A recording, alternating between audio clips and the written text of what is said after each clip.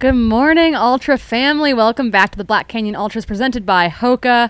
I'm Corinne Malcolm in studio with the one and only Hillary Yang. Hillary, how are you doing this morning? Oh, I am so good, Corinne. I'm excited to be here. We have a nice little breeze this morning. It's nice and cool. A nice little breeze. I know. I say that as you are bundled from head to toe, wearing a sleeping bag. It's great. It's great. It's going to be a great day today. Yeah, we will eventually warm up. I did make fun of AJW when I came into studio yesterday, right around 11 a.m. He looked like he was in the Arctic as I was sweating profusely. So we will warm up here in studio. It is breezy here at Deep Canyon Ranch. The finish line for the 50K today, it was the midway point for the 100K yesterday. You and I were both bopping around in the field. I was in the commentary booth. It was an exciting 100K. That 100K timer is still ticking away in the corner, but their final cutoff was 20 hours.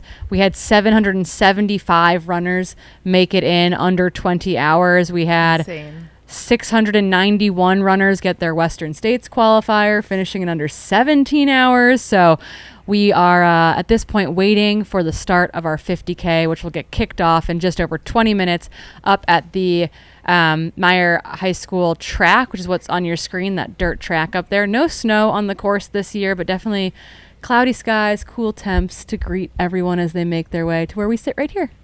Oh my God. I mean, yesterday was a day. It's crazy. Like, it felt like a 50K. I don't know about you, but I feel like it ran like a 50K. That's how fast the day went, and that's how fast the runners were moving. But yeah, today is beautiful. No mud, which, I mean, think of last year when we had the snow for the 100K, and then the 50K the following day had the mud of the previous day to follow up with. It was just like, your day is gnarly from the very start. I mean, I thought it was kind of fun, but I think this year will be a lot nicer for the runner experience. I think the 50K experienced frozen like footprints for the start of their 50K experience last year. Right. After the 100K like refroze all the mud. So not ideal. We had record-setting performances outside of the finishing numbers, record-setting performances on both the men's side and the women's side. Yesterday you had Seth Ruling running an outstanding 100K, getting the win with the wind at his back, despite puking at Table Mesa. We had Riley Brady on the women's side, a 30-minute course record. I didn't see that coming. No, I mean, I don't think Riley did either. In the post-race interview, Corinne Shalvoy was just talking with them about it, and I know it was like bucket list, like breaking the course record, but to do it by such a commanding amount of time, like just an incredible day. And it was just like really exciting watching Riley execute that. Like, I know every race, I feel like they just get stronger and stronger. Their nutrition is dialed in, like so many things just all work together. Super smart race in a field that went out super hot. We saw a lot of attrition off the front throughout the race. Honestly, like, coming into Deep Canyon here, because I was running around capturing media for the Golden Ticket runners for Western States, just trying to cover the race, and it was like a guessing game of who was going to come out, because the field kept changing and the leaders kept changing, and it was exciting. But just to watch our eventual winners kind of calmly work their way through the race and then like pull off these incredible times. Yeah, hats off to everyone who raced today, and it was a ton of fun to watch it all unfold. Yeah, race today, because I don't think anyone slept. And again, we had about a 2-hour break in the live stream before we kicked back off this morning. Is it tomorrow? It's tomorrow. No one knows. I will say, so to put it into context, how fast the races went out. Mary Denholm went out hard on the women's side. Craig Hunt took it out hard to start on the men's side. Actually, Craig, I think, apologized on his Instagram story saying, "I'm really sorry I took it out pretty hot. I paid for it in a big way, the final 20 miles. Oh, my God. But Jamil put this together for us last night or yesterday afternoon, and for reference about how fast the fields were. On the women's side, prior to yesterday, only 7 women had ever gone under 9 hours. Wow. Yesterday, the top 7 women went under 9 hours. So there were heartbreaks in that, right? We had Abby Hall miss a golden ticket by 1 minute and 55 seconds, but historically fast times for the women's top 10 and especially the women's top 7. Until yesterday, we had 17 men who had gone under 8 hours. Yesterday, we had 11 men under 8 hours. And these were fields where it's like, I think we all recognize that the women's field seemed really, really deep. The men's field felt a bit like more open in a lot of ways, but they still ran historically fast times. We had golden tickets on the men's side going to Seth Ruling, Will Murray, who's had the breakout performance of the day, and then Joe McConaughey crushing into third. Seriously, String Bean. I mean, the range on that guy, that was really fun to watch. Like, he just moved up the whole day. Yeah, speaking of range, so the through hikers, our FKT folks, our long trail folks, really pulled it out yesterday, because the first golden ticket on the women's side went to Tara Dower, finishing second again to Riley Brady. Riley ran an 8:16.18, breaking Keely Henninger's 2023 course record by just about 30 minutes. Tara Dower finished about 9 minutes behind Riley running an 8:25.08, securing that first golden ticket after, a phenomenal overall Appalachian Trail FKT. Yeah. I mean, fall. Honestly, watching Tara run, like every time I saw her, she was very present, which I always think that's a really good indicator of how your day is going, especially through the first couple aid stations when, I can actually make eye contact with a runner that I know and they can see me and they're not just staring through me with this blank look, But she was just so present and calm and maybe running I don't know, in the lead pack, but not at the very front, very comfortable with her pace. It's just really interesting to see in hindsight how people played it and maybe not getting swept up in the front while still staying relevant and up there. And it's a really hard balance. Even Craig Hunt sort of acknowledging that on his Instagram stories. It can be really hard to know whether to go with someone that goes out super hot or to hold your own. And I know we actually did a little interview with True Heart Brown, who won in 2022. And it was just hearing his story, and he went out in front and no one who knew who he was and then won. And so it's sort of took away that idea of oh, well, let him go and he might fall off. Now I think anyone could go, anyone could win. Yeah, you might not know who they are, but at the same time they could also go out way too fast and blow up. And Craig Hunt said the person he was most afraid of getting on the start line yesterday was Hans Troyer, who unfortunately did not start due to illness, but he said he's really fast and he's reckless, and that's a Yes. deadly combination. So we saw that play out as well across both fields. Behind Tara, though, securing the last two golden tickets on the women's side, we had MK Sullivan coming back for redemption after dropping out of this race last year after rolling her ankle, going to Canyons, getting a golden ticket, and then turning it down at Canyons 100K last year. So MK Sullivan back, getting that golden ticket, finishing third on the podium in 8:48.50, before, I think that's technically the fourth or fifth fastest time ever for third. All of those times are incredible. The fact that Tara came in under the previous course record as well, it just such a blazing fast field. And it was really fun. I was at the finish line when Lynn came in, and Lynn just ran an amazing race. Again, moved up very steadily through the field and just ran her own race. But I don't think she realized until after she'd finished that she got a golden ticket, because Riley already had their spot into Western States through their win at Javelina. And so that was really fun, because she finished and she did look a little sad, and she was sort of walking off, and then her translator grabbed her and was sort of no, come back. You got Craig this standing thing there with the ticket, and she just her whole face lit up, and I got a really cute photo of her, and she's staring at the ticket and just big eyes, oh my God. Yeah, so for those of you who are unfamiliar with Lynn, she got a golden ticket until the 2024 Western States, running really well at Doi Inthanon the previous December. Unfortunately, and was in the lead pack, the top 5 women, going into Rucky Chucky, mile 78 or so of Western States this past year, when the blisters on both of her feet, basically the entire bottom of both of her feet, completely opened up. And so she got removed from course at Rucky Chucky, unable to walk anymore. My friend was working medical there and was completely flabbergasted by the sight of Lynn's feet. So Lynn did secure that third ticket, getting her spot back into Western States. I'm pretty sure her birthday is Western States week, so that is extra fun to celebrate. Cute. And then, but talking about kind of sprint finishes there, you had Lynn Chen 8:50.40. You had Abby Hall with one of the best closes in the women's field from Table Mesa to the finish, moving up into 5th place, finishing in 8:52.35, and out kicking Shea Aquilano in the process. Shea's already into Western States via the lottery, finishing F6, 8:53.48, another PR for Shea Aquilano here, who has, I think that was her 4th appearance at Black Canyon. Yeah. Super young, super talented. Ran a great race. It was so exciting, honestly. Seeing them all kind of come through, after MK and then Lynn and Abby and Shea and just all the women, and how close the field was. And it's very cool that Shea already had her ticket and Riley had their ticket, and so it's just sort of a lot of questions, and even like whether MK would accept her ticket because she turned it down at Canyons. Part of me was like, man, that would be like a baller move if she was like, no, I'm just going to run these races. And I've run 2 races. Yeah. I've gotten 2 golden tickets in the span of a year, but I'm kind of over this one. We do actually think Right. that we thought yesterday we were like, maybe Chris Mako is maybe the only other person to have gotten back-to-back golden ticket wins, but actually it was back-to-back golden ticket performances, but he was second in both races.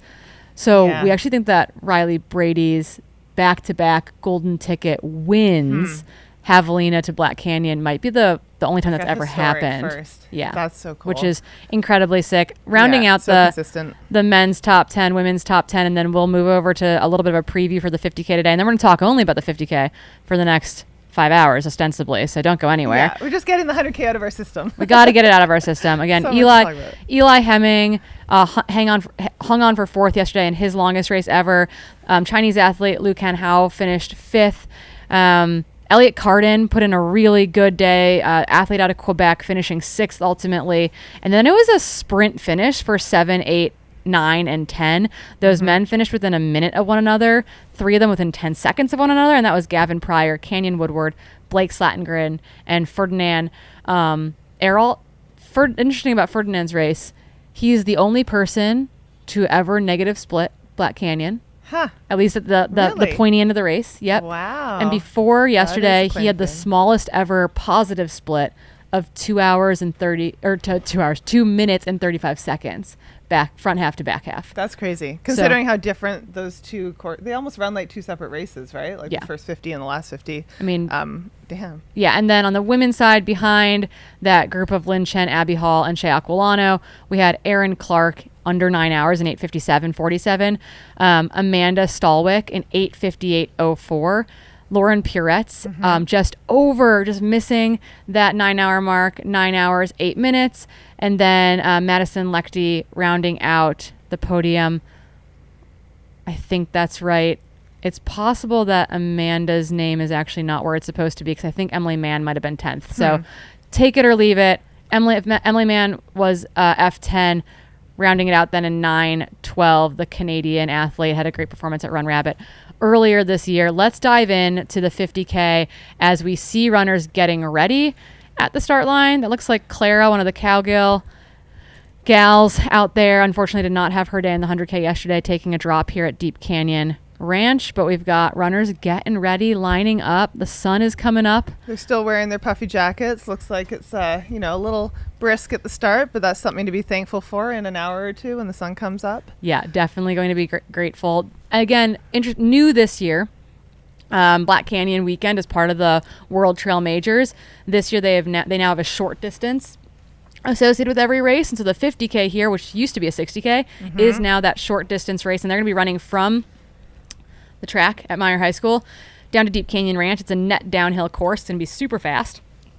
And they're going to be so much fun. They're going to be here before we know it. They're going to Yeah. be here before it gets hot. Before my second coffee. Yeah, or third Or coffee, third coffee, depending yeah. on who helps us out. No judging. So let's talk a little bit about some of the top contenders that we know of for today, and then we're going to have people that completely surprise us as well, as always. I'm so excited about that. I feel like especially for the 50K, there's a lot of people that might be using this as a breakout race and a chance to prove themselves. It's turned into such a fun start to the season, like a little dust off for people. We've got a mix of, I think, people that are just trying to get the legs going after the winter break, and then people using this as a springboard to bigger things. So so excited to I was going to say, speaking of breakout performances, someone that we had on the panel earlier this week who we expect to be in the mix early, we'll see what he's got in the tank for past the marathon mark, is Bend athlete, that triathlon life athlete, Eric Lagerstrom.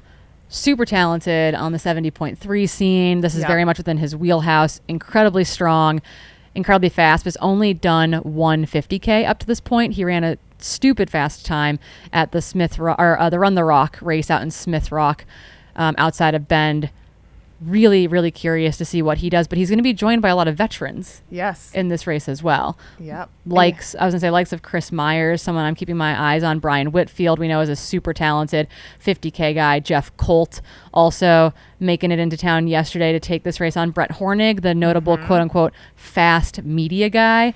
Max, I was gonna say, Do you think he's wearing his tracksuit from yesterday, Corinne? That's my question of the day. definitely not. I would love to see him run in the tracksuit. Come on, Brett. Come on, Brett, break out that tracksuit. I'd be surprised if he's not in the start at least with his tracksuit on. Yeah, totally. He had drip. You've got Adam Mary on the start line, Jeshrin Small on the start line, Max Jolfi, who I think is going to be a new name to a lot of folks, the winner of the Moab 240 last year. Yeah.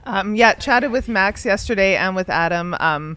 Both of them were like super jazzed and ready to go. Max is racing Cocodona, so I think this is an interesting choice. You know, some people try to get a long training run in, and he's going for something a bit shorter and faster, trying to get his legs moving, which I actually think is so smart, because it's definitely the danger with these longer distances is you get like slower and slower the longer you go. At least I do.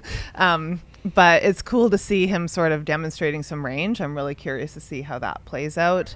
And, you know, probably will have a good impact on the rest of his year if he can keep that speed. And Adam Mary, you know, like feeling really good. I know he mentioned that they have their second kid on the way this year, and he's excited to be doing some shorter distances and really like building up his speed. And I'm just happy to see him back training and racing. What a good guy. One more, Moy Jimenez, Boulder Boy, also on the start line. In the far right corner of our screen, that is Allison Baca, first time racing in that new Hoka kit. Looks good. Really excited to see her jump into the 50K today. I know she's got people cheering her on from home, but it's not going to be an easy task. You've got a really good women's field assembled as well. I did see Tabor Hemming is a notable scratch for those of you who haven't been kind of keeping tabs on that. Kennedy, one of the Bellingham gals, is also in this front group that we expect. Robin Lesh, I got to see her before the live panels on Friday. Robin is super talented, and I think especially talented at this 50K distance. Is a name that people probably aren't going to be incredibly familiar with, which I think is a shame, but Robin Lesh is definitely someone that I'm keeping my eyes on. Absolutely. If we talk about fast media guys, we got fast media gals with Corinne Chalvoy back on the start line today. You've got Kristen Schneidler as well, who ran actually a really great who ran a great marathon in her build earlier this season. Yeah, she's had some good race results in the last little while. It looks like she's been doing some kind of shorter stuff, like 25Ks, 20Ks, 20 milers, but like winning a lot of them and just sort of demonstrating she's got speed in her legs, which will be interesting to see that play out over a slightly longer distance. I mean, you mentioned Kennedy. I have seen her race at Mammoth Trail Fest the last few years, and she is just a powerhouse. She's got like amazing ability to keep up with these women that are like best of the best in the world, and it's really fun to see her kind of throw down out here in a different setting, a little less altitude. Yeah, and she's definitely been on the mend, kind of fighting back. She had a pretty major foot surgery over a year ago. If Nikki Burma's up and watching this, she can correct me in the chat. When was that surgical date? Kenny did big foot surgery, and that actually changed the shape of her foot effectively. And so she ended up with an additional like metatarsal stress fracture afterwards in a weird spot that needed to get pinned because it changed the way her foot was actually moving over the ground. And she's been on a mend back. Katie Asmuth and her can talk about how they can bond over boots. on being in a boot, but also looking to put down a great time today. Another name that I just noticed was on the start list that I'm really excited about. Hopefully she's made it out here, is Maddie Pfeiffer out of Vermont. Where'd she go? I've known her since she was a high schooler. Oh, no way. Yeah, I did a bunch of ski coaching out east when I was living out there, and she's mega talented. Crossover athlete. Yeah, just an aerobic monster in a lot of ways, and so this would be the most competitive field she's ever raced in. So I'm really curious to see what that might look like. That's exciting. Yeah, it's fun just seeing everyone kind of doing their little warm-ups and trying to get moving out on the track here. What are we? Getting pretty close now. Luke Webster, another fast media guy. We got a lot of fast media guys in this field. But again, we are just about 3 minutes to race time. We got yawns going on in studio. This is great. We're awake. More energy drinks to the guys behind the computers on the zeros and ones. And again, we're so excited to be with you for the 50K. We're going to be live until I think about 12:30 or so local time. We'll have a bunch of finish line interviews that are going to be really exciting. We're just getting started. Yeah, it's going to be such a great day. You know, it's kind of interesting. I was chatting with Jeff and Adam and a couple of the guys yesterday at the finish, and all of them were running around yesterday, like either at aid stations or kind of crewing or cheering friends on. And so they were all saying, at least they're all on the same playing field. But I think I saw like a lot of the people on the start line out on the course yesterday in the sun. I know I feel it. I kind of feel like I ran a race yesterday. I feel like I ran 100K yesterday. Yeah, I know. Definitely didn't. I ran a few repeats trying to chase people down. But yeah, it's just going to be interesting to see, like, if anyone did stay off their feet and how that plays out. But I think for most people, it's really hard to be here this weekend and not get swept up in all the excitement and want to be part of it. I think it's just how it goes, like you want to be in the action. Someone just called out, was that a Lightning McQueen visor from the guy up front? I was like, that's what I was thinking too, but I didn't want to call out cars on the start line.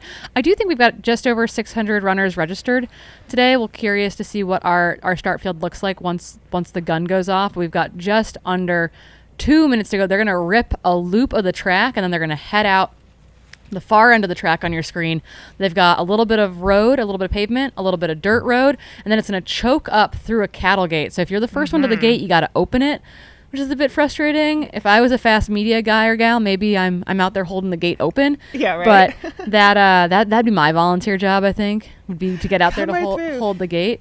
Did you see yesterday? It was interesting. Just like there was those two guys that were out in front, and then they had to go through the gate, and then all of a sudden the rest of the pack just kind of went. Because they had to physically stop in order to open it. Yeah. Far right of your screen, that's Jeff Colt in the on singlet. Looking ready to go fast. Everyone's looking chilly, I will say. They're not going to be chilly for long. No. It is interesting, too, like going to the 50K this year for the first time. Obviously we'll have some different times coming in. I think you don't have that extra little loop at the end. So mentally, I feel like it's very simple, right? Just sort of hurdle yourself to Deep Canyon as fast as possible. But I think it's a cool change. I think it's going to make for just a really fun course. And they're going to be flying. The finish is ballsy, too. It is there's a steep, rocky descent before you whip out onto the dirt road here. And then you've got, I don't know, maybe 400 meters of flat to get to the finish line. It's going to be fast and furious.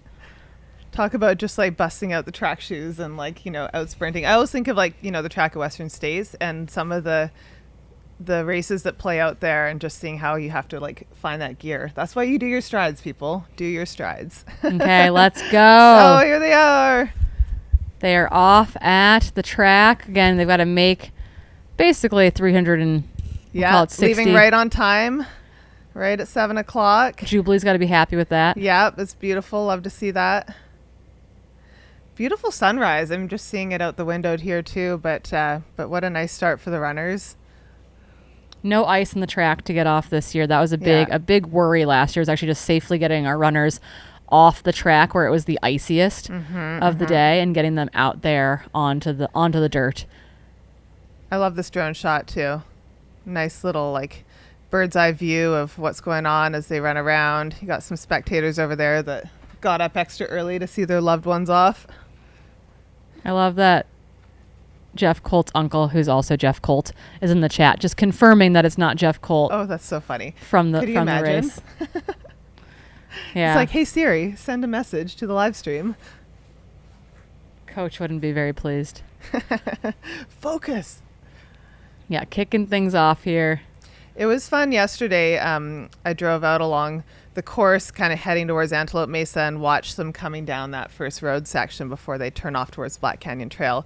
And it's so wide, and so it does really allow everybody to sort of choose their pace. You don't have to kind of self-select into a single track quite yet, which I just think is kind of nice, right? Like, it really gives you a little bit of room. You don't have to jockey for position quite yet. But then that said, once you hit the single track, it's sort of like you better be locked in, You're on the roller coaster. Yeah, so we saw coming to the front pretty quickly, also in a brand new kit for the first time, Chris Myers. I saw that in the Bright Brooks kit. He's got to be pretty pleased. His teammate getting the golden ticket yesterday. It's like this little beacon going down the road right now. He'll be an easy one to keep track of. Yeah, I think also to the front of that group might be Adam Van Bonsier, who's, I believe, out of Colorado, but is part of the Air Viper racing team. There's a yellow singlet kind of right up front as well. So I anticipate All the new race kits for the year are making debuts. Adidas is still that white and orange. We've got someone referred to the Hoka kits as the fish scales kit because it's kind of got this like wavy pattern, like it a little bit, yeah, wavy pattern on the front, but it's not that old blue anymore. We're now in an orange and yellow. We got a lot of reds and orange. Era, yeah. It's like a sunrise or a sunset. Yeah, so things are gonna get strung out right away. Mm-hmm. So who's that in white in the front there? He's just hot to trot. I don't know. I did see Moy. Moy was tucked in a little bit.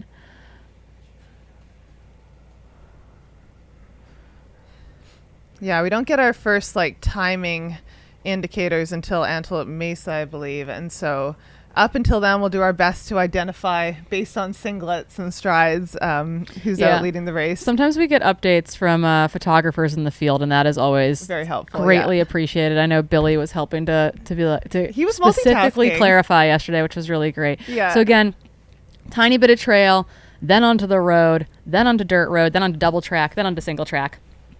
They're not quite yet to the Black Canyon Trail. The first couple miles aren't technically on the Black Canyon Trail, which is a historic trail running along the 17 corridor here outside of Phoenix, Arizona, that big north-south corridor. But we are hot to trot. The race is well underway. They are moving. I don't know how many people are in the double. Ashley Powelson is a notable in the double. Joe Corsione is also in the double. Talked to him yesterday. You know, I think if I was doing Cocodona, doing the double here would be a pretty decent training camp weekend. Totally. Yeah.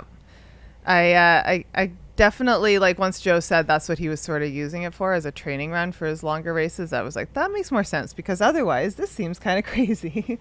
But yeah, kudos to them for tackling that, and that's a heck of a back-to-back.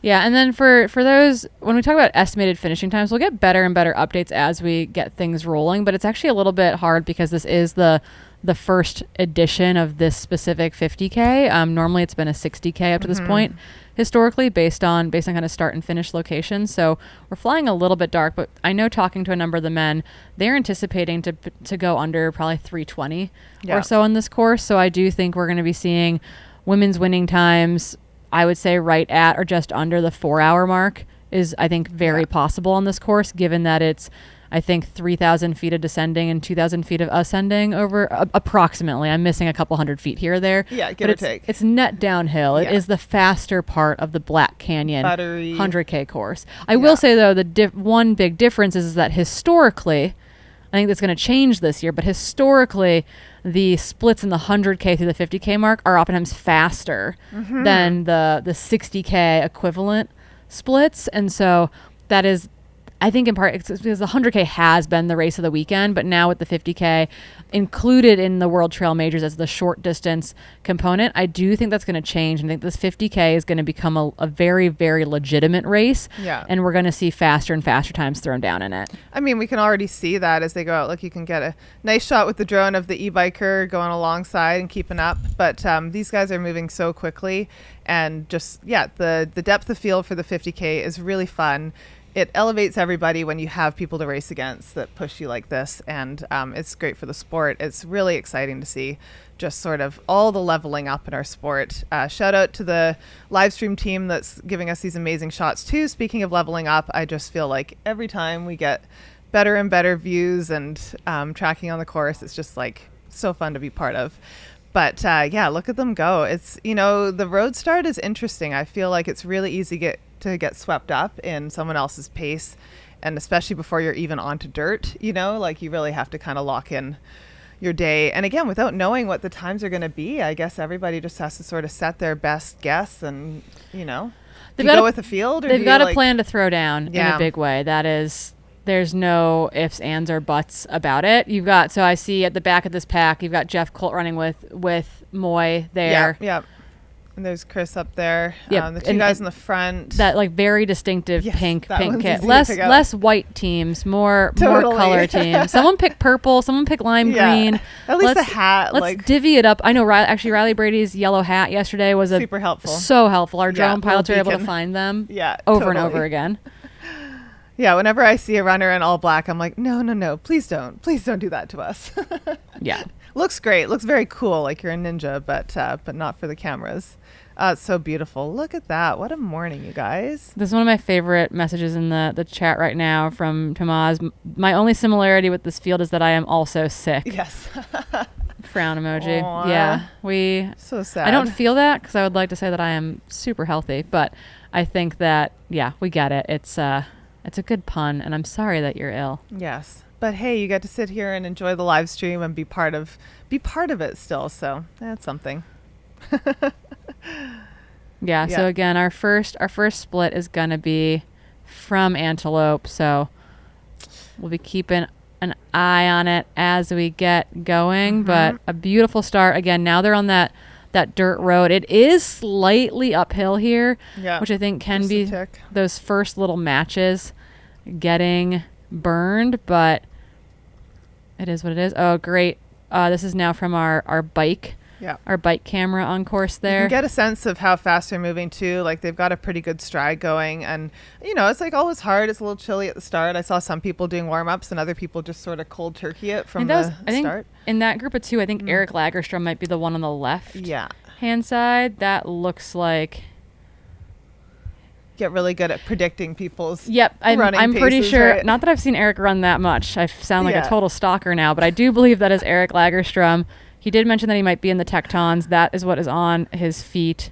But right here, right where he should be, this is a good chase pack that's forming behind our front runners. And again, the front runners it's gonna accordion quite quickly to them potentially, because when they hit that gate that they have to open, it's going to slow them, and that momentum is going to kind of push that, that chasing group of six like guys a little accordion right back up to that front six. Yeah. So you've got 12 men on your screen right now making up the very front of this race. We're a whole, mile and a half in thus far. Yeah. Hey, but with the course this fast, like I was just thinking too, the lead guys cannot afford to let anybody go in this race. Like it's just so quick. There's no time to get someone back. You can't assume anything. So it will be interesting to see if this front pack stays together or if someone tries to make a move early and just you can see that there's like you said, about 12 of them that are really in it right from the beginning, that just watching every move. They're not letting anyone get away. Yeah, maybe Brett will provide some in-race commentary from the field for us from Bumblebee. We should have given him a in-ear mic. That would be given us his whole thoughts.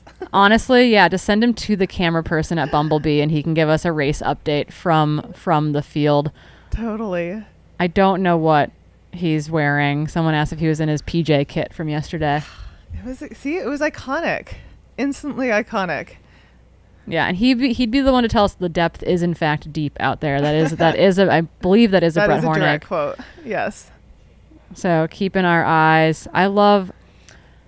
I always get bummed when we can't have drones at a race due to clearance or permitting, but they do get some of the absolute best shots of the landscape and the runners when it comes to filming and following along. You just get a sense of the field.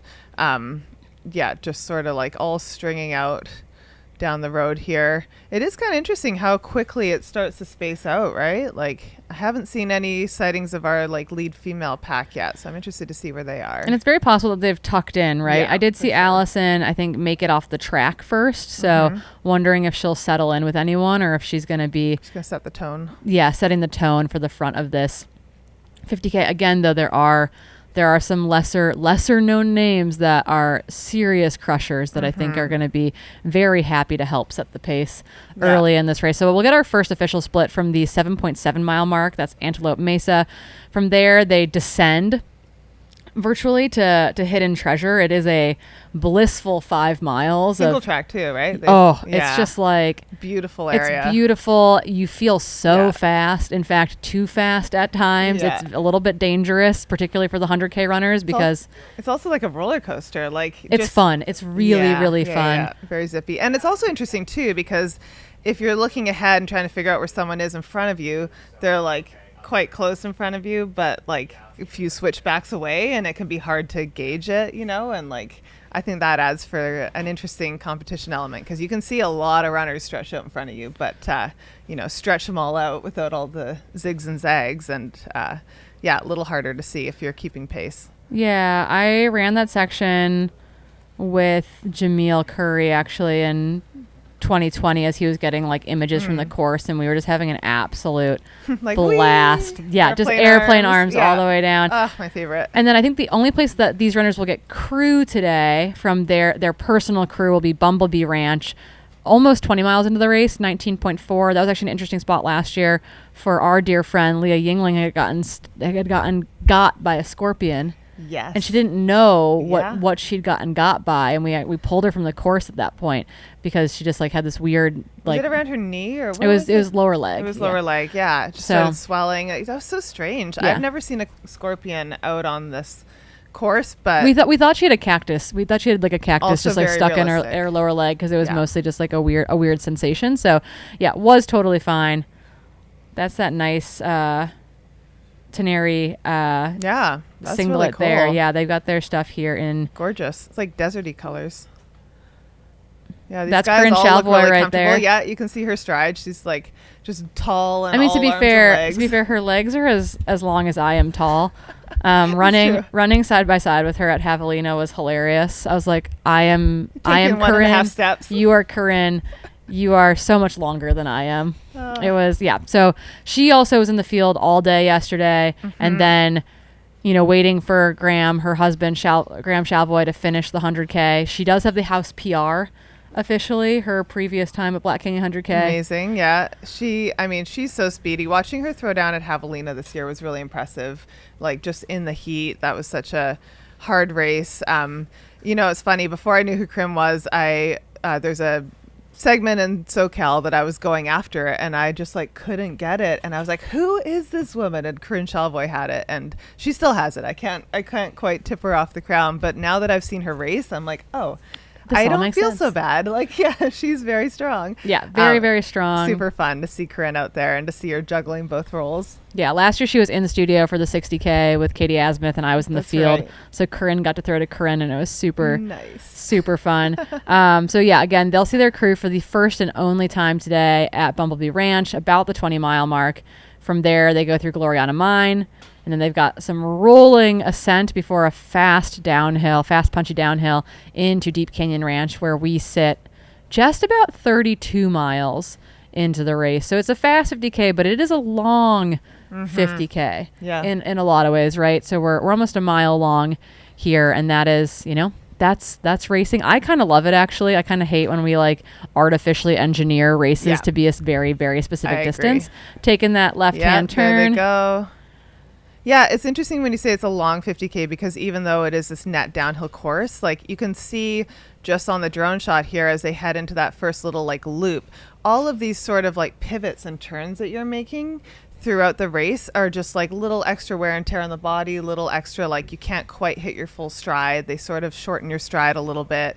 You're constantly sort of like moving. So it's not super technical, but it's not to say that it's not a difficult course to sort of like stretch out. And I think even making moves and passing people is sometimes a little harder when you're kind of in these like really flowy zigzag like areas. Wow, it looks like almost frosty on the ground or something. I'm not sure if that's frost or just the sagebrush in the morning. I think it's just the sage. But yeah, so it's beautiful. Chris is trying to bridge here, and that would put him squarely in this group of 4. He's kind of in no man's land a little bit between these two groups. Again, we had about 12 men kind of established in that front pack, but they are just up here going to hit that gate, and that will bring Chris right back to them. So that's his strategy. It should be his strategy. I don't know if it's intentional or not, but that's honestly a great place. For next year, all of you guys, this is the move. Yeah. Let someone else open the gate. Stay just off it. Oh, yeah. Forgot to mention another fast media guy. Skylar was with me in studio until 8 p.m. Is Skylar running today? He is running the 50K today. Way. Yeah. All and then he's got to start coaching track on Monday. So what a guy. And he's got a young baby. Yeah. He's a busy guy. Here we go. That's that gate we're talking about. Yeah. Famously, Tim Ferrick tried to hurdle it a couple years ago and got stuck on the barbed wire. It's like those polls of like, do you go over or under? This one I highly recommend through. Oh, come on. How many men does it take to open the gate? That took a minute. I feel like that took an extra couple seconds than the 100K guys I volunteer as tribute to be at this gate next year. Yes, look at that. Chris was like, "Thank you very much." I go right through. Technically, in the race rules, it does say you need to shut the gate behind you, but they're going to leave it open for the 600 runners that are coming down the trail. The cows are not coming anywhere near this right now. They see all these people. Yesterday, when I was out at Antelope Mesa, you could see the cows on the hill, and they had this look of like, "What the heck is going on right now?" You know, I'm minding my business, and here comes this absolute horde of runners. So yeah, no dangers, I think, of the cows wandering through just now. But yeah, it does technically say that you are supposed to close it. Yeah, and I just want to say too, I've been at races in Japan where like when the stoplight goes, you're not allowed to cross the road even if cars aren't coming. You have to wait to get the crosswalk signal. Gosh. So it's like, you know, culturally here they got to open the gate. Culturally in Japan, you got to wait for the crosswalk signal. That's They're that's nicer racing. than we are. That's just it. Yeah, that is what it is. Well, I've done races too in like the Lake District in the UK where they have all these gates. Like I think I counted like 25 gates in one race, and you have to close them. The farmers will get very angry. So sometimes that can be a real thing. I mean, I think it's less of a thing here, but sometimes gates can be a huge strategy move. Yeah, maybe in that case you do just go over them, you know? Yeah, I've gotten stuck behind a train in a race before. You know, it's just you can't. There are unforeseen things. We always knew that there were unpredictable things that happen when you're racing. It turns out some of that unpredictability is trains and crosswalks and trains, planes, cows and cattle guards. So yes, and scorpions. They're just like so many hazards, you guys. Yeah. Yeah, someone asking in the chat if we can fully identify the top four men. I cannot. I can tell you that Chris is in fourth because the kit is like so distinctive. Yes. But I cannot actually tell you who is in that. The rest of them are in white tops and black shorts. So there we go. So but you know, we will get know. those splits pretty fast. You know, we're missing our on the ground eyes and ears. I think Billy's still in bed right now. So yeah, we didn't put a plant in the field this morning, and we definitely should have. Yeah. So until we get that split, we'll just have to admire these guys kind of taking it out boldly, and we'll figure out who they are and whether they can stick it. Yeah. Yeah, I've been like, just like yesterday I was grasping for names at one point, and I just started naming every name I could think of. I could do that here. It's not going to be as effective as getting that split at Antelope. And I know that we've got a camera on the ground at Antelope. Yeah. It sounded like they're even working on a mic check there, so maybe we'll have audio out at Antelope. But yeah, we are kind of flying blind without someone on the ground. We're not flying blind because we've got this amazing drone this footage. shot is incredible. Look at those layers back there. But it's gorgeous. It's yeah, I got to talk to a few creative teams about kit design and layout here. Okay, so this is interesting though, because like even though Chris closed that gap, it's opened right back up again. Those men are pushing, particularly the guy that's moved to the front now. He is making a move. Guy number one. Gentleman number one out of and then we have longer black shorts, and then guy number three. We're doing great over here. This is about how commentary generally goes in races, and I have definitely criticized other commentators for being unable how do you not know them? To identify them, but I got nothing this morning. Patience. This is the fun of the 50K, and I mean the fact that it's World Trail Majors, the fact that we're going to see more and more competitive fields in the 50K distance. I think it's going to be really fun because we will have more of the world-class talent competing with maybe local crushers who we don't know, or people trying to make a name for themselves, and it is exciting. I love when I don't know somebody. I mean, even yesterday, like honestly, I had never heard of Will before, Will Murray, who came in second and just destroyed the field, and that was just like fun because you're sort of at Deep Canyon when he came through in second going like who is that? And I love that so much. It just means that the sport is growing. We have more and more people coming in at this level of competition. It's to me, it's great. Bring it on. All right, someone says Killian is in second. No. They're just naming names. Yeah. Kipchoge's in third, Killian's in second. Right. Okay, be nice. It's Hillary's first day in studio, team. I know that you're joking, but you got to be a little bit nice. I'm not going to believe anything that anyone says anymore. You shouldn't. You definitely shouldn't. I just saw Adam Mary. Oh yeah, for sure. His hair is distinctive. He's in the pink shoes, so he's in that top pack there. That doesn't surprise me at all. He should be, and I think is Jeff Colt in the second pack here. Yes. Yeah. Yeah, look at all these guys, man, like hot on their heels. Someone said Jim Walmsley is in the front Yeah, group. Jim okay, Walmsley all was right, crewing now Cordis I and know. Abby. He was crewing Cordis, who was crewing Abby You're forgiven, right? yesterday. So it's all good. Yeah, could Max be up in that front group? Very easily, I know. Look at the shot. Like, you can see what I mean about the just like snake of runners, right? Like, it's just layers of runners as they all head into the double track here. I think I see a couple ladies going by there. Yep. That was definitely some ponytails.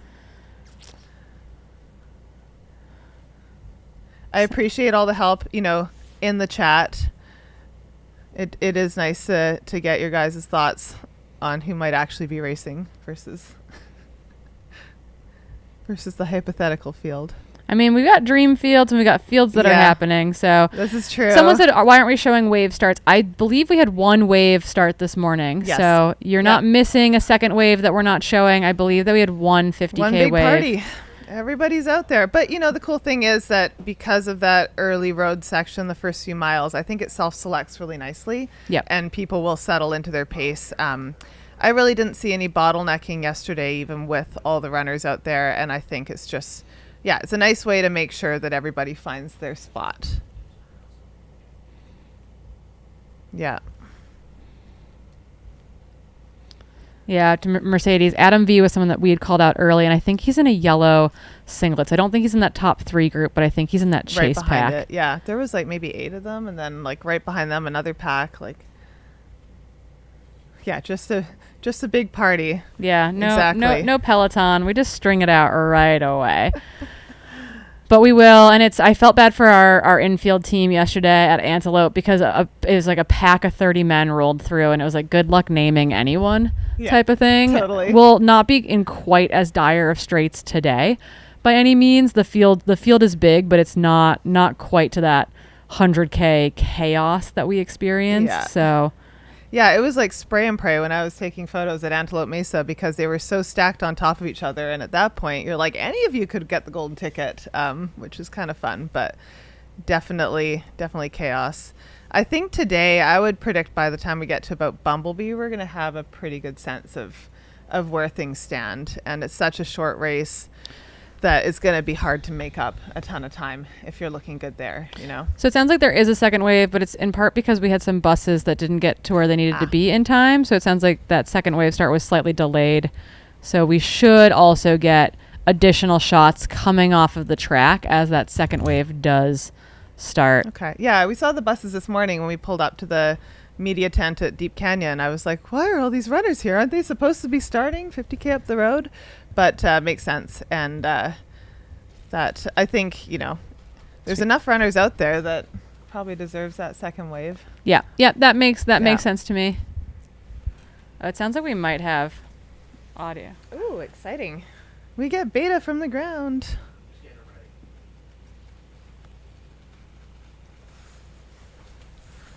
So fun. Someone asked in the chat if Charlie Salami is going to make a guest appearance. He was providing moral support at the finish line for about 8 hours yesterday. So maybe he'll make an appearance today. You never know. Yeah, someone asked about tickets today. No tickets today. No. Just 3 tickets yesterday. Sounds like the And second wave was supposed to start at 7:15, but with the delayed bus getting there, they're going to start at 7:30. So have no fear if you had runners in the second wave or are in the second wave, because it does sound like some people in the chat we're on that bus or just got off that bus. Yeah, looks like we're going to start that second wave around 7:30. They're getting the course preview. Yeah, and someone else is just saying nice conditions. No mud, nice and dry, bone dry, in fact.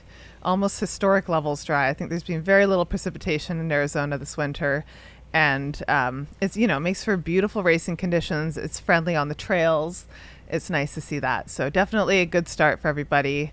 Lots of smiles, a couple people waving to the drones, kind of fun. You can shout out your friends and family as you go by. Yeah, it was really great yesterday when we were continuing to do race coverage after the women's top 10 had finished, and we had our camera out at Table Mesa. showing people who are going to be finishing in that probably 13, 14, 15, Yeah. 16 hour time frame as they made their way through that aid station. It was really wonderful to get to kind of bop between there and the finish line as we kept our eyes for people coming in to try to break that 12-hour mark, for example. So it is nice to have cameras going back through the field. The vibes were great at Table Mesa. I was actually out there till about 10 o'clock last night. So if I believe you that Killian's running, that's why. But it's just like the music was going, and I'm always inspired to see people that are just digging in. They've gotten through a hot day and they're recalibrating, getting back out there. It's like my favorite part of ultras is you get the entire range of people with so many different goals for these events. And it's exciting. I mean, and for the Black Canyon 50K too, like I wonder how many people this is their first ultra. And I think it's such a beautiful course. It's such a beautiful, entry into the community of trail running. There's such a great atmosphere here at Black Canyon. Aravaipa does such a good job of putting this race on. It's just like really, really cool. The sport has grown so much. I started running in 2013, running ultras, and I feel like the last 5 years or so, it's just like, seeing these big fields, just seeing how many runners are lining up and out here for the day, out here to push themselves is really, really cool. Yeah, for those runners who did fill out our runner questionnaire and survey, it does seem like we've got a number of folks who have run a marathon who are in the 50K for the first time. They've run 25 miles, but this will be their first 50K. We had a lot of first time 100K runners yesterday as well, but it's really a very wide variety as far as we've got people who have done, Cocodona 250 and people who are stepping up to the 50K distance for the very first time. Yeah. Oh, it's exciting. We're happy to have you guys. Yeah, look at that sunrise. I love this section, like being out at Antelope Mesa as the sun comes up and just like getting that golden light is such a beautiful way to start the day. Like, how can you not have a good day when it looks like this? Yeah, lots of celebration going on out on course, I hope. And I hope that we've got some of those 100K runners from yesterday who weren't traveling back today out there cheering on friends and family. This is that second wave on the track getting ready to go. Again, a delayed start of the second wave due to it's a lot of people. I was wondering, buses. It looked like a smaller field than the starting list for the first wave. But this is nice. It spaces it out a little bit for the aid stations, especially as volunteers have everyone coming through.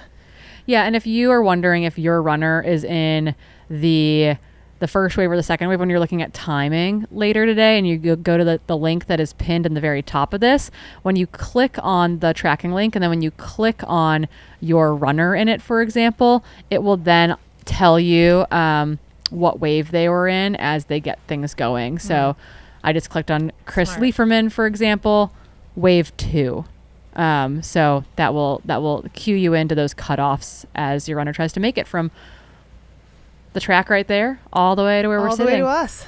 Come right this way. We have a bird's eye view of the final stretch coming into the finish line. Yeah, we'll literally get to see them sprint past us and behind us. It's going to be This is great. If you see our heads just like whipping around, yeah. I want a sprint finish. Let's get it happening. Oh, I think we're going to get a sprint finish. We might, yeah. Yeah, I don't think we're going to have an Eli Hemming winning by, almost 30 minutes in the 60K last year. Yes. I think we're going to have a much tighter race. It's gonna be fast. There's a few of those guys that are in it to win it.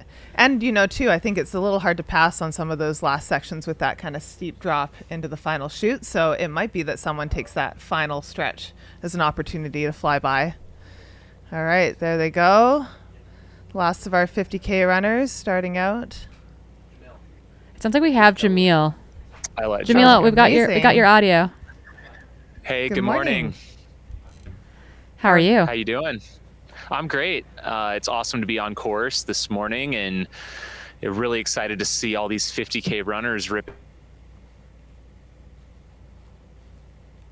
Uh-oh. I think we lost Jamil's audio in my ear. Anyway. Where is drone shot? Where is Jamil on course? Okay, so the voice you heard briefly was Jamil Curry. We're going to try to get his audio back up. We're doing some mic checks out there. He is at Antelope, the very first aid station, again, 7.7 miles into this race. So he'll be able to give us a sense of what's going on out there when our lead men and women come ripping through. Yeah. And Much not that long. appreciated, Jamil. We're excited for the beta. Yeah, we need the We beta, need the Jamil. beta.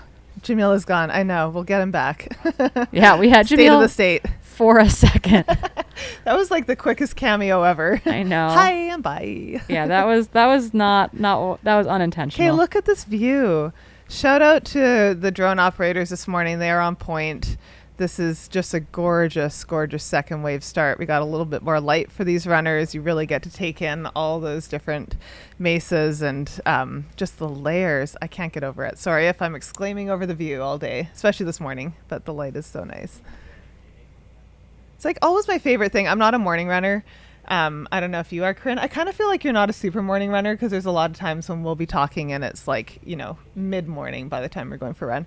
But I definitely don't get up early enough to see the sunrise, or I don't run early enough to see the sunrise a lot of days. So in a race setting, I do always appreciate, like whether you're starting in the dark by headlamp or you're just like up early and you get that magical sunrise. To me, it's sort of this little gift, like getting to see things differently than I normally do on my everyday midday training runs. People are realizing that Jamil was technically on the start list for today. So yes, Jamil is a DNS.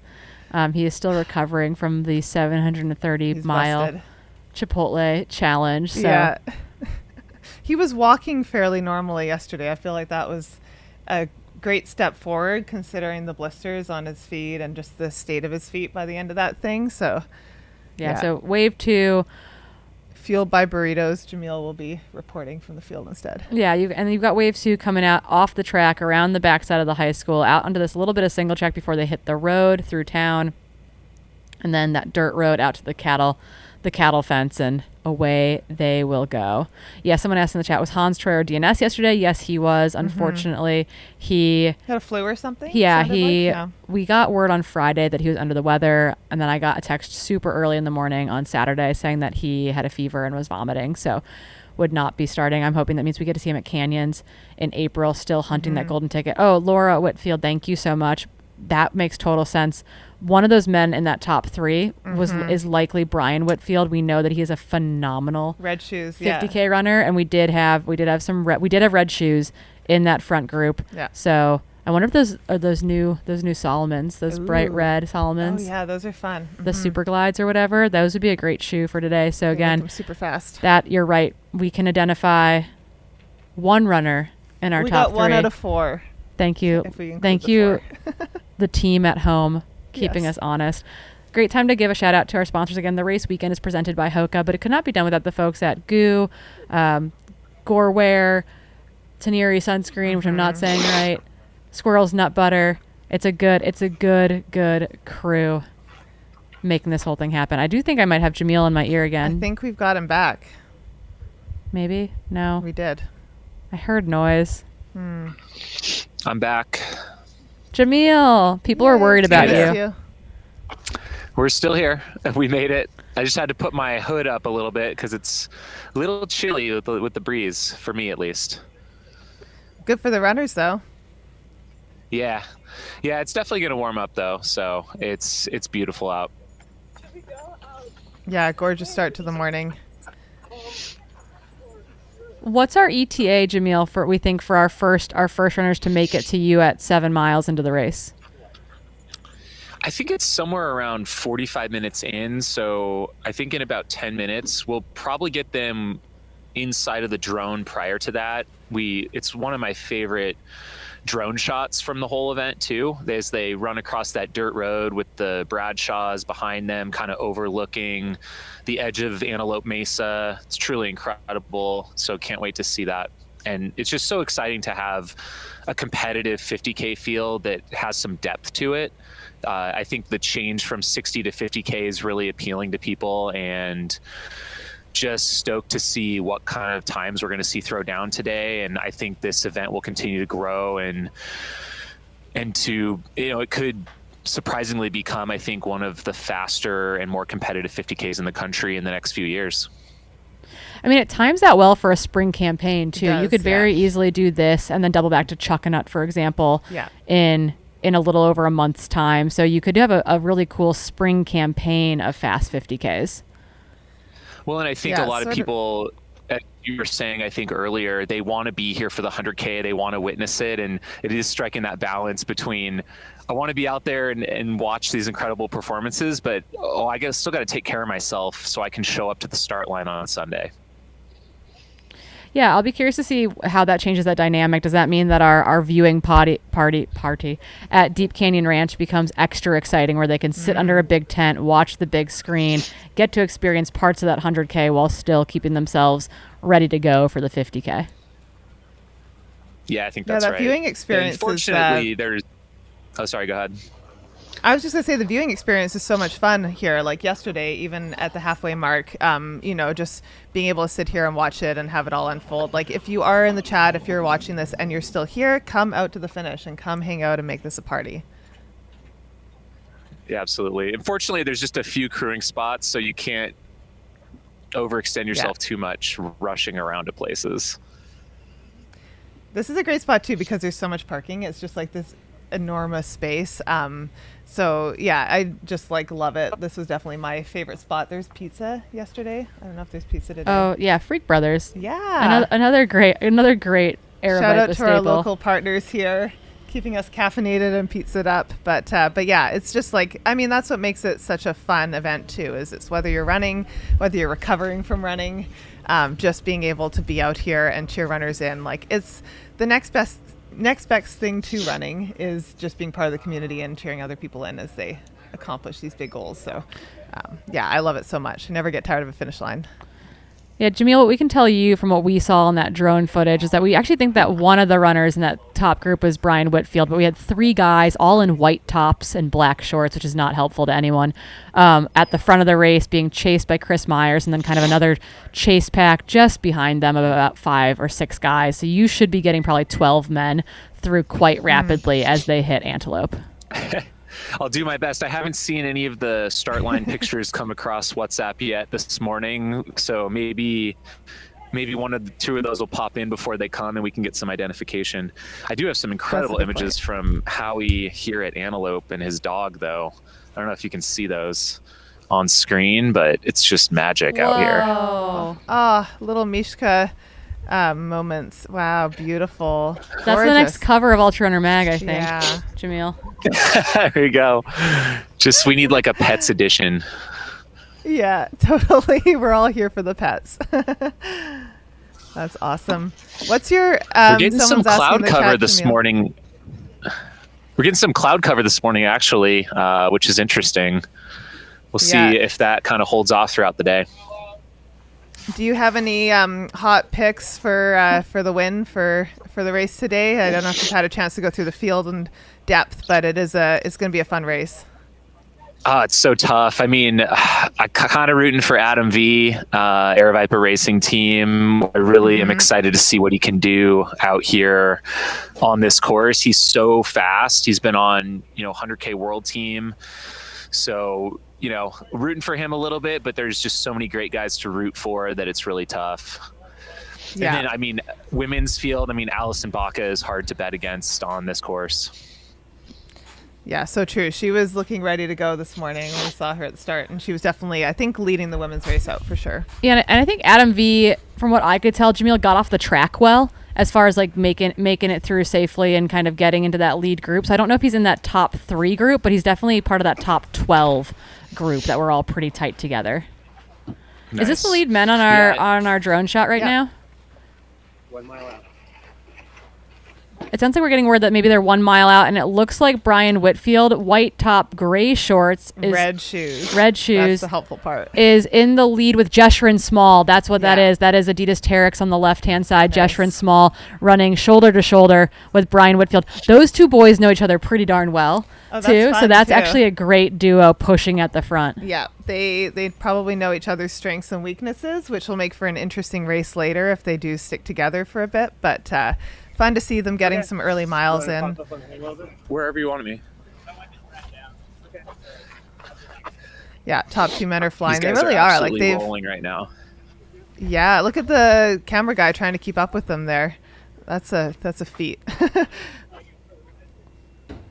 Wow. They've created quite a gap, haven't they? They have. Yeah. That third guy's gotten shucked out of that group a little bit, but he's not that far back. But they are pushing the pace early. And again, And then that right-hand runner is Brian Whitfield. On his left shoulder is Jeshrin Small.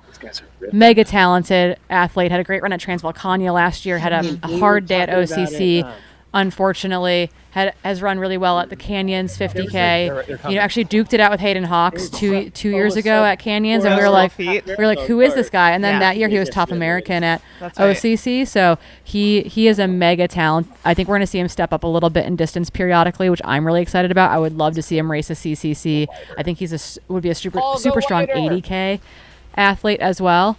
But yeah, there we go. Your top two men separating themselves from the field about a mile out, it sounds like, from Antelope. Exciting. Wow, they are rolling. Yeah, there's a huge gap. I'm surprised because it is such a deep men's field. That's an interesting move. We'll really have to see how it plays out and whether they can hang on to that lead. But they're not afraid to take it out fast, that's for sure.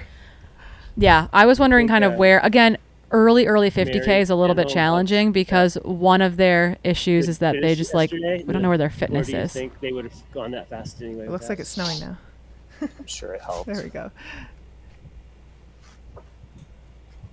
Yeah, the chatter we're hearing a little bit is talking kind of about how people pushing the pace early might have impacted the 100K yesterday. And I would agree with that chatter that we're hearing in our ears is that, you got, when you had people like Craig Hunt and Mary Denholm pushing the pace early, it did definitely push the fields to absolutely insane course record performances. Man, I love this. These two dudes are just absolutely. They look very cruisy though for going that fast. Like they look comfy, very comfortable. Yeah.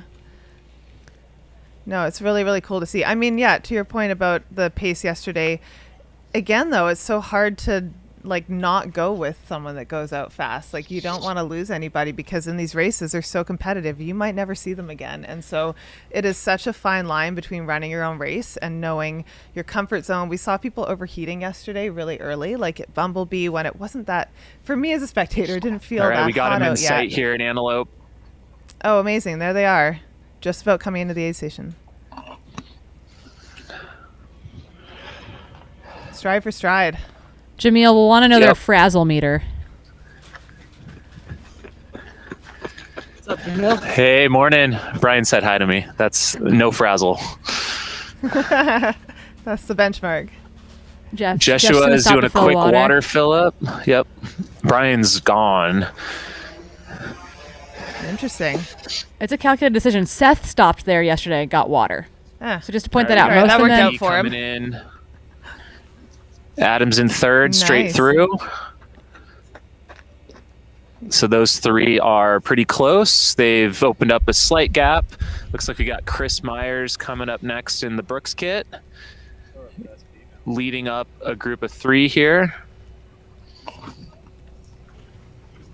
And we should get some data as these guys cross the tracking mat there, which would be great. Eric Langstrom in 2101 there is the third runner in this pack. 2101. Chris Leiferman. Oh, interesting. Okay. In 1947 is our next runner here. Kyle Fox. All right. Yeah, again, like a and mix then of it's names kind that of we breaking know up a little bit here. There's definitely not as big of a pack as that 100K.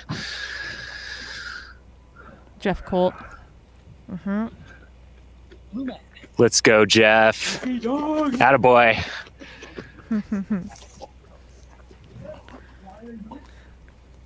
Coming out of Jeff's the doing a little bit of like a water fill up. Looked like some kind of white powder puffing out. I think he might have done a little electrolyte or some sort of nutrition top off with his water there. And then I think that's Wade Hall next. 1880, I believe. Yeah, Wade Hall. That's what we have too. We haven't seen Adam yet, right? Adam V came in. Oh, not Adam Mary. No, is that him right this there? is Adam Mary. V was in third. Yeah. Let's go, Vancouver! No, that's not Adam. Vancouver? Did I hear Canada? Yep, that's Matt Luongo. Wow, this drone shot of Brian Whitfield and this is Jeshrin is so beautiful. good. And then Adam V of Aravaipa in third position there. Super fast guy out of Colorado. Brian Whitfield, if you recall, a few years back, I forget which year, was leading the whole pack through Bumblebee, I believe. Or actually, even beyond that, I think more towards Black Canyon City, he was leading the charge on the 100K. So he's no stranger to this course and to being out in front. Yeah, absolutely. Wow, what a gorgeous morning out there. So that's close to your top 10 men. I'm still waiting for the live timing to update completely. But yeah, the top 2 were through in 44:09. Yeah, and we're not And here seeing. comes So our next few. you thought you saw 2101, right? We got as one of your guys Moises, through? and we've got Oh, nice. Max also coming through here. Okay. And Devin Sharps, Aravaipa Racing Team, local to Phoenix. Let's go, Devin.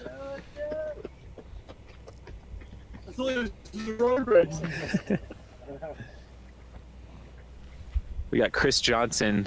He comments he thought this was a road race. He's in for a little bit of a surprise. And then I see Adam Mary bopping up the trail next year. Yeah.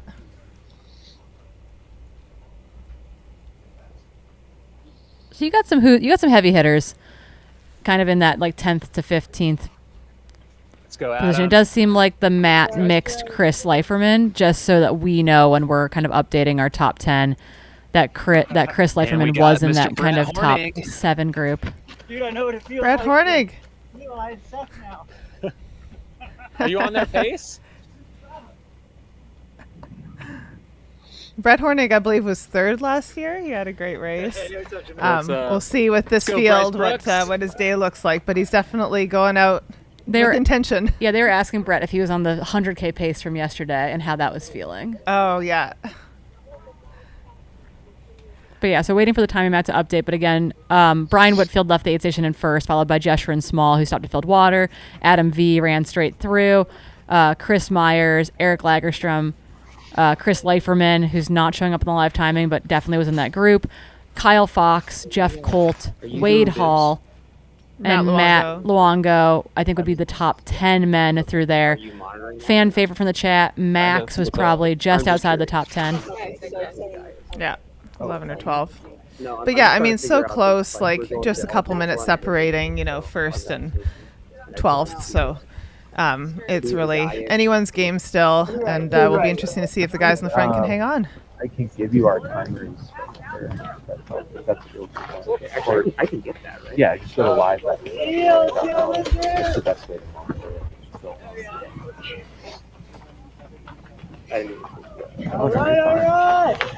Allison Baca. There she is. Here comes Allison doing a quick stop here. Nice, good, smart. But she's definitely out front, so we'll see what the gap is. 7:49 right now. See where second place is at.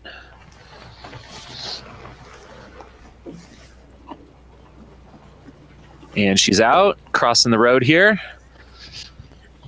And again, those for people using the live timing system, Chris Leiferman's bib did not read there, so you got to bump every single man from like 7 down 1 spot. Okay, so Max, that you're all cheering for, is in 12th position right now. All right, second woman through wearing a cowgill hat. I am not Cowgill sure in the who chat, that is. help us out. Oh, I bet I can figure this out for us, though. I've heard rumor of a very fast cowgill. I didn't that's catch a her pretty- bib, unfortunately. Pretty close to Allison, so they're definitely, Yeah, it was just Lot about of a minute heels. back of Allison heading down that trail. I was told that there's a cowgill gal who's probably got an Olympic trials qualifying time in the 10K, who's doing some trail stuff. So I think we got a All speedy right, looks demon like in there. our next two women coming through together. Looks like 1917 and 1987, I believe. and that was Caroline Alcorta in second place, it looks like, according to our Yeah, tracker. I just got a text in all caps from Clara from Cowgill saying Caroline Alcorta. So There know you go. her name, Caroline Alcorta, Yeah. currently sitting in second. This is going to be a race. This is fun. I think this might be her first 50K. Clara. Must find out everything about her. Yeah, ran for UNC in Villanova, used to run for ASICS. Oh, wow. Okay. Speedy. Was second at the Y East Trailfest 28K this past year. So Okay. has done a little bit of trail. But probably stepping up in distance. Carolyn it sounds like. Alcorta. Yeah, I think so. Yep. Yep, used to run for ASICS on the road and track, ran for UNC in Villanova.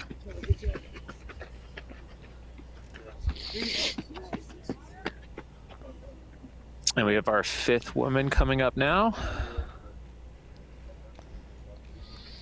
And we do have the live tracking link pinned to the top of the chat for you guys that are just joining us.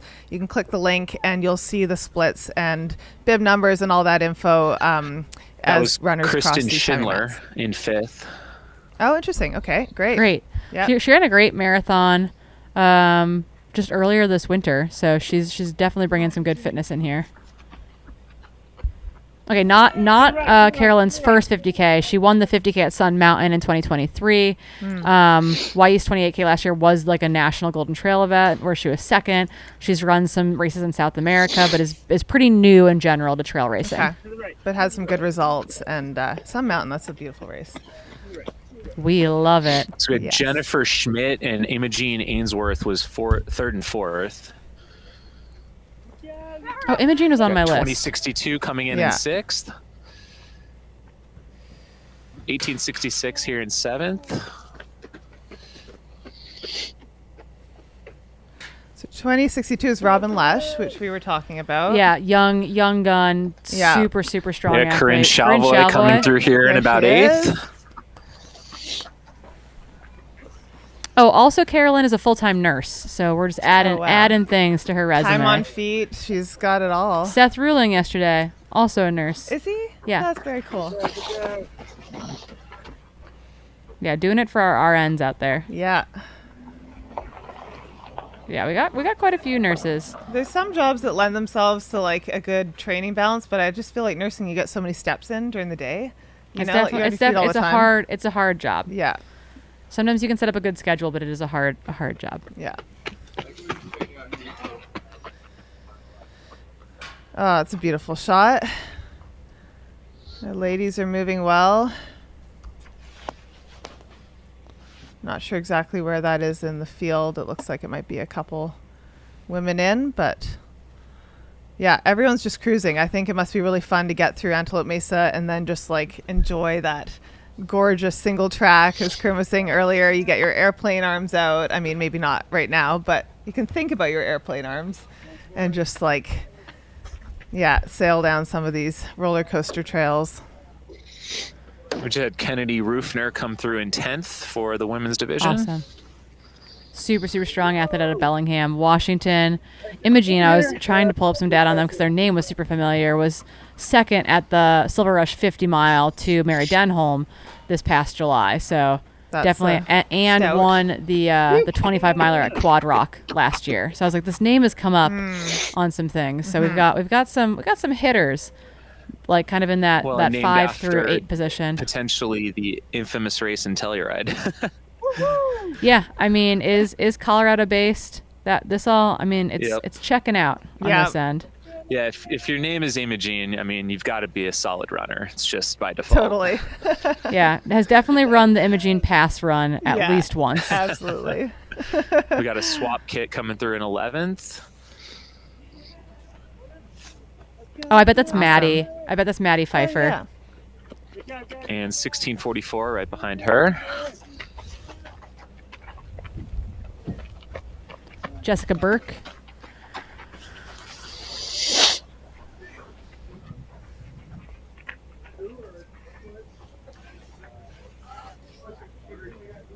Tony with the Sony out there in his red jacket.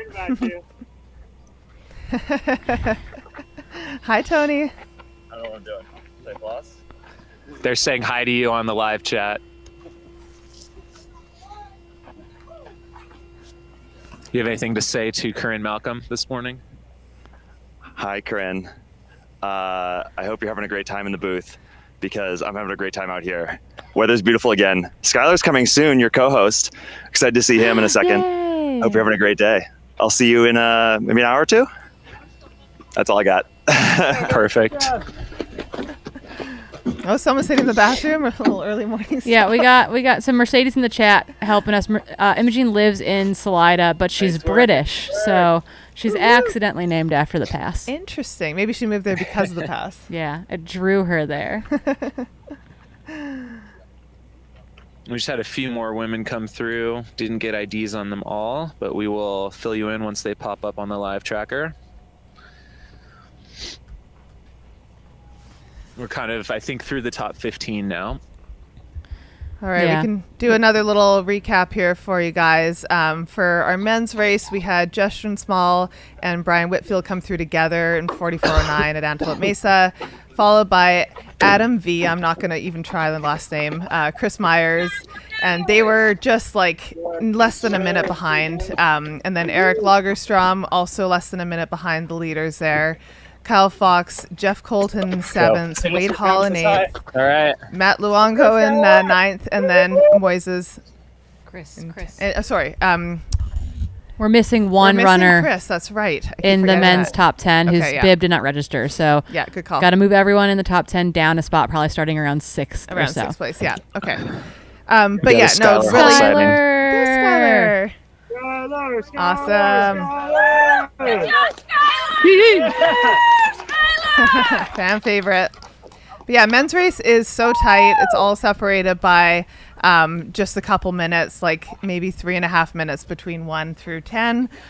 Just like looking really fun, really fast. Anyone's game right now. Yeah, I'd say 2 minutes. 2 minutes and 10 minutes, seconds yeah. separating the top 10 men. Solid.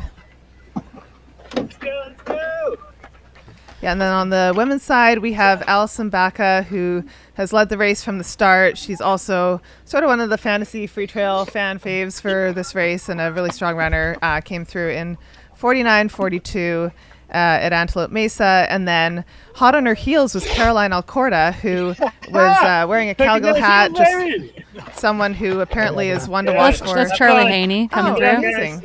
Thank you.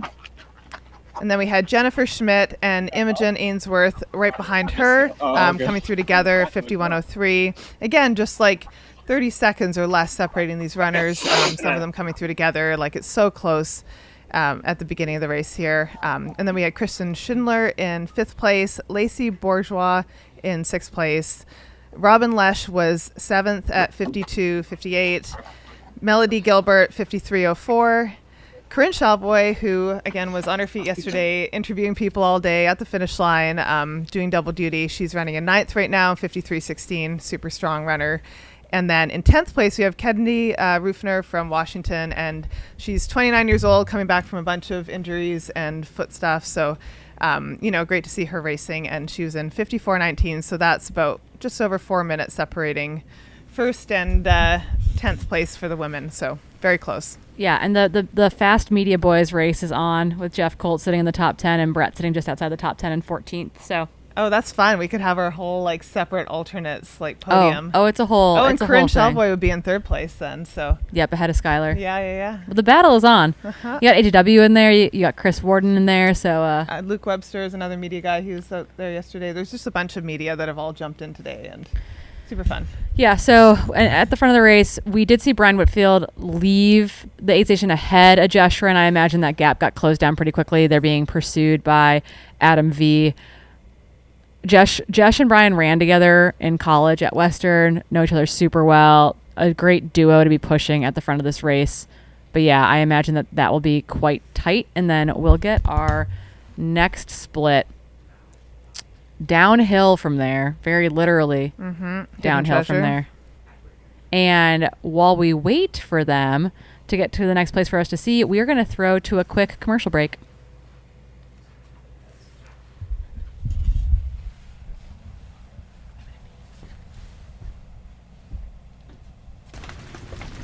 Not every runner runs in the rain. Not every runner runs in sub-freezing temperatures. Not every runner runs 100 miles at a time. Not every runner seeks out the most challenging environments in the world to test their athletic resolve. Not every runner finds joy in the struggle. But for those who do, we see you. We see you on those days when you could just take the day off or logged a few miles on the treadmill instead of braving the gusting wind and snow. We see you, and we're here for it. That's why we create and test the absolute best technical running apparel in the world. Gear that keeps you dry, staves off the wind, keeps you warm. Gear that keeps you comfortable in the most uncomfortable conditions.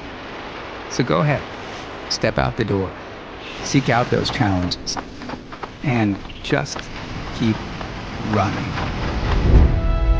Or where, or whatever's ahead.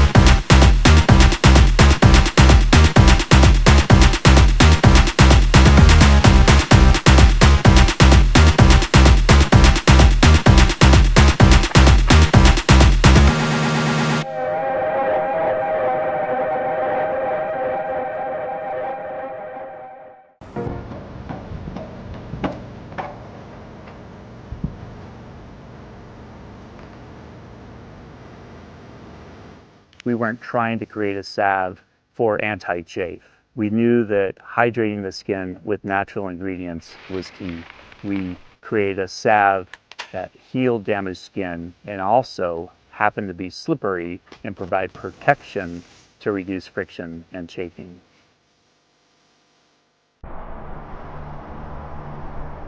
They call you crazy for the 4 a.m. starts, for the endless miles, for pushing your body to the brink.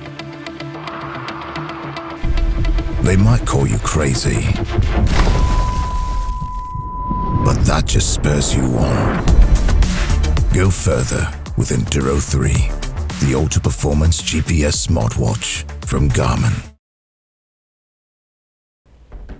Alrighty, we are back live. I believe we were looking at Hidden Treasure.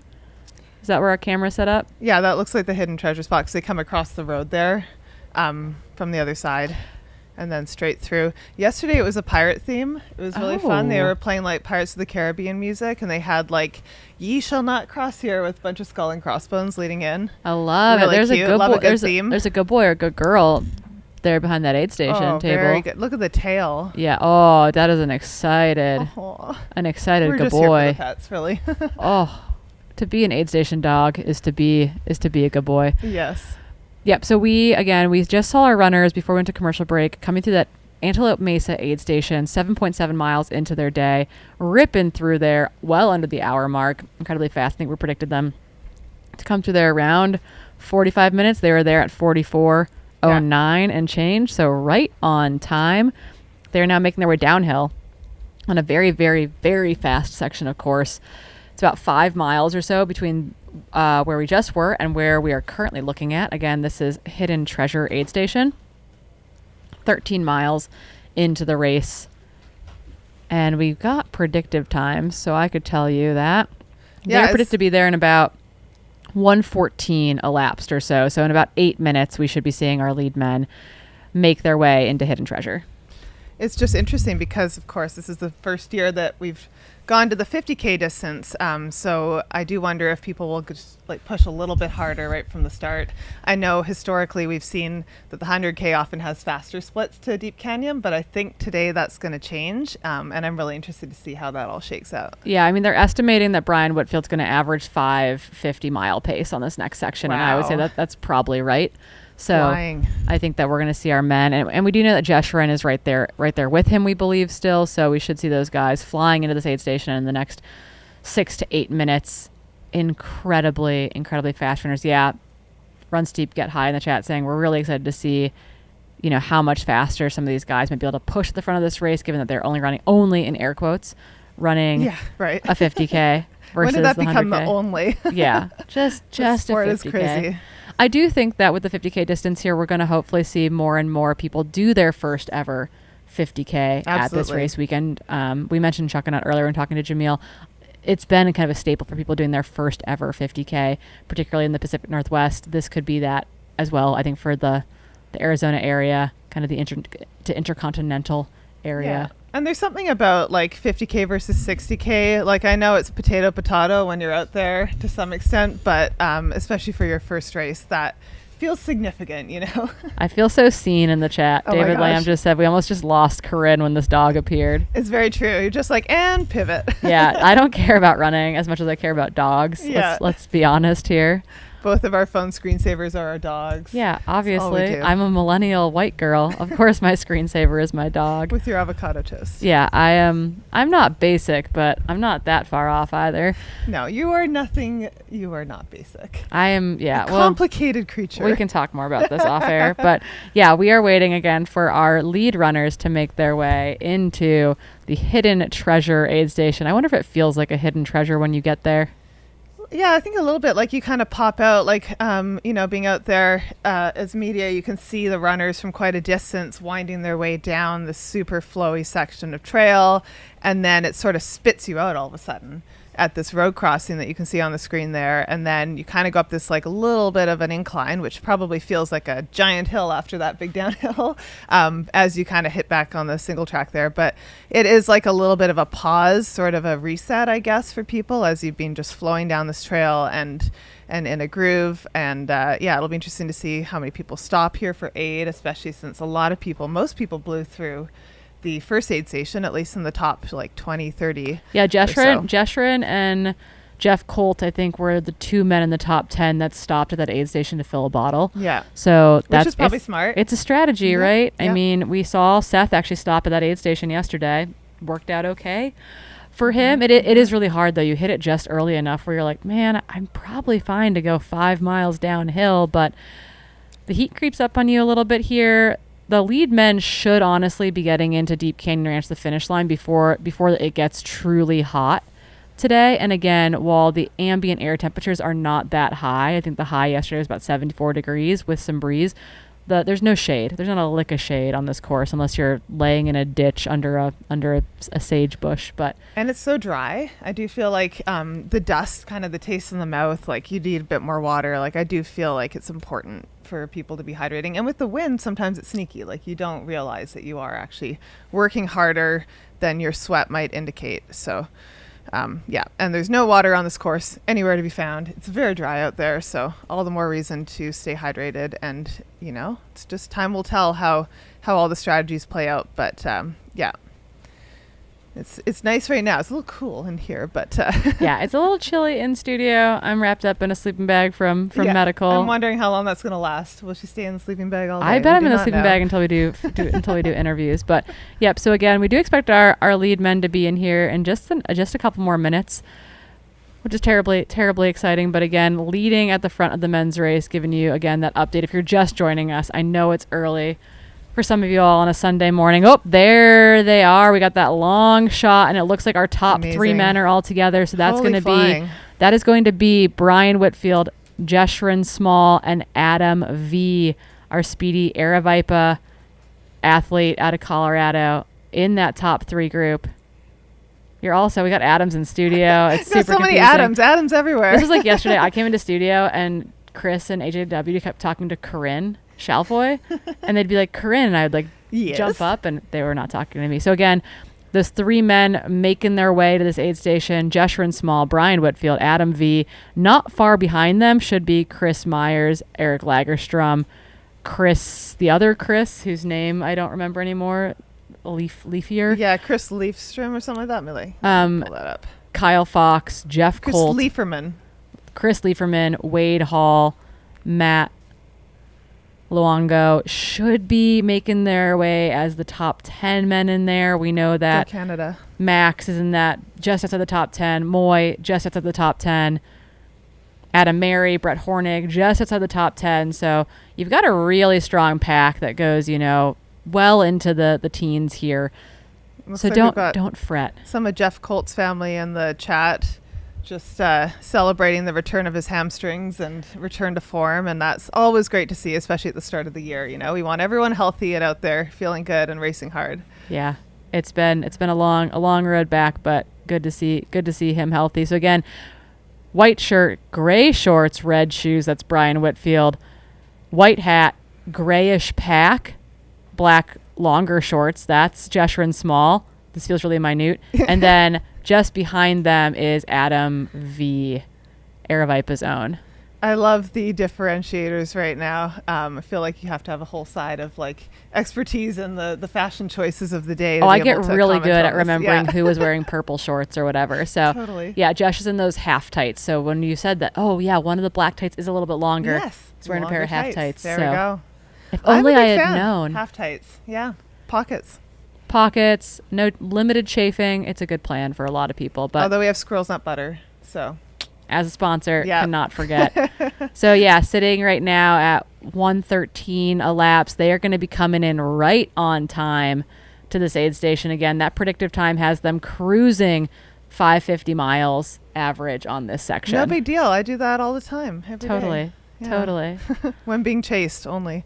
Sustained for 32 miles. Or seconds. I thought you were going to say 32 seconds. For me, it's more like sustained for 32 seconds. Yeah. I can do some VO2 max intervals. That was a great stride. I'll do one of those. Thank you. Yeah, but just behind them, we were talking a big game about this top 3, but just behind them in that same shot, we did have Chris Myers in that bright kind of pink Brooks kit was right there as well.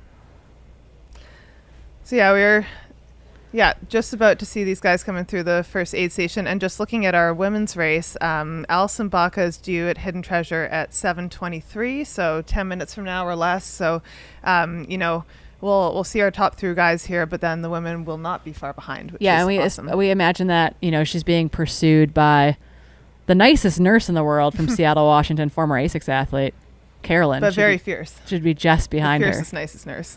Yeah. It's like a tongue twister. Okay, they're coming to that road crossing, and then they'll be bopping in this aid station. So these men, again, Jeshurun's already got his bottle out. He's ready to go, ready to fill that up there. And a lot of these guys, too, they're carrying oftentimes like an empty third soft flask that has their preferred drink mix in it, so they can go right to the water and fill it up. We saw Jeff Colt do that at that last aid station. We saw the powder flying out of his bottle. It looks like Brian Whitfield's going to run right through this aid as well. He's still got water in the handholds, it looks like. They look pretty full. They look pretty full. It looks like he's 75 minutes in with full handhelds. Huh. Well, take that as you will, And it looks like, according to just the live tracker, their pace is about 6 minutes, just under a 5:54 mile an hour average pace. So, they are moving fast. He definitely needs to be drinking water. Yeah, so Jess did take time there. He stopped. He filled up. And again, what that did, though, is that it caused a little bit of separation. And so now here's the thing. Does Brian try to make a move right now in order to try to create some more separation, to try to break that elastic? It wouldn't be a bad strategy to kind of attack through there. So guess who is on Chris Myers' butt? Yeah. Eric Lagerstrom. Yeah, there you go. That is a great place for Eric to be. Second ever 50K, running his first 50K back in the fall. Sticking with Chris Myers is a very, very smart move for Eric Lagerstrom. Yeah, he looks like he's pacing it well. He's comfortable, but he's happy to tuck in there and just hang out for a little bit. Yeah, they are absolutely ripping. Yeah, I've given up on pronouncing Adam's last name. No, it's Adam V. You got Adam V and Adam M. That's just the way it's gonna roll. We'll let him say his name when he makes it here for a finish line interview. Yeah. But yeah, look at those guys. They are so close together, but some of them have stopped for water, others haven't. So I do think it's going to be interesting to see down the road in a little bit how some of these choices play out and whether these paces are sustainable all the way to Deep Canyon. Yeah, Josh is still working to close this gap that opened up from stopping to fill up water back at that aid station, but he's got them within sight. The elastic is not yet broken. Also, Josh climbs really, really well too. So I do think that as they hit some of these rollers, he's going to be able to turn it over and pull that group back together a little bit. Yeah, we got lots of fans of that Triathlon Life, or TTL, in the chat as well. That is Eric Lagerstrom and Paula Finley's YouTube channel and triathlon group. Again, Eric is a very talented athlete. His wife, even more talented. Very talented. Yes. Amazing Big Canadian triathlete, 70.3 triathlon athlete. Has helped to crew and support Heather Jackson at Western States. So we got some trail enthusiasts coming over from other sports, and we'd love to see it. Do you think Heather led the charge? Like, it's interesting. There's a little bit of a movement from the tri world. I mean, you also have Eli Hemming and Seth Ruling, who are former triathletes as well. Yeah. So I do think that we have some good. I mean, if you're an endurance athlete, this is like I think you get that draw, right? You've been doing this for a long, long time. When I was on the elite panel, when I was having the men, to kind of talk about, what they were going to do when things got hard, how they were going to, dig deep, what their expectations were for the weekend. I was like, Eric, while you haven't done a lot of ultra racing, a lot of trail racing, you've done a lot of endurance racing. You're for mentally there. Years and years and years. You're locked in. You'd know what's going on. So. Also, like training for one sport versus training for 3 sports. Yeah, we got Paula in the chat. Yeah, Paula, I did say you're more talented. I'm not even that biased. We are waiting for you to make your trail debut, though. No pressure. Yes, would love to see it. Yeah, let's see if we've got further updates on our live splits from Hidden Treasure. These aid stations are kind of out there, folks, so sometimes it takes a second. But it does look like officially through. So, although it does look like now Adam V's tracker didn't work at Hidden Treasure. Funny. But Chris showed up. Chris showed up. So we do know right now. So if you're looking at the live tracker, now you got to add one spot because Adam V's chip didn't read at Hidden Treasure. So you got Brian Whitfield and Adam V through there in 1:14 and change, along with Jeshrin Small. He stopped to fill a bottle, lost a little bit of time. About 30 seconds back from them, you've got Chris Myers and Eric Lagerstrom together coming into aid. Only less than 30 seconds behind them, you've got Chris Lieferman, who's, if you'll remember, Bib did not register at the last aid station, so we're adding him back in. Wade Hall in 6th, just 7 seconds back from him. Kyle Fox, another 9 seconds back. And then Jeff Colt rounding out that 9th position, technically, in 1:16 and change. So sitting in 9th, but literally less than 2 minutes back from the lead. Yeah, I mean, it's fun. It's fast. I don't think we've even begun to see people make moves yet.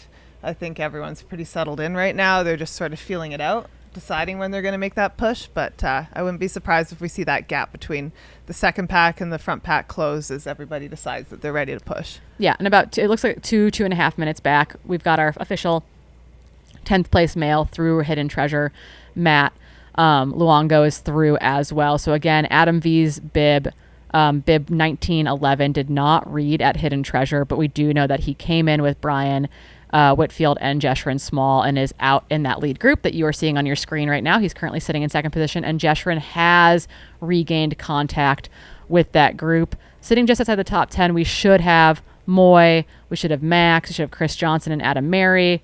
Waiting for an update on our fast media boy, Brett Hornig. But those will be those next bibs to register there. And then just a couple minutes behind them, is Allison, or with them, is Allison presumably, Baca. Unless Caroline Cotter, we will see. Yeah, kind of curious how Caroline will run that downhill section. It might feel a lot more natural for Allison. Allison, I think, actually is a very, very talented downhill runner. Just like in general, that is one of her strengths. So I'm wondering if any sort of gap got opened up there between that'll be interesting to see that Antelope split. and Hidden Treasure. Because that was so close. That was like 40 seconds between first and second for the last aid station split. So we'll see if that gap has changed at all. That's Brett Hornig. There we go. No tracksuit in sight. Brett, are those what do you got on your feet? Are those Nordas? They look like it, don't they? What are we running in, Brett? Looking happy. Shout out to the live stream. Racing into fitness. Yeah, there you go. New dad as well. Yeah. This last year, so racing his way back into some fitness here. That's Moy coming in.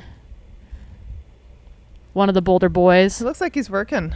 Yeah, trying to make good on Boulder boy Seth's performance yesterday, taking that commanding win, course record performance in the 100K. Yeah, also just blitzing right to that aid station, no stop. Yeah, that's interesting, right? Very little stopping. Easy lift for the aid station volunteers, but there's a lot more runners to come, so it's going to get busy soon. All right, someone said in the chat they think Brett's wearing Nordas. Interesting. Yeah, I bet they're the 005s is my guess. Yeah. That would track. Yeah. 1806 was that bib. Nobody's stopping. A lot of people were hoping that Brett would be wearing the sweatsuit. I think it was a little gross after yesterday. He was sort of a human sauna in there, so. He was telling us he was cool, calm, and collected. That's his party line, yes. And he's got ice. He's got ice in his veins. Hey. I like the. I always love the dress shirts. You know, the little button ups. Yeah, I think they look sporty. Shout out to our classy gentleman going by. Yeah, and then we're waiting for Allison Baca, who should be one of our next runners into that aid station, followed in hot pursuit by Carolyn Alcorta, a new name for many of you. But that is because she's a little bit of a track stud. Yeah. That's taken some time playing with the trail a little bit, formerly sponsored by A6, came dangerously close to an Olympic trials qualifying time in the 10K last summer. That's tough. Mega leg speed, but really excited to see her here in what is her second 50K. I just love that too, like seeing the sport grow, seeing so many athletes come over from different disciplines and bring that background and that like racing mentality, and like I think it just elevates trail running. We're seeing so much of that every single year right now. We're seeing, you know, like even yesterday in the 100K, like what was it, 9 or 10 of the top times. Oh, here we have the first woman in, Allison Baca. Yeah, there we go. Rolling. Yeah, Drew Darby following her with the cam. He's been working hard this weekend. We got Adam V's bib maybe manually updated in there, so that's great. So we do have an accurate top 10 picture now. Less math. Yep, for those of you people we missed when we saw Brett Hornig come through, just ahead of Brett Hornig in 11th, Adam Mary, Devin Sharps in 12th, Max in 13th, Brett Hornig 14th, Moy 15th. And then we just saw Allison Baca come through, likely sitting in about 20th or so overall. That's splitting there in, as you said, 123. Yes. Yeah. The tracker's working. Yeah. I love it. I do love that. Wow. Amazing. All right. We got another female coming through. That's Carolyn. That's Carolyn. Yeah. Yep. That cowgirl hat. Cowgirl hat. That's right. And again, she's 30 seconds maybe back? So interesting, because we were talking about Allison and maybe her increasing her gap on that downhill section, but it looks like Carolyn stuck with her. Yeah, and, she's crushing. Is holding that line, staying within kind of range, but also running her own race, but very comfortable and very close. Like, you know, Allison definitely can't take her foot off the gas at all. We should have, I think, a couple more of the ladies coming through in a minute here too. They were not far behind. That's Luke Webster in the yellow shirt and bucket hat. Yeah, more media coming through, fast media. He's got it. Brett's got to be careful. Yeah, I know. Luke might be coming for him. Coming for him.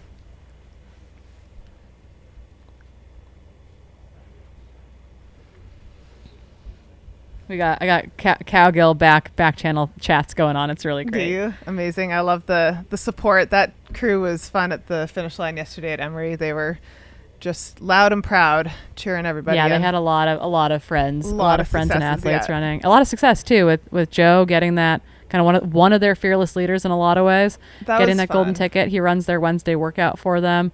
Man, the men are striding out on this section. Look at those red shoes go. Yeah, so again, that's Brian Whitfield at the front. You've got Adam V in the middle there and Jeshrin bringing up that third position, but ostensibly running as a pack. Those guys look so smooth. It was interesting to see Jeshrin make up that very small gap when he stopped for water. Seemed to have no trouble closing that again. Definitely, you can tell that he wants to stay in that front pack and stay with these guys. But yeah, like, you know, honestly, not the players that I might have expected to see at the very front here, and really kind of fun to see this race unfold and to see these guys pushing it like this. We just got a new angle Our drone pilots are crushing it. I know. This shot is just gorgeous. But it does, and it also shows you how wiggly this trail is. You brought it up earlier where it kind of bobs and weaves. And there are moments, because you are crossing all of these kind of, all these draws, these kind of water runoffs. And so you'll like see someone in front of you, and then you'll realize that you've got to go a quarter mile to the right before you come back to that same spot, basically, the way the trail like wiggles through these sections. So staying in the groove. Yeah. Being the marble in the groove and getting to just flow in a little bit of a pack like this, they each are giving themselves enough space in a lot of ways where they're not going to trip on anything. They've got a good line of sight to that next person. They can stay opening it up. Justin's got to make sure that if Adam V gives any extra daylight to Brian Whitfield, that he's there ready to make a move, but they are keeping it really steady in the in-between, and this is a good amount of spacing when it comes to just being able to see good line of sight. This is gorgeous. Like that last drone shot. Nice. Yeah. The last drone shot just showed how beautiful the course is and how rolly. Like there's just like little kind of rollers that they're going through, and even though it's net negative and they are cruising downhill, they're just having to pick their feet up all the time and constantly be aware of the terrain. And like you can't get complacent on a course like this. Even with single track, I often find you get that camber to the sides of the trail. You're definitely kind of playing off the terrain a lot here, and especially when these guys are going so fast. Like if you trip and fall, that could totally derail your day. And we did see that yesterday. Tara Dower had blood on her knees very early on in the race. Well, I knew that she had fallen, but then I heard that finish line interview, and she's like, "Oh, I fell 4 or 5 times in the first 30K," and I was like, "What are you doing?" How? There was definitely some blood at the finish line. Not a lot. I think Tara had most of it, but yeah, it was surprisingly like limited to like one arm and like one butt cheek. So she did a good job keeping it out of the cactus and keeping it a little bit more put together. Yeah, let us know in the chat who you are cheering for, where you're cheering from. I got a really sweet DM from a woman cheering on her sister who's running. Nice. We can give her a shout out while we're here. We had Imogen Ainsworth, Jennifer Schmidt, and Kristen Schindler all come through the aid station. What is their time back? Only 3 minutes, maybe? Yeah, exactly. Very, very close together. And they're all separated by under a minute from each other. And then, not too far off of Allison and Caroline. Imogen and Jennifer are still together. Yeah. Yeah, exactly, basically. So that's cool to see. Like they're definitely running as a little group in there, and certainly close enough to the front of the pack still that they are serious contenders. And then we should see the rest of our top 10 females coming through momentarily. There we go. There's Speaking Robin Lesh.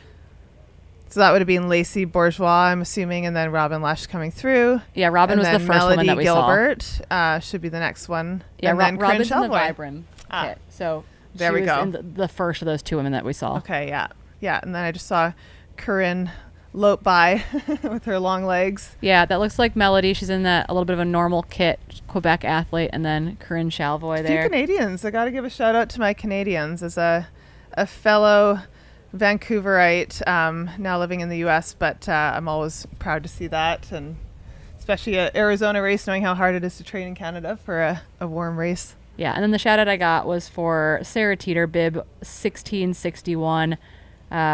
She got her and her sister here for the women's race shirts for Christmas. Aww. And she's running the 50K here today, her first ever ultra. Wow. See, there we go. We were just saying earlier, I think dropping down from the 60K to the 50K distance really is, for a lot of people, maybe the deciding factor in this being their first ultra. And I mean, I remember my first ultra, Corinne, you probably do too. It's a very profound experience, and you feel like you emerge from it a different person. So really excited for everybody who's tackling their first race today, their first ultra. Yeah, it's a big deal. You get to make that jump in distance once. Yeah. You know, and it doesn't feel like maybe that big of a jump from a marathon to a 50K, but it is. It's a big jump. Especially and then on trail. Yeah, it's totally different. It is. It's like, oh, okay, like how long am I going to be out here for? Am I actually prepared for that? And then trying to ID that solo runner. Did someone go off? Did someone take a flyer off the front, or is this part of our chase pack? Oh, hey, look at that. I think this must be chase because this is the same section of trail it looks like that the other guys moved through already. But yeah, someone's out there trucking. Another like white Moving shirt, really black well. shorts Yeah. combo. They are moving very well. It's like identify the ants as they go marching by. Trotting by. Some people have very distinctive arm carriages. Riley Brady has a very distinctive arm carriage. Yeah. Abby Hall, very distinctive arm carriage. Mm-hmm. When E.O. Wang was racing, very distinctive like ponytail bop. Totally. That so true. is that Adam Mary? I was just wondering that too. Adam again has a very distinctive style. I feel like he sort of attacks the terrain. Yeah, it doesn't And no pony though. just the way that he's moving. But there was a guy in that front group who I thought was Adam and then wasn't as well, who I think is also wearing bright pink, reddish, orangey shoes. But Adam's got the if hair. you got info for us, you guys. Yeah, Adam's got the hair, but there was another guy in the top 10 who looked very similar. So I don't know if that's someone sitting in that Wade Hall group, but that's someone I think sitting right at the back part of our men's top 10. Moving through that section pretty well. Yeah. For those of you in the chat giving the drone crew their flowers, well deserved. We're getting some amazing shots from the course this morning. It's just like really cool to be able to see the terrain like this and to track these runners and really to get a sense of how fast they're moving because, oh my God, they are like, again, just flying. Is that our same solo friend? I think so. Is that the elusive Chris Lieferman?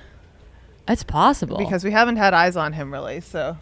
That's yeah, and then we lost him for a second, and then he came back. And he's back.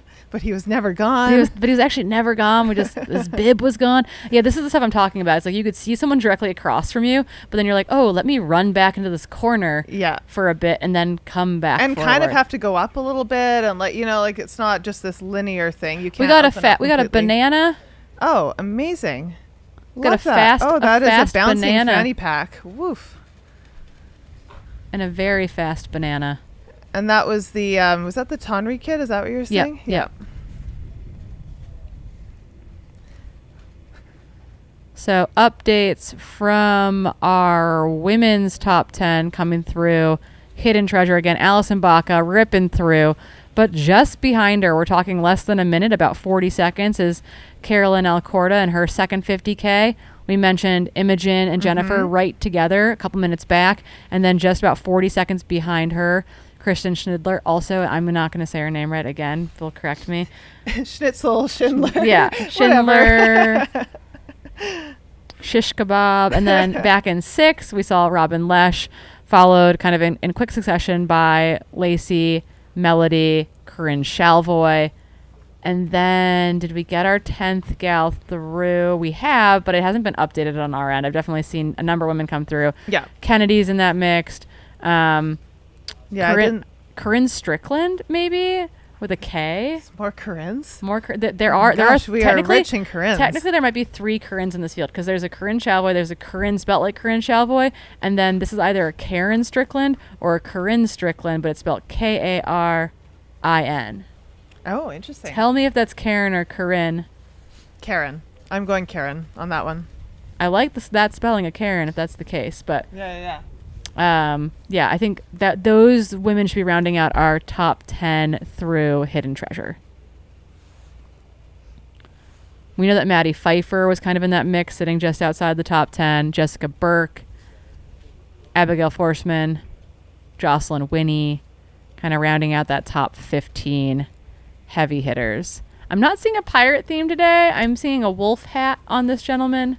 Is that fashion or function, though? I think because it's still cool enough. It could be someone goes by shirtless who doesn't look very cool. But for those of us who are not running, it definitely still feels a little cool. So hard to tell. Someone said closed captioning is worth it just to see how it interprets everyone's names. Oh my gosh.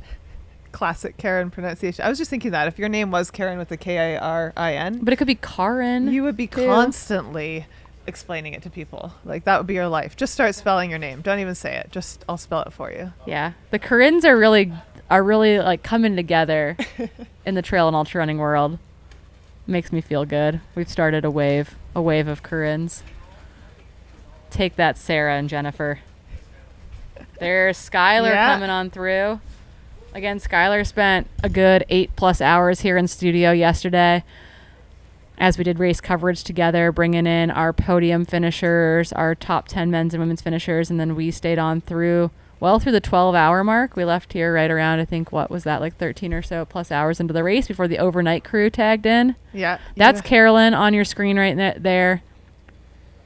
I mean, technically, it's a little bit herky-jerky, so it looked like she was running extra fast, but she's running. She is running, yeah. Really fast. I think the camera was just trying to catch up with her, you know? It was like, the lag really did us benefit there. But that is Carolyn, I believe, absolutely ripping. Yeah. Oh, man, Allison better watch out. It is so much fun to see these ladies just moving so quickly right up there in the top field overall, just like huge leg speed. Again, that like 10K speed in her legs is coming out, the like close to Olympic time trials qualifying speed. It's really amazing to see that translate. More and more people coming over to the trail world with these fast legs, and that is showing, especially in a race like Black Canyon where you really can open up and just let it rip, and she is. I also feel like this shot right now, like the ground looks black. Like I feel like I understand the name. I don't feel like I've really seen the trail this way before. I'm just loving these shots right now. There is a reason why it's called the Black Canyon. Who knew? Yes, but you know, it's also the desert canyon in many ways. Right. It's a French name. So technically it's pronounced completely differently, I think, than what we're working with. And I'll just take, while you're researching Karen pronunciations, and then you can correct me on how I'm pronouncing it all wrong, I will say that our predictive times are saying Brian Whitfield's going to be into Bumblebee, which is the mile 19.3 aid station and the only crew access aid station on this course today. He is estimated to be there along with Jess, and they're just flying. It's hard to believe they'll already be at the 19-mile mark and well on their way here. And it's definitely moving fast and furious. All right, did you get a pronunciation? Nope. I just want to say, if you have a funky name, like myself, and you want us to say it right on the live stream, I highly recommend that you fill out the runner questionnaire survey that I get in studio, because that would be really nice. It does sound like it's just plain Karen, as an FYI. Her mom's in the chat. But I got a text from someone who's also in the know, and that is what I'm being told. Okay. So all right. Well, thank you. We'll fight about it. It's a great long tracking shot, just really getting a sense of these runners and how fast they're moving through this terrain. Really, really fun to watch. Again, if you are just joining us, this is the Black Canyon 50K World Trail Majors this year. First time it's the 50K distance, not the 60K distance. So this is a fun little change for us. Corinne Malcolm and Hillary Yang were on the mics today, bringing you all the hot takes and live coverage and attempts at identifying runners along the course. But it's a privilege to be here. We're grateful to Hoka for all their support in bringing this broadcast to you. And this coverage is just incredible.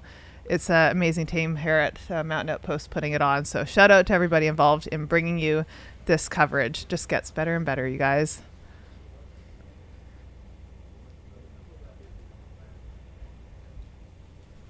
Yeah, it's really cool to see. I mean, I feel like Black Canyon live streaming was some of the earliest live streaming we had, and it's really cool to see it to continue to get to develop. But again, on your screen, that's Carolyn Alcorta, Cowgill Zone, Washington Zone, pretty darn new to trail running and absolutely couldn't tell, right? Shredding it right now.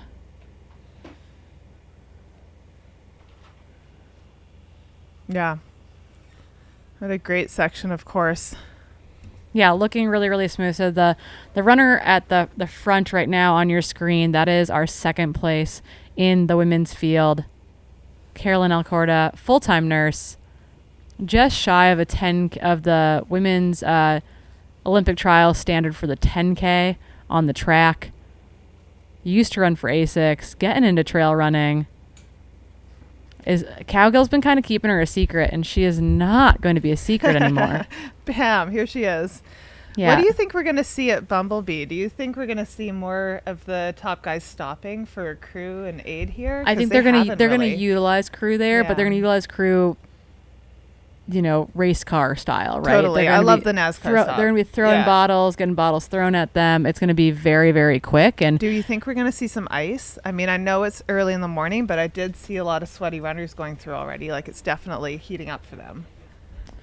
Yeah, I mean, it's again, as soon as the sun is really on them, it's going to get especially hot. For the people running through this section later in the day, those black rocks hold a lot of heat, and it kind of emanates up out of the ground at you. And so that is another heat factor for the runners today. But I do think that I don't think at the front end we're going to see a ton of in-race cooling. I think they're going to continue to blitz, and that the men in particular are going to get here before it's truly heating up out there. I mean, they started at 7 a.m. They're going to be here before 10:30, I think. Totally. So 10:15 maybe. Who knows? Yeah, someone said the 50K is just a marathon with an extra gel. Did anyone tell Carolyn this thing's a 50K? She has run a 50K before at Sun Mountain, and Sun Mountain's a hard, hot, generally. Yeah, 50K. I've done that one. It is. And it's also similarly windy. It's got a lot of sections like this. So it's actually quite comparable as far as the terrain goes. It'll be interesting to see how that translates for her. But yeah, I think she's definitely running within her limits. It doesn't seem like she's going too hot for what she can handle, so to speak. But yeah, we haven't seen Allison for a little while, so it'll be hard to know if that gap has changed at all. What's our estimated time to Bumblebee for our lead men and women? Well, let's see. For lead men, I believe it was 7:52 coming into Bumblebee. And then for Allison, our lead woman, it's 8:05. So again, not that far off, 13 minutes off from our lead guys, and that's kind of exciting to see the two races so close together in a field this fast and for a shorter race. But yeah, we should be seeing them pretty shortly. Yeah, Bumblebee will feel like a bit of reprieve getting to run in there to see your crew. I will say, if you're crewing at Bumblebee, I don't know if the pigs are out, but go say hi to the pigs. I got to feed them last year. It was awesome. Wow. I got a bunch of rescue pigs, and they are just these big, funny guys. Babies, like gals, potbelly technically. ones? Yeah, they're so great. Oh, cute. And they needed all the snacks, and I got to feed them a bunch of vegetables. It was an awesome time. Second only to the dogs. Corinne's love. Yeah, we got any other animal. I think we got an even split between that triathlon life and Satisfy's own Max fans in the chat, and so someone asked, just tuned in, where is Eric? Eric's sitting really solidly in fifth position right now, running on the uber talented, newly Brooks sponsored athlete Chris Myers. So sitting in a really, really good spot. Really. Should we do a little recap of our top 10 men and women as we look towards Bumblebee at mile 19? Yeah. Let's dig in there. Yeah, we got Brian Whitfield, Adam V. We're going with that. Jeshen Small. They're all running together. They've been running together most of the race. Interesting watching them. Even if Jeshen stopped for water, I think at both of the aid stations, but closed the gap pretty fast. So that group has really stayed together. No one's really broken away yet. They came through Hidden Treasure at 1:14 elapsed, and they are expected to hit Bumblebee in just a few minutes, 8 minutes or so. And then in fourth place, Chris Myers, Eric Lagerstrom in fifth place. They're running together, really. And then Chris Leiferman, we think, might be the lone wolf runner we saw in the live stream for a minute just back there. And he's maybe, I don't know, less than a minute. He came through the Hidden Treasure like less than 30 seconds behind Chris and Eric, so very close together. And then in seventh place, Wade Hall. Eighth place, Kyle Fox. Jeff Colt running in ninth place right now, and certainly not out of contention. He is such a strong runner. He is no stranger to success on races like this, and coming back from a hamstring injury, but looking really fast and fresh. So we'll see where he ends up placing. And then rounding out the top 10, we have Matt Luongo, who I believe is from Canada. Shout out to Canada every time. And it's a fun and fast men's top field. And I'll also give a shout out to Adam Mary running in 11th. Max Jolliffe is running in 13th. I know there's a lot of fans of Max's in the chat right now.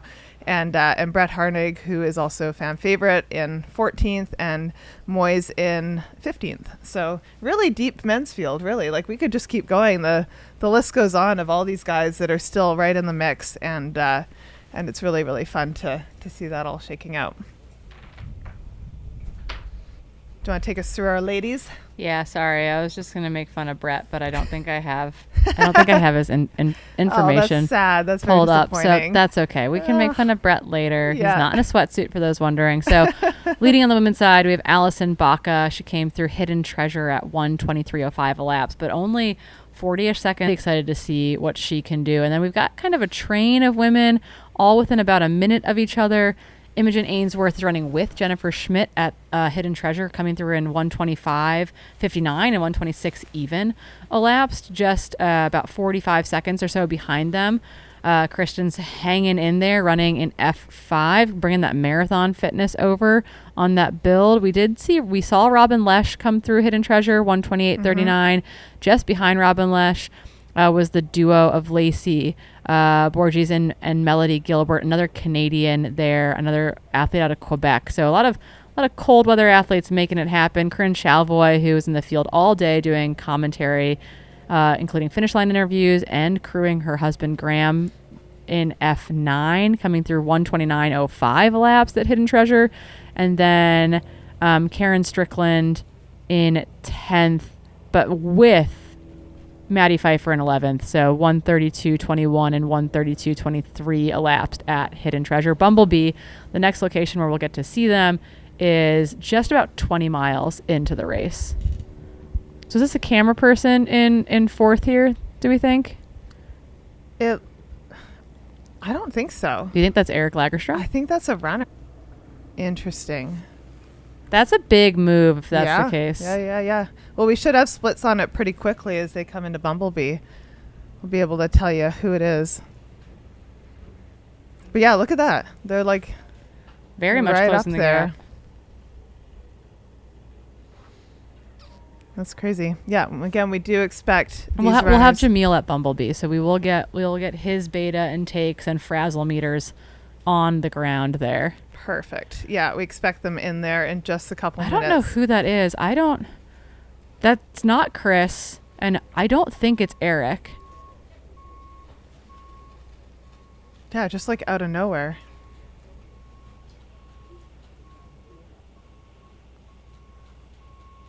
Oh, no. That's because we're not looking at our top three men. There we go. That makes way more sense. That makes me... I was like, holy crap. Okay. We figured it out. Okay, Jamil. We got you. Hey. Awesome. Out here at Bumblebee Ranch. Can you guys hear me? Yep, we hear you loud and clear. Awesome. Out here at Bumblebee Ranch, awaiting the leaders, and it's a great day. There's a small but mighty crowd here. I just checked in with the Hemmings a little bit. They're out here this morning supporting, and a huge group from Cowgill Collective has collectively gathered. Yeah, we've got, Caroline is running in second place female and representing. So, yeah, I'm sure there'll be a big cheer for her as she comes in. We should be seeing those runners come towards you any second now, Jamil. And awesome. Yeah. We'll keep an eye out. I'll give you guys It's the looking lowdown as like- it comes in.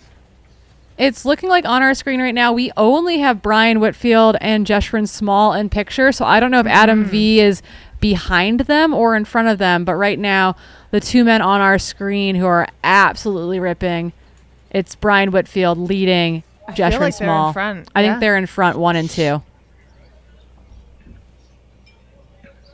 That's interesting because they Yeah, were this all is together that- just a couple minutes ago. This is that cut down trail. They should be coming in sight of the road crossing here shortly that leads right into the ranch. Yeah. Jamil, the people want to know, did you feed the pigs at Bumblebee? I haven't seen the pigs yet. I'm not as mobile as I'd like to be, but I'll keep an eye out. Okay. There was also like a very cute baby cow there last year that I hung out with for a while. Corinne just I goes did from get It was in a stopped by jacket. I did get stopped by several cattle on the drive down from Antelope to Hidden Treasure Mine, though. We're crossing the road. There was a baby cow out there too, so It's like the beginning of a joke. we can see Bumblebee in the distance there now. Yeah. It's a beautiful shot. Yeah, shout out to the drone team this morning, Jamil. We've been getting some incredible footage on this live stream. It's been really, really fun to see the runners just eating up these trails and these gorgeous long follow shots. So, yeah, amazing coverage today. Yeah, it's absolutely insane. I'm loving it. Yeah, they're about to come to that road crossing. We got another tidbit of beta on Carolyn Alcorta, who's in second, a Cowgale athlete. She also was 17th at Club Cross Country Nationals this winter. So the girl's got range, and she is very speedy. All right, here we go. They're just crossing the road and coming into the ranch here. Jeshrin just did a quick look over his shoulder. I think he's kind of wondering if they've been able to put a little bit of time into Adam V there. But yeah, Brian Whitfield, Jeshrin running shoulder to shoulder on the road. Interesting. Yeah, and again, Jeshrin's like, they keep ghosting me in aid stations because I keep filling up bottles. I better lead into this one. Totally. Gotta like stack my deck here a little bit. We'll definitely be looking for the frazzle meter though, Jamil. Want to know how calm and cool these guys are. I'm on it.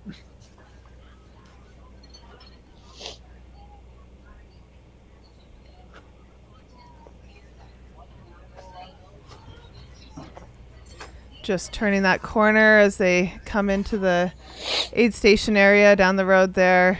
It'll be interesting to see their crewing strategy in the aid station here, especially with them running so close together and this being such a fast race. I mean, Jeshrin is one of the best 50K runners in the U.S. Brian Whitfield as well is very, very talented. And they know each other well. They run together. They, very similar styles. So it really is going to be quite interesting to see when they decide to make moves, you know, and what that looks like.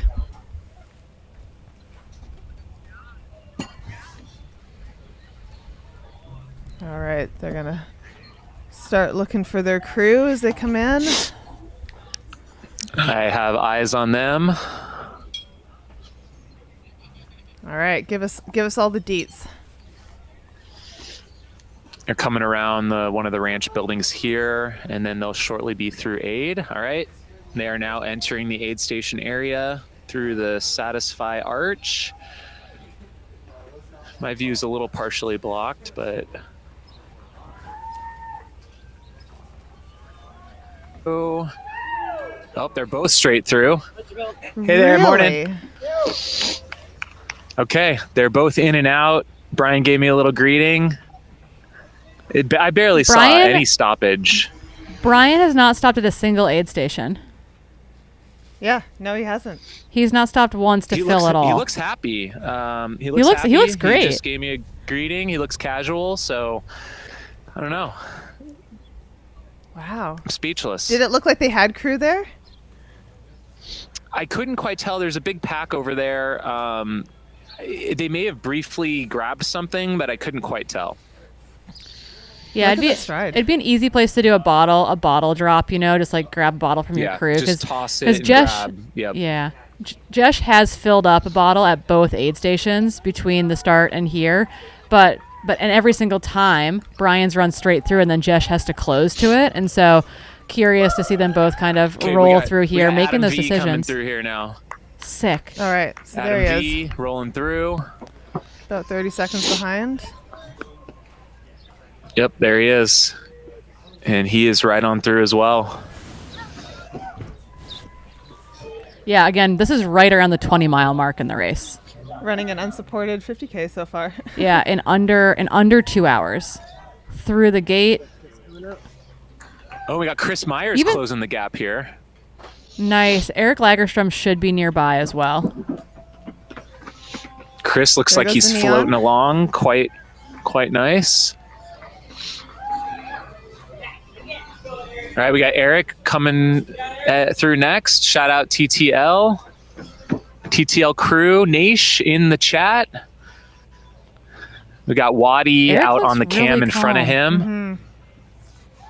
Oh, the video from this is going to be so sick. I don't know if you have watched any of that triathlon life stuff, but I don't know anything about triathlon, but I love their videos. They're really great.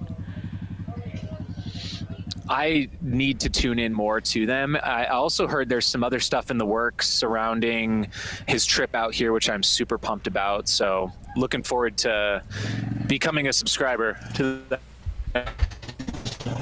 This is at 1880 coming through next. I forget who this was. I think is that Chris? Is this Chris or Wade? This is Wade Hall, actually. Oh, Okay. interesting. Okay. Because we're also looking for Chris Leiferman, 2101. Okay. But Wade Hall, All right. 1880. Yep, through in 6. Yeah, it so sounds Wade like. Wade might have made the pass. Okay.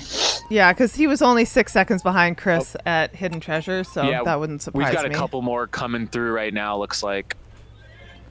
So this could be Chris and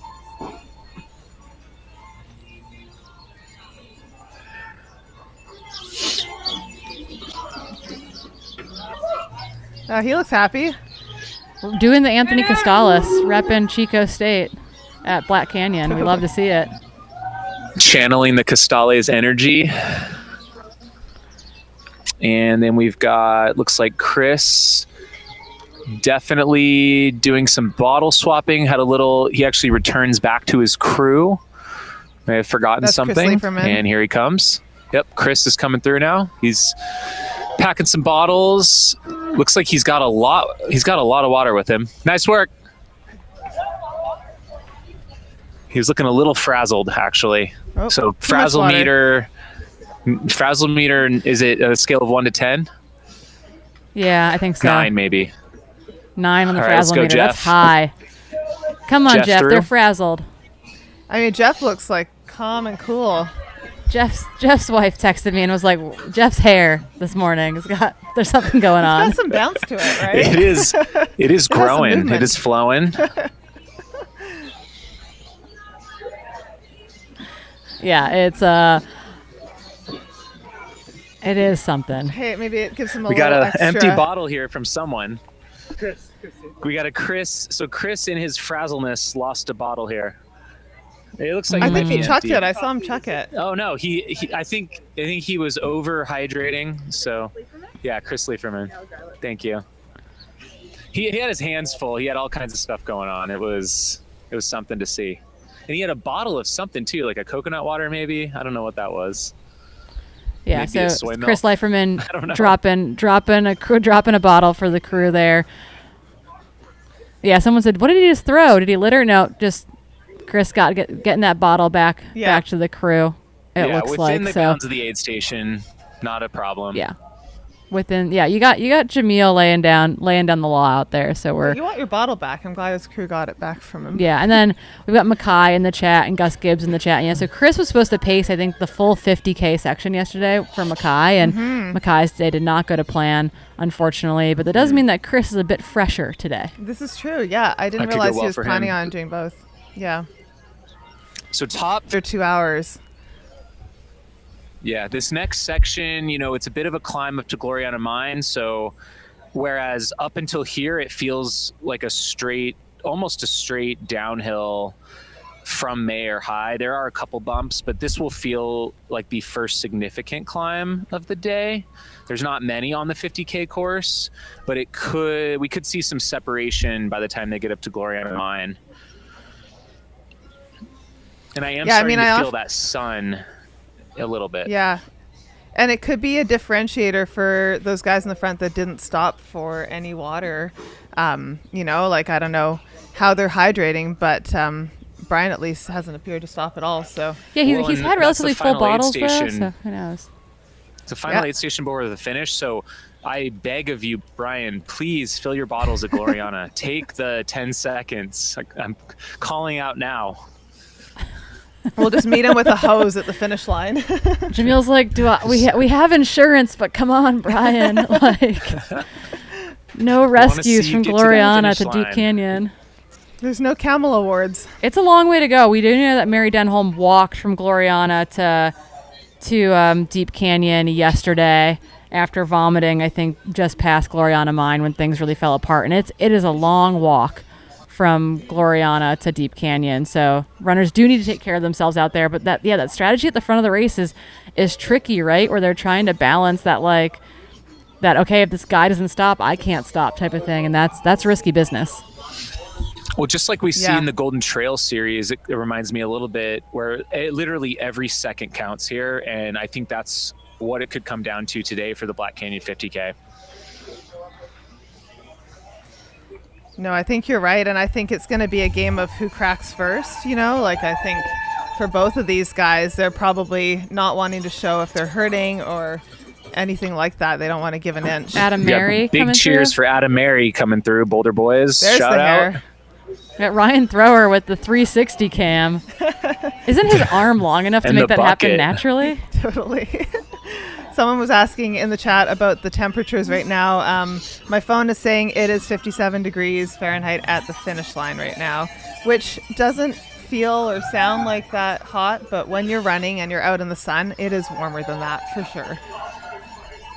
We got Gus Devin Sharps Gibbs coming through now. Oh, nice. People in the chat are definitely asking about Devin, so glad that he's making his way through. Gus was also saying that Brian is likely fueling with the Scratch Lab super high carb mix and is a bit of a camel as well. So just maybe not needing quite as many milliliters as some of the other guys. If he knows his body, I mean, you can overhydrate, and for sure nausea is a big thing, so maybe it's easier to just sip, and especially for a race where he's going to be done in that's hours. Devin Sharps, the second guy that we just saw come through. Yeah, we had Matt Luongo, and then Devin Sharps, and Max Joleffi should be next. Okay, cool. Yeah, Devin was a guy that I was super interested about coming into this race. Seems mega talented, local Phoenix area runner. Really excited to see him in the 50K here today. We got people in the chat demanding Max. The shorter distances. Yeah, I'm keeping an eye out for Max here. And someone else is asking about Brett. Yeah, they should be pretty much close together. I think they're a few seconds apart. Yeah, we got a couple runners coming through right now. Oh, we got Brett Hornig. There we go. He is definitely stopping. Looks like he's getting a fill up. I think maybe from Craig Thornley. He might give you an interview if you ask him nicely.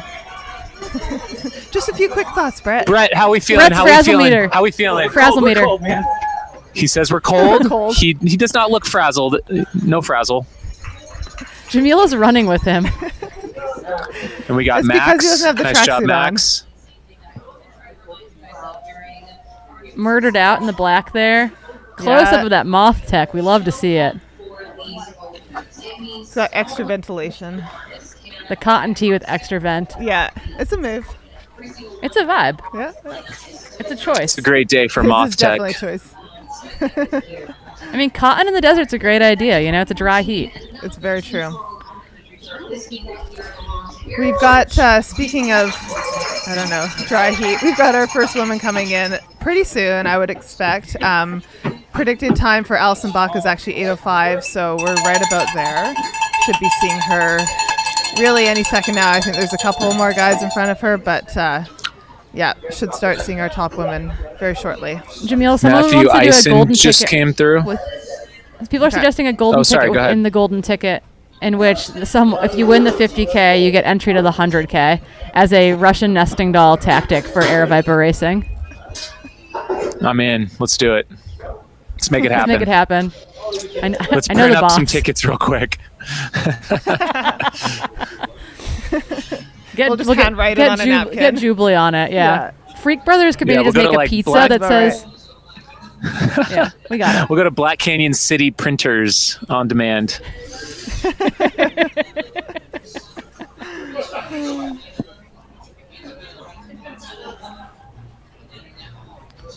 I've lost my YouTube. I'm down. You're back. Thanks everyone who's chatting away. We honestly love seeing all the comments and the cheers for runners, and it's so much fun to be here and to help narrate or attempt to narrate this day as it unfolds, and this awesome race out at the front of the pack right now. But it wouldn't be what it is without all of you guys being part of it. So shout out to our live stream chat and all your fun facts. All right, we got Aravaipa's own Bryce Brooks rolling through. Out of the bulls. All right.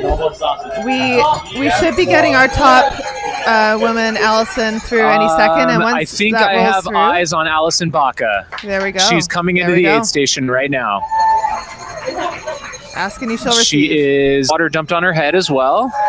Here she comes so through the aid station.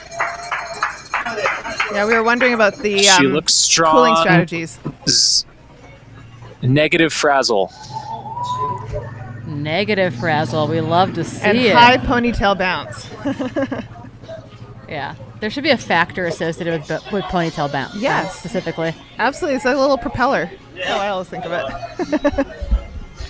Yeah, and then Carolyn Alcorta shouldn't be that far behind, and Cowgill is going to lose their mind for her.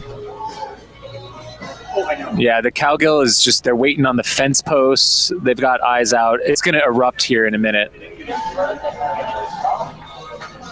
We are here for it. Bring on the Cowgill. Yeah, again, Allison's first race in that new sick Hoka kit. Really excited for her. Yeah. Someone else kitted out in Hoka here too. Looking fresh. The presenting sponsor, the Black Canyon Ultras. Yep. We got to do it. Oh, missing something. Forgetting something. Hey, you don't want to leave without... You know, I was going to say, too, how cool is it to have the race director of Western States filling up your bottles for you? Shout out to Craig Thornley. I hear Cowgill. I just remember coming to this aid station during the There's 2020 Black Canyon, and I was already hot at this aid station. Yeah. I came in like in tears almost, again, obviously, to Kelly Wolf and Jason Coop, and I was like, I'm like, overheating. Oh no. Like, I don't know what to do. Yeah, it was rough. But Allison Baca on your screen, floating up this climb. We've got a sighting on Carolyn here. We can hear her for sure. Trying to go back to your camera, Jamil, so that we can see Carolyn come through the aid. There we go. Oh, she's ripping. She's with the collective. The cult. I mean, no, collective. The Cowgill. The Cowgill something. Yeah, she's with the collective, getting attended to. There's a media frenzy also happening, it looks like. That's so Clara, who was in the 100K, unfortunately did not have her day. Nice. Or ice She's got in a her pro shirt, team maybe. around her. I knew we were going to get some. All right, she's coming through. I think she switched from a pack to handhelds, is what you're seeing there. I think she came in a pack and is leaving with a handheld. She's got an ice bandana on. There was a minor frazzle moment when she was just trying to find the course, but it's a little confusing because you're through this ramada, but she got through unscathed. She's on her way up the hill. She is in business. She means business. You can tell when the pack comes off and the handhelds come out. Yeah, people in the chat earlier when we were watching her run this beautiful section of single track were like, did someone tell her it's a 50K? Like, she knows it's a 50K, right? Like, yeah. She looks like she's running so fast. Someone asked where we are announcing from, which is a great question because we are announcing from where the trail spits out and they run this great straight shot right into the finish line. So we are expecting some hot finishes, some super fast finishes here very shortly. Yeah, potential drag race between Brian Whitfield and I Jeshrin. I want to see a sprint. There's Luke Webster. Our media teams are with his representing very well. homemade moth tech going on. It's Don't so let Satisfy He's know. got the tassels on the bottom. Poor man's version. We should beat it for him. I feel like he needs little beads on his tassels. Oh my gosh. Do you think that would chafe? I don't. So distracting. No, I don't know if this was talked about. I don't know if this was talked about in the 100K live stream, but one of the great things about Bumblebee Ranch aid stations, they've got like a full breakfast lunch setup. You can order drinks, food, pizzas, all kinds of stuff out here, which is awesome. That is clutch. For those of us that are out on the course during these races, or you're crewing and you don't have time to go buy a store or something, being able to get some food and have a solid meal, you know, as a spectator, not just a runner, is amazing. Love Bumblebee. We got some bumper stickers too from Satisfy at the bar. David. Those are fun. I saw those. Yeah. Awesome. I'd rather be at Bumblebee Ranch aid station. And then if you want to race, Black Canyon is the place. Hillary's got some strong feelings about the There's a lot of fonts. As a typography graphic on that designer, one. There's 4 fonts going on in that one thing. But hey, it I mean, works. have you seen what they did at the saddles race this last year? You would lose your mind. Oh no, I didn't. But yeah, you could see my eyeballs just start spinning. I'm sure. The font that they used, there was some semblance to what it was, but it was almost illegible. Like unless you really knew how to decode it, it just looked like it was all the same font. I'll have to send it to you. Oh my But gosh, every bid number had like these. It was like these thorny numbers, and it just looked like every number was exactly the same, but they were slightly different. I mean, I respect it because that is commitment. Like, if you're gonna go for it, then you just like full send on the graphic design front. So shout out to Satisfy for being all in on everything, and I love the personalized aid station. Avant-garde. I've got some pitches for them. I think those stickers should be distressed, Jamil. We were saying we should take a hole punch to them. Like, come on, that's the ultimate branding move. Moth tech to the bumper sticker. Just, come for all the free marketing ideas in the live stream chat. You're welcome. Should we do a little roundup of where we are right now, Chris? Yeah, we're still waiting for our next women to come in. Is kind of the critical mass there is what we're waiting for. But we do know that we've got our top 2 women through Bumblebee, but we are waiting on. There's a bit of a gap now. Yeah, big gap has opened up Gap behind has them grown. between Imogen, Jennifer, and Kristen. So we are waiting for F3, 4, and 5 right now. But we did have Allison Baca and Carolyn come zipping through a couple minutes ago. We got some more action, it sounds like.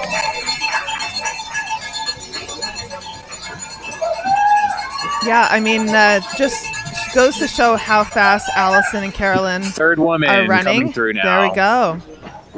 Is that Imogen? I think Imogen was in all black. I think that Do you was know the who that message I is, got Ben? earlier. Yeah. Which woman? Hey, Shay. Just confirming which of our ladies. Do you know who that A is? few of them all together. That was Jennifer? Yeah. That was Jennifer. I'm being All told. right. Interesting. So Jennifer Schmidt, who was in 4th place, has moved into 3rd place. Yeah, she was with Imogen at the think- last aid station. Yeah, that's true. Very close together.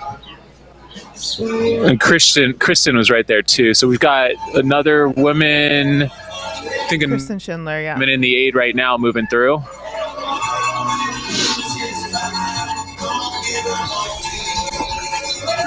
Great to have you there, Jamil, by the way. This so is next awesome, up having is boots going on to the ground. be, this is Imogen right here, and then right on her heels is Kristen. Oh, So Kristen actually making just a pass. passed Imogen here in the aid, right at the end of the bar. Ice bandana on. Ice bandana and gloves. Oh, yeah.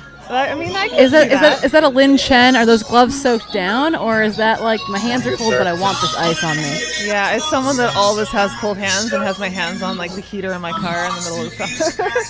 I don't know. But it's an interesting move. It's a strategy. It is a strategy, yes. Yeah, so we do have our top 5 women through with a little bit of a shake-up there, with Kristen moving her way, or not Kristen, sorry, with Jennifer moving her way into 3rd, but followed in close succession by Imogen and Kristen there, rounding out our top 5 women through Bumblebee. But that gap has opened up. It's at about 5 minutes between Carolyn Alcorta and that chase pack for 3, 4, and 5. And Allison Baca also opened up her lead a little bit over Carolyn Alcorta, with that gap going from about 45 seconds to about a minute and a half or so.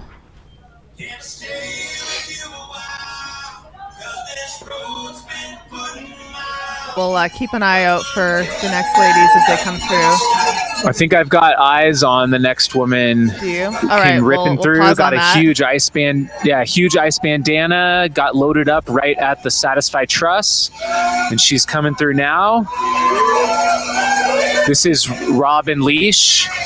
Robin Lesh, yeah. Great. She is, Robin Leash. She's soaked, looking a little frazzled again, just trying to find her way, navigate her way through the aid station, but she's on her way out now. I feel like in the last 20 minutes, we are seeing a lot more athletes taking the time to cool down. I feel like the sun all of a sudden has kicked up a notch. You know, like the first few guys looked quite cool. You couldn't see the sweat on them. And now we're really seeing people, they're either soaked or they're getting soaked by their crews. Fill up bottles and hydrate, hey? Yeah, I had to have a little talking to Eli Hemming this morning already about cooling strategies. Yeah. He, I think he struggled towards the end of the race with potentially overheating a bit, didn't he? We were all surprised a little bit when he left Black Canyon City without any bottle fills. He said he had 3 bottles with him, but what he wasn't counting on was any sort of topical cooling use of water for that section. Yeah. So hard lesson to learn, but he'll definitely learn it.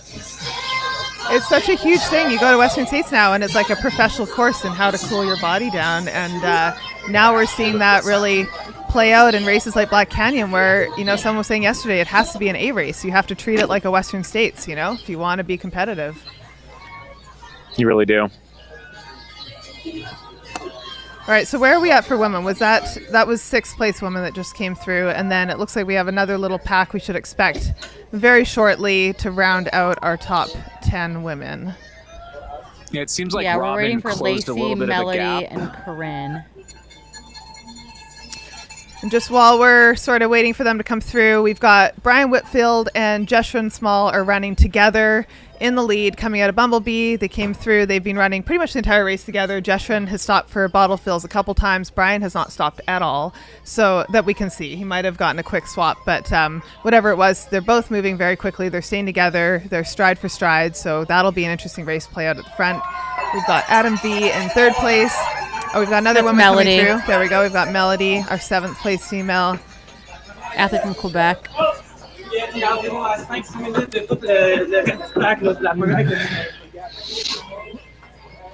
All right, coming through next in 7th is, I think it might have been Melody Gilbert. Yeah, Melody Gilbert. Possibly? Yeah. Yep. Thank you. These cold weather athletes are doing well in the sun today. They've got their cooling strategies dialed in, it looks like. I just want to say, so I've got a friend who's currently in the That Triathlon Life Zwift group ride, and we got a lot of people watching Black Canyons this morning during the That Triathlon Life group ride on Zwift, and we're turning a lot of triathletes into trailies. The is what it sounds like. crossover. There's Corinne Chalvoy coming in. Come over to the dark side, guys. All right, here comes Corinne next in 8th. She is looking so smooth. I think she's moved up a little bit in the field. She was in 9th at the last aid station. Looks like she's got a huge The Feed branded ice bandana jostling around. Yep. Excellent. See, again, like all those ice and cooling strategies are coming into play now, and it's really only a matter of minutes, like 20, 30 minutes between when the first guys came through, but already so much hotter. Just going back to our men's field, we have Adam V in 3rd place. He was a minute behind Brian and Jeshwin leaving Bumblebee. Chris Myers in 4th place. Again, another minute, half a minute behind him. Eric Lagerstrom, so shout out to the TTL crowd who are all watching this. He is crushing this race and right in the mix, just a few seconds behind Chris in 5th place. Wade Hall, Kyle Fox, Chris Leiferman, and Jeff Colt and Adam Mary rounding out our top 10 for the men. And again, just a few minutes separating 1 through 10. Looks like we've got a little bit of a gap between the first place guys came through at 1:54, and then 10th place was at 2:02. So we've got a gap of 8 minutes now between 1st and 10th, but still very close and still a lot of room to maneuver within that top 10. So the men's race is shaping up to be exciting, and certainly a race for the podium still to be decided. Lacey just came through. Yeah, we got great shot of her coming out of the aid station there. She ran her way right up to the restroom and has got a little frazzle here.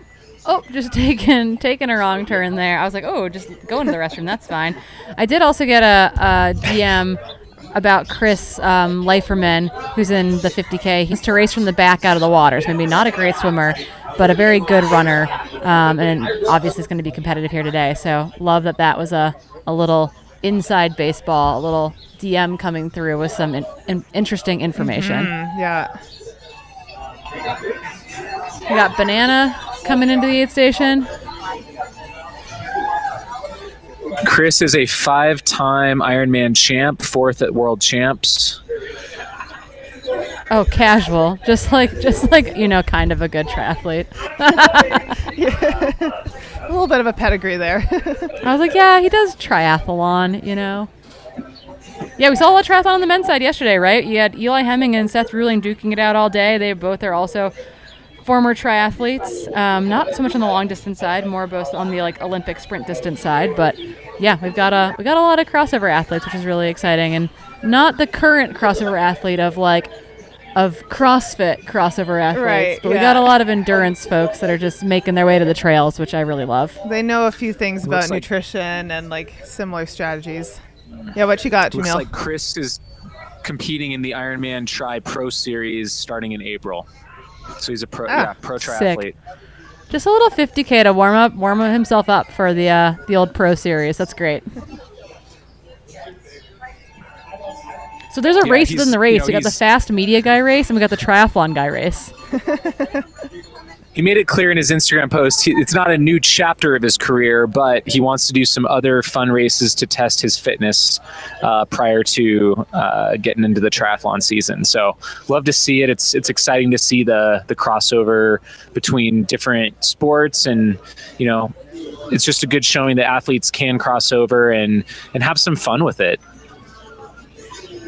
Yeah, absolutely. And I mean, who knows, down the road, maybe it will inspire him to tackle some of the longer distances. But it is, again, you know, triathletes bring a wealth of knowledge in other areas to the sport and a different perspective on fueling or, you know, hydration strategies or cooling strategies. So it is always really fun to see these athletes come in and tackle the trail world. Yeah, we're getting some comments about, like, it doesn't seem like it's that hot there. Like, why are people dealing with the heat? And it's like, well, you know, you got to remember that the temperatures swing for a lot of these athletes. We're going from negative degrees to 60 degrees, for example, or we're going from 20 degrees at home, 25 degrees at home to, you know, the high probably today going to be, you know, 70, 74 degrees or so. And that is not insignificant when you haven't had a lot of heat exposure yet this year. Yeah, exactly. It's the fact it's an early season race really does make of your race season. It's only going to get hotter. So, you know, it's nice to see these athletes taking it seriously and taking that few extra seconds. You're just going to be more comfortable. Maddie too. Pfeiffer just came through, I think, in 10th. And I'll just speak to this, the heat. It's not necessarily the ambient temperature, but it is, like, I'm just noticing it right now. Like, you can just feel the sun just hitting you all of a sudden, like being here in pants, black pants and a black jacket. Like, I can just feel the rays of the sun absorbing. And that's what everyone's feeling right now is, you know, that is starting to hit and really heat things up. So yeah, those front guys, really curious to see what they're going to do at Gloriana, but I just hope that they get a quick sponge bath or something. It seems like we have our lead men to Gloriana. It's not updating yet on the live tracker, but in the chat, it sounds like we have. There we go. Brian Whitfield and Jeshurun Small. Come on, get some water on you guys. Whoop, camera's static the other direction, so. They did go by. But we can't actually see what they're doing in the aid station. Wah. Well, the suspense continues as far as what those two guys are up to, and ask them about it to finish. Yeah, what happened to Gloriana that we couldn't see? Regardless, it does mean they're making their way here very shortly.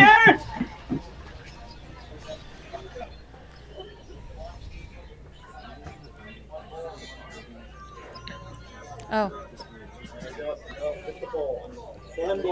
We just had a couple women come through. Johanny Bieland was one of them. I didn't catch the second, but it looks like there is some movement in the field. A little bit of a shakeup since Hidden Treasure. Yeah, so we've got leading out of Gloriana, Jeshurun Small on our screen with a little bit of a gap over good friend, former college teammate Brian Whitfield. Their official Gloriana Mine splits were 2:25.57 and 2:26.02. Their projected finishing time right now is 3:28 elapsed. We'll see what we got going on, but that's their current projected time coming off of Jeshurun's live tracker. So we'll see how that 24. Yeah. Actually pans out. It does look like some moves are being made though, right? Like it feels like they're trying to break that elastic, and there's certainly a push by Jeshurun right now to. Whitfield stopped at that aid station based on our our man on the ground, that Whitfield stopped to fill a bottle there, which is why Jeshrin got this tiny bit of a gap. And Brian is working hard to close it, because Jeshrin wasn't easing up there to let his buddy come back to him. They are racing right now. Yeah. There's no holding hands into the finish line today. Eric Lagerstrom closing the gap potentially. Is he only 36 seconds behind Brian? Is that what we're getting out of that live tracker? That would be wild. So live tracker's got. That's cool. And potentially past Adam V. I don't see Adam V, but I'm not sure if that's a chip issue or not. Yeah, Adam V has had chip issues today. His chip did not work earlier in the race, but then got picked back up again. But we can ask Chad in the chat. I just got to reiterate, like, I'm really feeling the heat now. Like, I'm having to take my jacket off because it is really starting to warm up down here at Bumblebee Ranch. Yeah, and that's definitely going to impact these runners coming through a lot more than the guys in the front, who will be finished, in the next hour or less. But definitely, starting to see people stop. Even the fact that Brian stopped, I think that being the first time that he stopped this race, does show that maybe he's starting to feel like he needs a bit more water. Yeah, this is Eric's second 50K. So we had a question in the chat. Has he run a 50K before? Yes, he ran a 50K this fall at Run the Rock out in Smith Rock,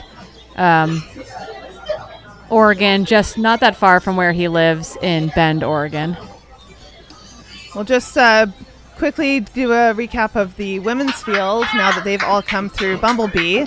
We had Allison Baca leading the race from the gun.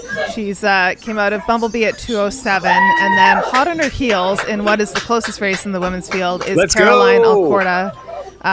Huge. Oh, there's Skylar Hall. Shout out Skylar. Caroline is one of the Cowgill athletes and definitely a fan favorite right now, and is running a really smart race and is hot on Allison's heels. She is about 2 minutes behind her, just over 2 minutes right now. And then Jennifer Schmidt in third place. Imogen Ainsworth was in fourth place, but as we saw the live stream of the aid station, it looked like Kristen Schindler might have passed her as they came out of the aid station to move into fourth. But at any rate, third, fourth, and fifth female were all running pretty close together within a minute of each other, and certainly still jockeying for position. And then we had Melody Gilbert in sixth place from Quebec.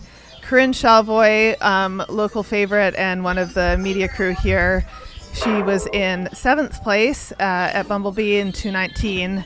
Lacey Bourgeois was in eighth place, so Corinne passed Lacey in that last section to move into seventh, but Lacey's still holding strong. And then Maddie Pfeiffer and Johanny Balland rounding out the top 10. So 2:26 for the 10th female, and Allison Baca came through in 2:02, I believe, or 2:07. So definitely a little bit more of a gap there for them. Almost 20 minutes for the women's field versus about 10 or 12 minutes for the men's field for the top 10. But yeah, still a race at the front for sure. And then for that third place podium spot, that looks like it's another battle going on at the moment. Yeah, we're trying to get updates from the field. Our camera was resetting at Gloriana. That looks like Adam V right there, maybe. The field or not. We asked our bib, so I'm not sure if Adam V has come through or not, because his tracker wasn't working earlier in the race. It's kind of been hit or miss. But right now we do know that Jeshrin Small is leading Brian Whitfield. We think Eric Lagerstrom has closed to about 30 seconds and has overtaken Adam V. We're still trying to get confirmation on that. Chris Myers has also gone through that aid station. There's Adam V right there. Right, so yeah, he dropped off. Yep. So Adam V, Lagerstrom in third, Chris Myers in fourth, Wade Hall in fifth, and Adam V in sixth. I finished pacing. It's fun here at the finish line. We are going live from Deep Canyon right now, where runners will be arriving very shortly at the finish of the 50K, and just started to hear the announcers here warming up and getting ready, and see more people coming into the finish area. I see some cow costumes going by. But yeah, if you are around and watching the live stream and you raced yesterday, or you're in town for Black Canyon, come on out to the finish line at Deep Canyon. We are going to be here all day cheering our runners in, It's going to be so much fun. Come and hang out in the sun with us, watch the live stream, just be part of it, cheer everybody in. It's great. Okay, I believe they're on our screen right now with that drone shot is Adam V. So we're trying to get an update from Gloriana Mine. That would put him into And then who's sixth behind position. him there? It'd probably be Kyle Fox or Chris Leiferman. Really not far off either. Yeah. Yeah, if this is the case, Adam V did fade on that section with Eric Lagerstrom making a big move to close towards Jeshrin and Brian and putting a gap on Chris Myers, which is not an easy thing to do either. No. I mean, it is early season for all of these guys and gals, which is different, obviously, than racing like a key A race. But yeah, no, so true. And I think for a lot of people, it's a good fitness marker. It's a little check-in. And also with the field getting so deep, it's a chance to see how you stack up in this competition. And I really think we saw that yesterday. You cannot look at previous course times any longer and have a sense of how your day will play out, because we are seeing course records shattered. We are seeing entire top 10 fields coming in under previous fastest times, or coming in with some of the fastest times we've ever seen in these races. And so it's exciting, and you really have to just run the race and run the field, whatever that looks like. Yep, even if that means not. That's Jeff Colt moving up on Adam V there. Yeah, Jeff is looking strong. I noticed he was coming through. He's moving well. Yeah. Those boys went out hot. And Jeff is making moves back up through the field. He just passed Adam V, looking really, really fast. So again, now on our screen, Jeff Colt moving into 7th, overtaking Adam V, just past Gloriana Mine. We do have 9th through Gloriana Mine as well. Chris Leiferman, the other triathlete in the field, the race within the race. I know. We have podiums within podiums going on. Yeah, we got battles they didn't know were coming. We're making it happen. So again, Jeshrin leading your men's race, chased by Brian Whitfield. Eric Lagerstrom making moves to close into 3rd. Chris Myers in 4th. Wade Hall in 5th. Kyle Fox in 6th. On your screen right now, that is Jeff Colt having just overtaken Adam V. They are sitting in 7th and 8th place overall. And then Chris Leiferman, the other triathlete in the inter-race race, sitting in 9th position. We do think that Adam Mary or Devin Sharps should be our next athletes into Gloriana Mine. And then again, they've got a little ways left to go. Gloriana Mine sits at about 24 miles into the race, and we're sitting just over 31 miles here at Deep Canyon Ranch. And it's starting to pick up here. We got volunteers showing up. We got the aid station getting set. We got Finish Lives vibes going on. We got new Starlinks and cables being dropped places. Love to see it. Love to see it. Is it too early to start to make calls on who we think we're going to see through this finish shoot? Way first? too early predictions. Yes, I love those, because why not? Let's go crazy. Yeah, it's people are moving. Yeah, moving and shaking. I mean, you can see that gap that's been extended between Jeff and Adam right there. Yeah, it's one of those things. Significant. I mean, and that's the thing too. It's there is such a fine line now with racing. I don't know. I've been in the sport for over a decade now, and 50Ks, I feel like I used to take my sweet time, stop in aid stations, have a smorgasbord. No, it's a drag race now. And now it's F1 style. You're barely stopping. It's exciting to see. It's changed so much, and just seeing these guys approach these races. But you also have to race right next to that line of what we see it play out now with some of these races where you can't quite hang on to the finish, and it's a very fine line between first and not being able to hang on. Digs are going to be thrown out of there, right? This is the point where attacks are going to be happening out there on the trail as these guys and gals take digs, trying to break away from the field. And talking to Eric at our preview show on Friday, I was like, what are you expecting? What are you hoping to get out of this? What do you want to happen out there? And obviously he's run the 50K distance. He knows what that means. He knows what it means to race for 3.5 hours. That's something he's very familiar with. To push for that long, normally there's a bike and a swim component to that as well, but just running today. But I think the bigger thing for him was it's a pretty good field here, and seeing where he stacks up in that group felt really important in a lot of ways, to see, okay, these are some really talented trail athletes. Can I hang? Am I into this? What do I want out of this? So we'll be curious to see if Eric can continue to close that group down. That would be pretty wild. Adam Mary on our screen, making his way through Gloriana Mine. Where he was about 30 seconds really ahead of Devin. And This just aid cruising, station is like moved a right through it. little blessing here.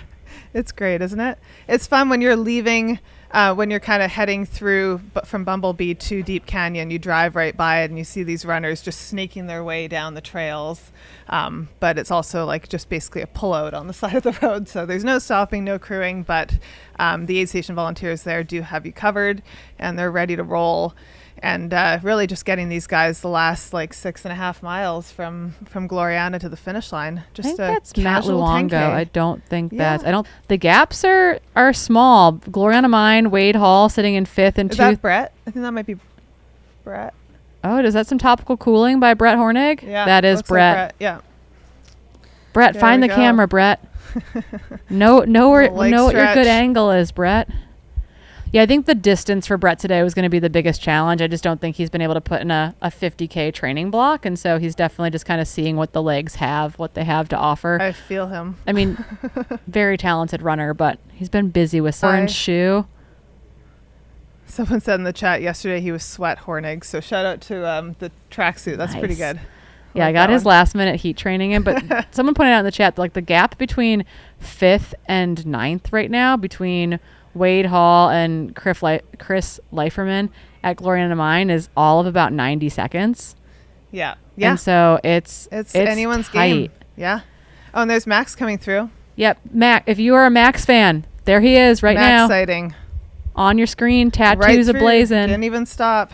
2 handhelds, training run for Cocodona 250.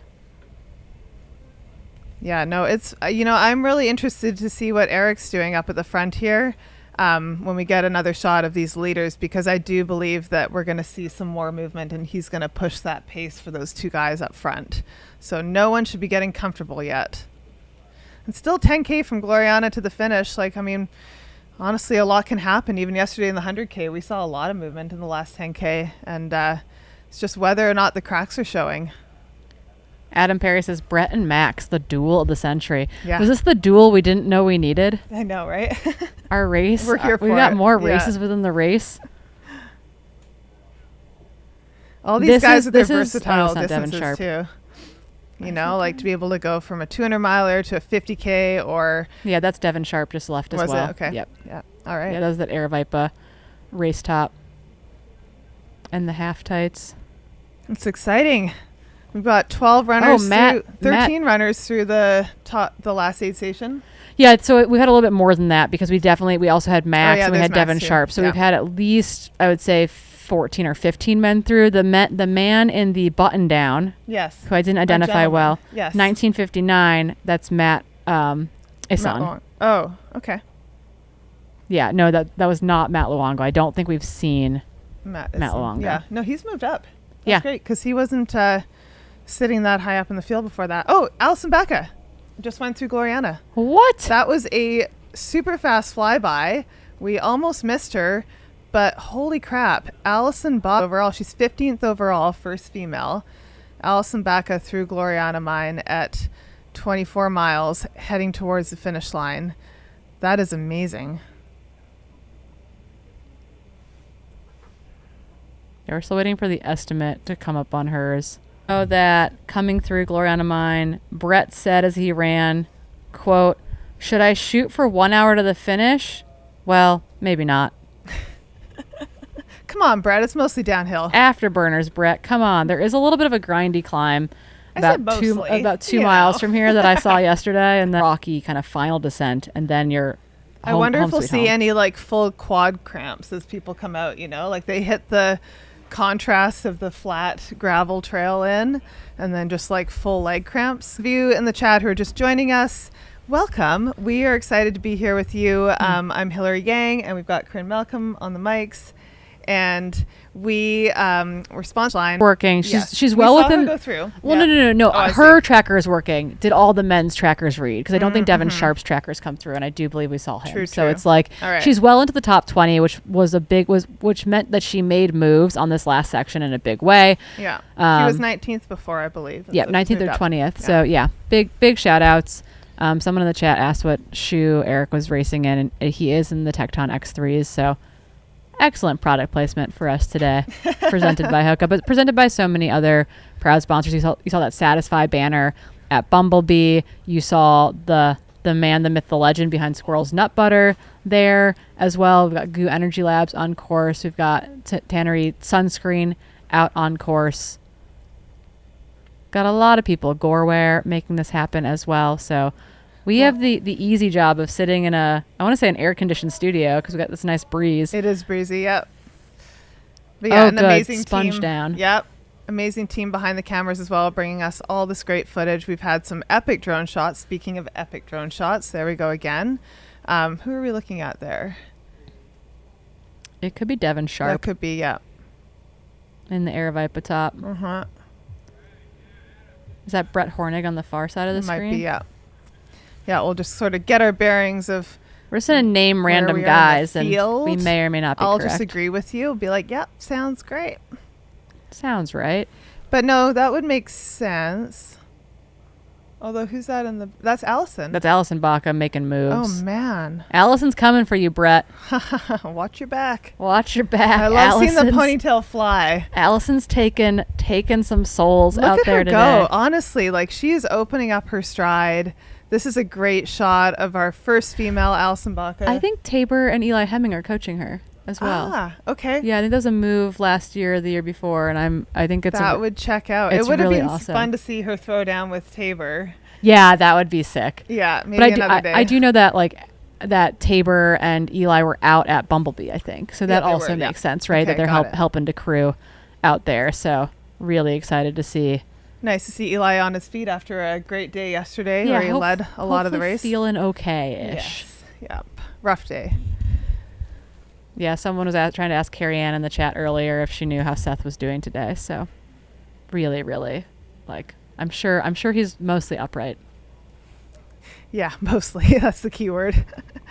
I know String Bean, Joe McConaughey, was at the finish line for a few hours yesterday after he finished. Luke Webster coming in. There we go. With the tassels. His homemade moth tech. But I do always love it when they try to get up after they've been... And just behind Luke Webster is Carolyn Alcorta. There we go. Right here. All right, second woman female. into Gloriana Mine, getting some assistance from the aide, gonna get her water bottle filled up. And again, this is the difference too, a little bit between Allison Baca's been in the sport for a lot longer, and you've got Carolyn Alcorta. Looked like she enjoyed that, didn't she? it's one of those things where it is joy, but it is also much pain and suffering to get that cold ice water doused on you. So again, you can just see the difference maybe in experience level. But Carolyn is mega talented, and so excited to see her just continue to absolutely rip. But Allison Baca is opening it up. She is moving her way up to the field. I believe she just overtook. I think Devin Sharp there. Yeah, I mean, she just cruised past. Yeah, so 2:47 and change elapsed. Again, Allison Baca came through in 2:41 and change. So we've got about a 6 or so minute gap now between Allison and Carolyn. So she's continued to put time in to Carolyn on that last section. And no guys are safe. Is she? No. She is holding on. Yeah, so she will definitely be continuing to move her way up in the field. She's got the likes of Matt Luongo, Max, and Brett Hornig. Honestly, not all that far in front of her, and the way she's moving, she might be picking those guys off here shortly. Yeah. We see Allison maybe making her way up as far as the top 10. I don't know. It's not out of reach. She only came through Gloriana 3 minutes behind Adam Mary in 10th place. So I'm just saying. Yeah, we got Cowgirls cheering on, taking care of their people at Bumblebee. And then once the herd is through, they'll come over here. And I'm excited for them to absolutely lose it. Yep. Going to bring all the energy to the finish line.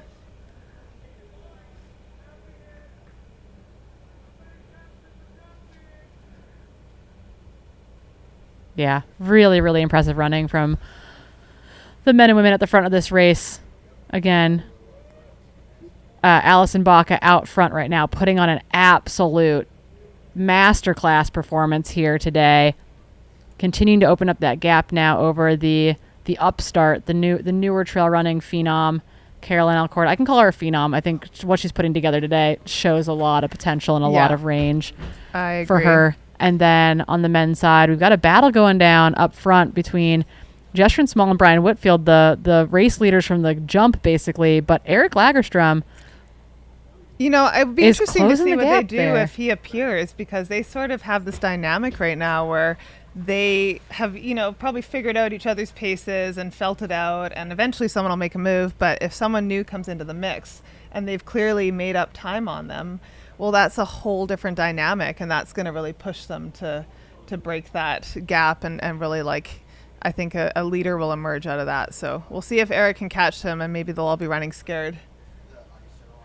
Yeah, it is one of those things where it's like all of a sudden, do they let him close it down, or do they realize he's there and try to keep away a little bit? So yeah. Curious. But everyone might have to run faster than they want to. 100%. People, they are definitely going to have to run faster than they want to. At a minimum, I would say we know that to be true. We heard from the crew at Bumblebee that the pigs were not out. Oh, disappointing. Yeah, they knew you weren't there. That is a bit of a bummer. Yeah. No, literally, there was like a baby cow in a jacket in the fenced-in yard last year, just hanging out with a dog, just having the best time. As one does. I was having the absolute best time. Yeah. Being a field commentator from that position was people were like, Corinne shouldn't be allowed out here. She's having too much fun. It does seem like Moy has gone through, one of the Boulder boys, through Gloriana Mine, Bryce Brooks, Colin Westbrook, Luke Webster, Luke Phillips. Carolyn Alcorta's chip is not registered there, but we did see her go through, along with Devin Sharps as well. He went through there just ahead of Allison Baca. And Carolyn was about 7 minutes behind Allison there. So, a few minutes further back than she was at Bumblebee. Allison's clearly got the lead right now, but Carolyn is still moving really well. Stopped to cool down a little bit with what looked like some very cold ice water, but and there's a pretty big gap at Bumblebee, or an opening gap at Bumblebee, between Carolyn in second and the chase pack of women by about 6 minutes or so. Yeah, that was a decent gap. That gap is a little bit of a buffer there, and I imagine that we'll see something similar at Gloriana, but we'll keep our eyes open for speaking of our next woman coming through here. So again, there we go. 2:52 elapsed or so. I'm gonna have to do public math because this isn't updating. That's always embarrassing. I'll let you do that one. You're more the math brain. I'm more the art brain. God. So I said that Carolyn came through there at approximately 2:47 and change. So it's about 5 or 6 minutes. That gap is staying about the same, but could be changing a little bit in favor of the lady in all black. That's Jennifer Schmidt there. F3 bib 1917, running really, really smooth. Yeah, it really seems like they are more consistent with their times, but Allison is picking it up. She's the one that's created a bigger gap between the rest of the women's field as she closes in on some of those men, which is really exciting to see. But the rest of the women's field is still pushing really hard and fairly close together. It's a nice drone shot we've got there of our third place woman, Jennifer, as she's rolling through, still moving so well. You can see there's a rocky climb here too. Yeah, it's not all downhill. It's not flowy, contrary to public opinion. Yeah. While we'd like to say it's all downhill, it's decidedly not. Zach Marion getting kitted up in studio. Yeah. Take the tear deck out on Zach, into you gonna the field. do some warm ups, some little high legs, high knees, getting ready for these guys as they come in. Yep. It's gonna be a drag the behind race. the scenes you all didn't know you needed. Turn the camera. Picture in picture. Zach Marion getting kitted up with our super cool Terra Deck system. It basically allows us to, akin to having a bike camera. Zach's getting kitted up to be our runner cameraman. I wish I had a bike. Headed backwards. I don't know. This section's rocky, Zach. I don't know that you want a bike on it. Yeah. So he's going to be headed out on course to go find our lead men, which honestly, it's kind of a crapshoot because we know that Eric Lagerstrom closed the gap down to about 30 seconds at Gloriana Mine. Mm-hmm. They came through there. I mean, they're estimated time is saying 9:28, but I think it's going to be faster than that. I think it's going to be faster than that, too. I think they're going to crush that last 10K so quickly. So, I don't know, Zach. I'd get your warm-up going soon. I'd get your poop in a group, man. Yep. My shoes are laced. Yeah, exactly. Double locked. Last thing we need. Take out the camera guy. The shoelace. Would not be the first time. Yeah, it's predicting the men's elapsed time to be around 3:28, and Allison Baca's current projected finish time is 3:50. I said 4 hours or just under 4, and 3:50 would be smoking 3:50 fast is in this amazing. course. I want to see where she ends up in the overall because she is just picking people off right now. It looks like we are. Oh, Caroline, interesting, still hasn't updated through Gloriana. So when you're looking at the women's top times, definitely factor that in. She is in second place. And so everyone else from her, Jennifer is in third, Imogen is in fourth, and Kristen Schindler is in fifth. So those times all roll down. I'll see if we can manually add her. And yeah, our next update on the guys is going to be really when they come flying towards us in a few minutes down the finish chute. So that's fun.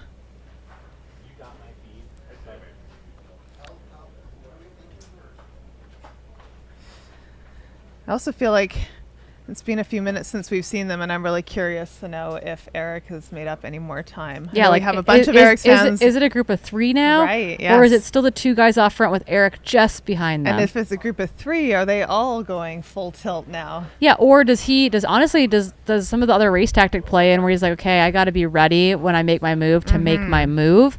And so... But making a move how on this far out terrain, do you kick? Yeah, like making a move on this terrain and even making that pass is difficult. Like it's pretty narrow single track. It's like you got cactuses on the side, you got rocks on the side. So even the strategy of making that move and not falling on your face when you're moving at the speeds that these guys are moving at, there's definitely some finesse involved in this. Yeah, I'm trying to see if we can manually get Carolyn added to that live timer, live tracking, so that our F2 shows up appropriately for all of you watching at home, so there's no surprises. But right now, Allison Baca leading the race, followed by Carolyn Alcorta, Jennifer Schmidt, Imogene, Kristen, and we think we should be then seeing Melody, Corinne Chalvoy, Lacey, Maddie Pfeiffer. That's a good women's top 10. Yeah, it's solid. Someone in the chat was also just asking about the elevation stats on the 50K. Just pulling up the Cal Topo for the route, we've got 2,308 feet of gain and then 4,319 feet of descent. So almost double the amount of descent, but there's still a little bit of gain. And when we're looking at the course profile here, they had one kind of climb out of Bumblebee that was probably the most significant one of the race, if you could call it that. And then after Gloriana, it's like a series of little sharp downhills that are, like you said, Corinne, pretty pointy, pretty quad crushing as they roll into the finish line. So definitely some chances for people to hammer and some chances for people to blow up. Yeah, and if you're new to this whole trail and alternating thing because Chris or Max or Eric brought you here, we're happy to have you. We love our triathlete friends. Come on over. Welcome to a race in the desert where we have better service than many of our events, but there's a lot of Starlinks in use out here on course as we run a point-to-point race today. They started up around 4,000 feet of elevation at Mayer High School, came off the track, ran a couple miles, hit the Black Canyon Trail. They're running basically parallel to the 17 corridor that runs north-south outside of Phoenix. We are situated at Deep Canyon Ranch and waiting for our lead men and women to run right to us, run literally actually right past us as they finish just a couple hundred meters away. I'm honestly so excited for this finish line. Just being able to be right here in the action. Like, I've done studio stuff where you're off site, and I feel like being here and hearing the announcers and getting all of that just adds a totally different perspective. Yeah, 100%. We're gonna have crews rolling in here who are crewing at Bumblebee, who are then gonna bop over here to see their runners. Again, leading the men's race is the duo of Jeshrin Small and Brian Whitfield, but Eric Lagerstrom is very, very likely in that mix. followed by Chris Myers sitting in 4th position as far as we know. But then there's a lot of movement between that 5th and 9th. We saw Jeff Colt absolutely make a move, leaving Gloriana Mine. So behind Chris Myers, likely Wade Hall, Kyle Fox, Jeff Colt, Adam V, Chris Leiferman, and Adam Mary are the guys kind of making that top 10 group as we wait for updates from the women's field. Again, waiting for our F7, 8, 9, and 10 to come through Gloriana Mine. Yeah, it's been really fun seeing this race play out, and honestly, like seeing how far up in the field the women are, especially the top women, is really exciting and, you know, fun for us on the commentary side to be able to see both of these races play out in real time together and see our lead women like right in the mix with these guys, you know, pushing them, coming up hot behind them, keeping them honest. It's a great sport. It's honestly, if you're tuning in and you are new to the ultra running space, it's grown so much in the last few years. It's gotten so competitive. We love being able to share the stories with you. We love being able to bring you this live coverage. We're grateful for all of you, for all the support from Hoka, who's presenting this amazing coverage, from all of our sponsors. I mean, the fact that it's part of the World Trail Majors now, we're going to see deeper and deeper fields, Corinne. Like, this is year 1 of the 50K. We're going to get some new course records, and then I think it's just going to get faster and faster from here. That's Corinne Chalvoy coming into Gloriana Mine. You can tell, again, her legs are as long as I am tall. Was in the field doing commentary all day yesterday. Still out here crushing the 50K. Love to see it. She's run the 60K here a couple of times. Trying to go to the right water location. Was like, hi, you got a pitcher of water? Help me. And they're like, no. Leave. Oh, but she is followed through the aid station by Melody Gilbert. Wow. I mean, they were pretty close together at the last aid station. But Corinne's moved up. Yeah, Corinne's moved up. She Nice is looking really good. Corinne does know this trail super, super well. I don't know if Melody Gilbert's been out here before, so that is definitely an advantage. In Corinne's favor. Someone pointed out in the chat, if you look at the predicted time of our top 3 men at the finish line, guess who has the fastest predicted finish time? I'm going to say Eric. Yes, by 4 seconds. By 4 seconds. So the predicted finish order right now for the men is Eric Lagerstrom, Jeshrin Small, Brian Whitfield. But what will happen? No one knows. And that's just based on the fact that Eric has been moving up steadily through this race. His splits are getting just that little bit faster, whereas the top 2 have been very consistent staying together. So, yeah, really interested to see how that plays out in real time. I know a lot of people in the chat following along with Eric, but also huge shout out to our other 2 guys, Jeshrin and to Brian, who've been leading this race together from the go and setting the blistering pace, which is not easy to do. Got a great shot there of Corinne and Melody as they're both cruising along. It looks like Corinne is just like not looking back. She's trying to make a little bit of space between her and Melody as she moves up through the women's field. Corinne is a super strong and experienced runner. She had a great race at Javelina last year. She knows how to pace herself. She said, I don't know how Riley's running the 100K. I don't know. Yeah. I don't feel ready to do that yet. So Corinne Chalvoy went to the well at Javelina, had an amazing race, and we're thrilled to see her open up her season here with the 50K. She's works for the feed, helps to manage their elite athlete team. She also is a core member of kind of that Colorado Springs area community, putting on a lot of events, being present with those athletes. So Corinne Chalvoy, one of our favorites, one of our homies, but she's opening up a gap over Melody. So she passed Melody coming into Gloriana Mine, stopped to get a sponge bath there for a second, and has taken back off again. Again, on your screen, Corinne Chalvoy, Melody Gilbert, making it happen.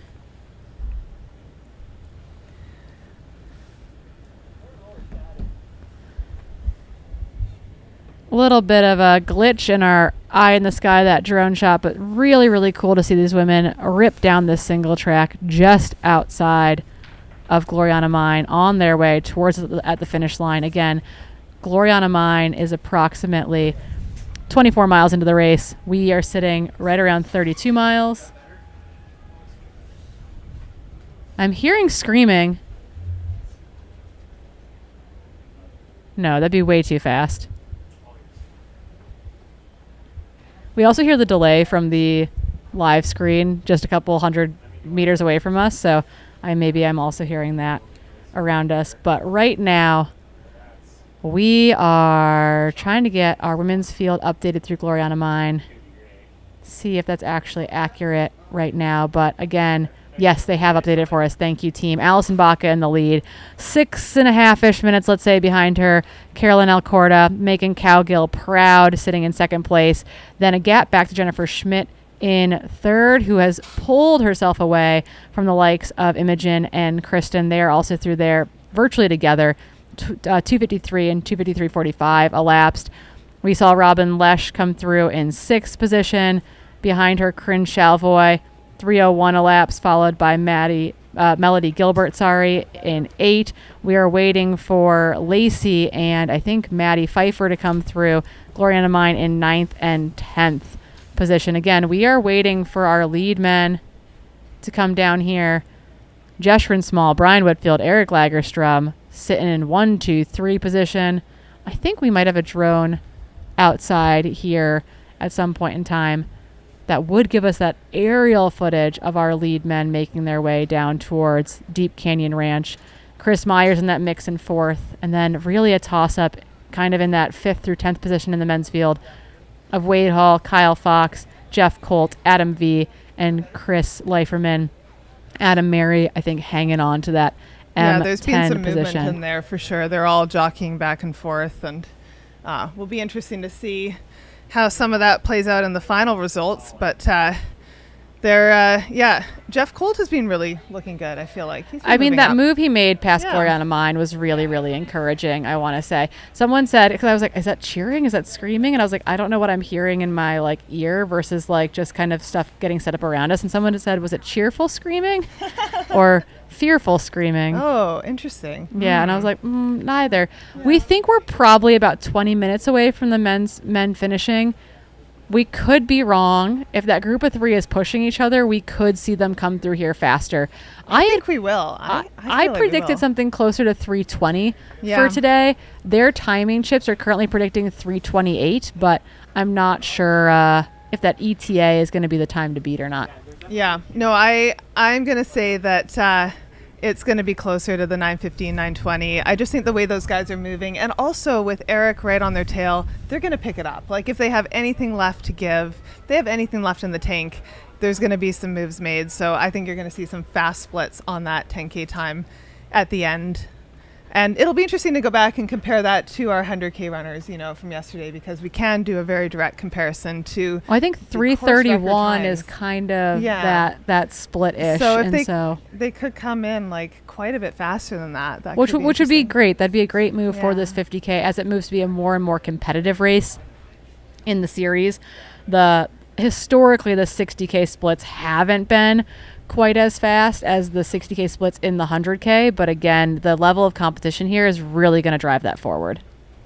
Yeah, no, I agree. I think that's the fun thing about it, right? Everybody rises together to a point until someone emerges through. All right, what do we have here? I think that's Maddie Pfeiffer. I just wanted to point that out. I think that's Maddie Pfeiffer coming through past Gloriana Mine. Yeah, she was sitting kind of right in that 9th or 10th position, having moved up from maybe about 12th or so at Bumblebee. So I do think that's Maddie Pfeiffer out of Vermont in the swap singlet and hat, I believe. Shout out to the swap team, always crushing it. Running with joy.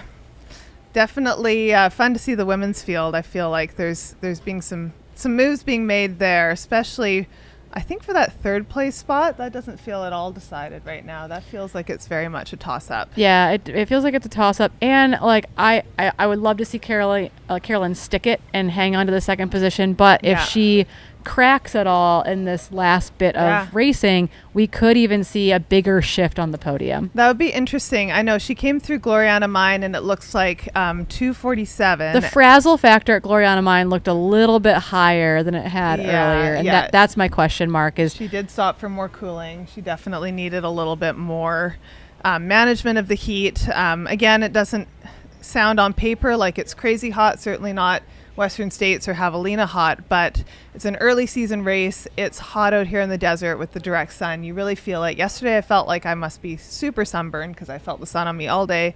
I saw quite a few sunburns actually when I was out on course, so it's deceptive and people are definitely needing to cool down.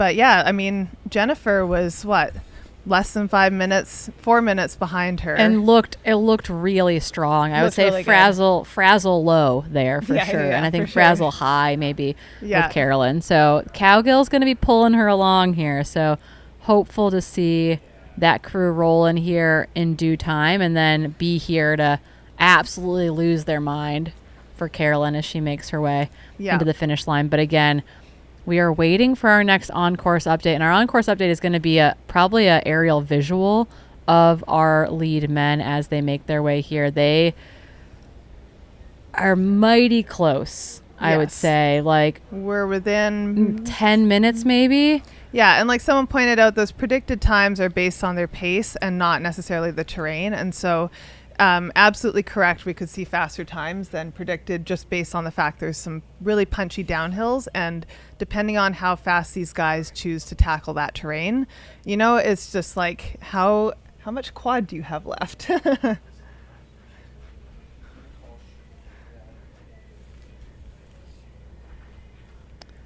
Yeah, someone said, I just logged in. How many times has Corinne said nasty today? I haven't actually. I know. I feel like you gotta. I'm waiting for Allison Baca to lay down some absolutely insane time, well under 4 hours, and then I will describe it as very nasty. There we go. Yeah.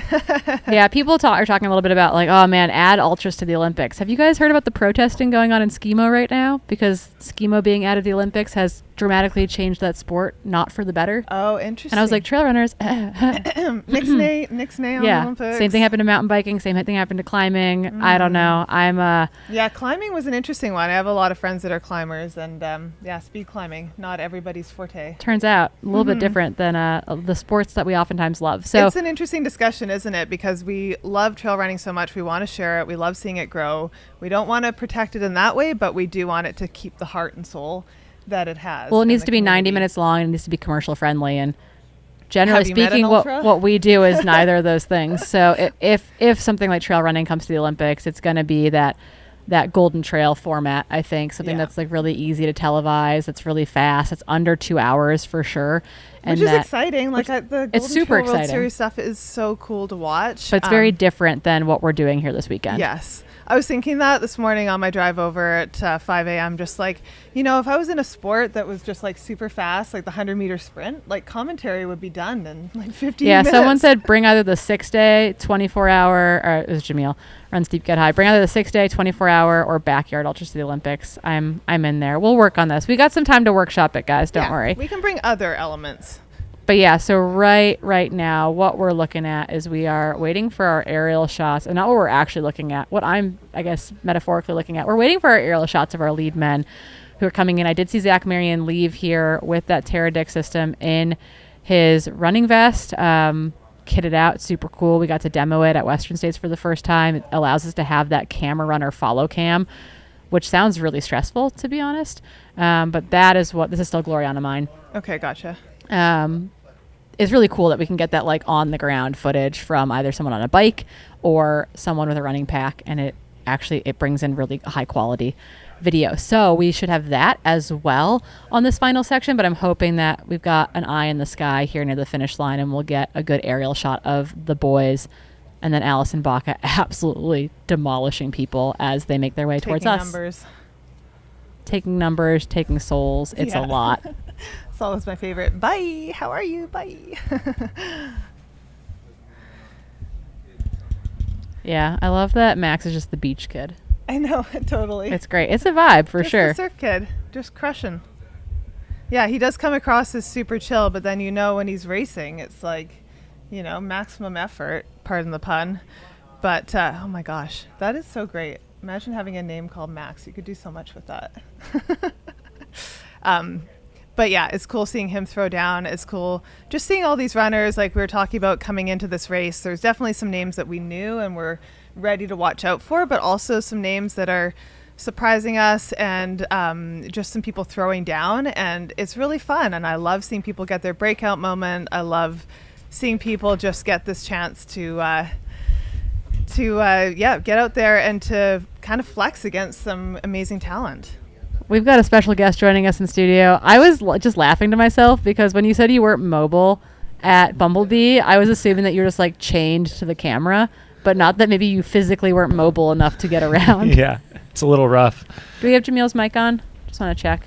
Perfect. Awesome. Jamil, welcome to the studio. Hey, thank you. Y'all are crushing it today. Doing a great job. It's been very entertaining to listen. We're having fun. It was nice to hear you. Thanks for being our eye in the sky or our boots on the ground.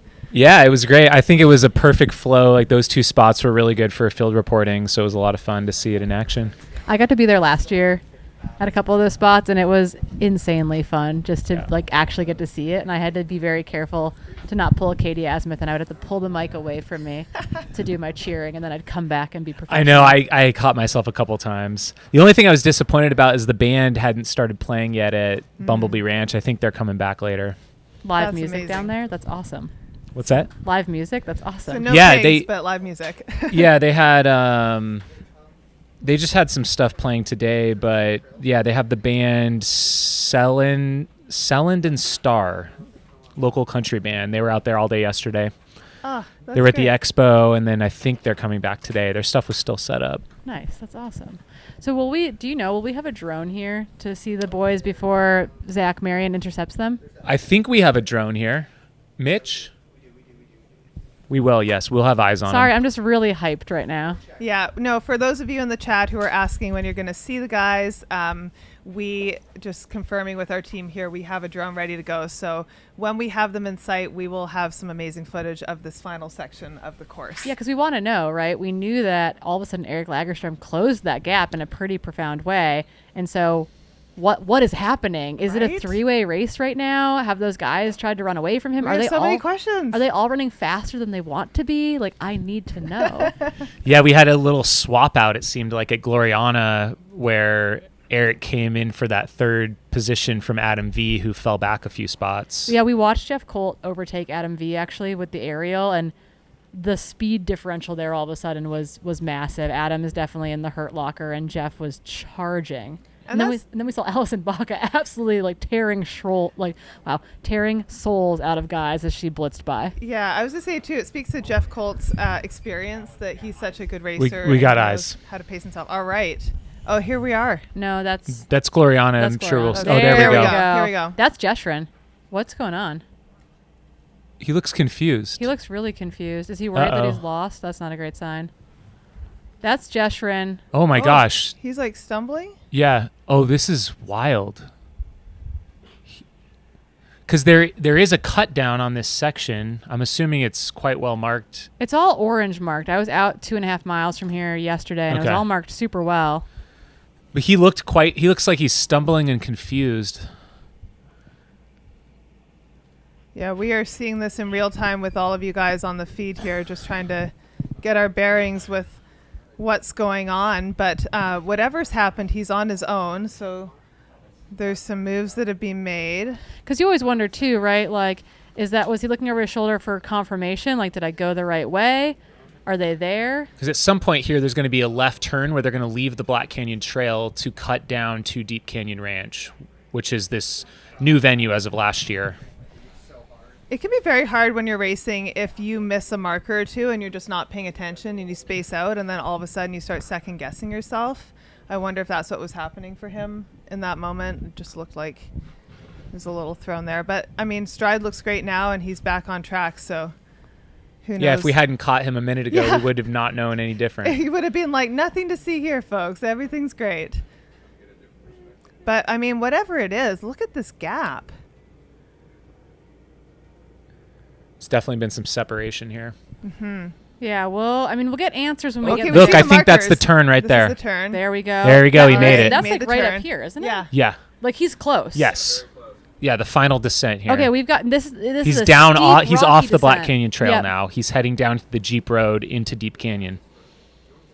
Wow, he is going to be over here in just a minute. So we've got Jeshrin Small. We believe our race leader by all accounts looking to come away with the win. We saw him moments ago looking maybe a little bit confused, but Okay, we got a wider shot now. You can see the edge of the parking lot down there. Oh, yeah. So, and that wider shot also showed that there's nobody right behind him. So he is I guess turned on the gas. is he almost worried that those guys missed that turn and just for by those the road cut? Because you come across that road, you know? They shouldn't have. So you can see the studio down below, and we'll see if we can get a sweeping view of anyone behind him. For those asking, we'll just quickly recap our top few guys. We have Jeshurun Small currently in the lead, coming into the last final section. Brian Whitfield, who was with them pretty much the entire race. Eric Lagerstrom, who's been gaining on them all race and could very well be with Brian right now. Chris Myers in 4th, and then Wade Hall in 5th. And then it's kind of a from there. Who knows between 5th and 9th at this point? But the top 4 guys are all very close, and I mean certainly were at least before this part, but we're seeing a huge gap now between we've got no one in sight behind him on that descent. If you guys are hanging around the Deep Canyon Ranch 50K finish line, we do have the 50K leader rolling down the hill. He's a little bit further out than I thought he was. Not by a lot, but a little bit. I mean, he's probably like a minute from here right now. Yeah. Yeah, and for those of you wondering, the split yesterday on the 100K, I believe, to this point on the course was about 3:31, and right now Jeshurun is at 3:20 on the clock, so he is definitely coming in under that 100K split. That's Zach right there, maybe? Yeah, we got Zach Marion, our he's going to run him in. So you can see the finish line there on the right-hand side of your screen with all the tents. He's going to do a small loop on the outside and come in for the win. Wild. Wow, Jeshurun. Yeah, he race. is literally going to come sprinting by us here in all of a minute. Do we think he drops Zach? No, there they are. Oh, Wait, yeah. No, that's Zach What? Marion. That's Okay. Zach Marion. He's All about right. to. I was like, oh my God, the other boys. Nope, that is Zach Marion with the camera down Coming there. right down, you guys. We are about to see him in about 3 seconds. Oh, I just got eyes on Jeshurun. There they are. They're on the last final couple hundred feet into the finish. 4:21 and Straight change. shot. I mean, it's all a course record because this is new this year, the 50K, but this is a stout time for the first year.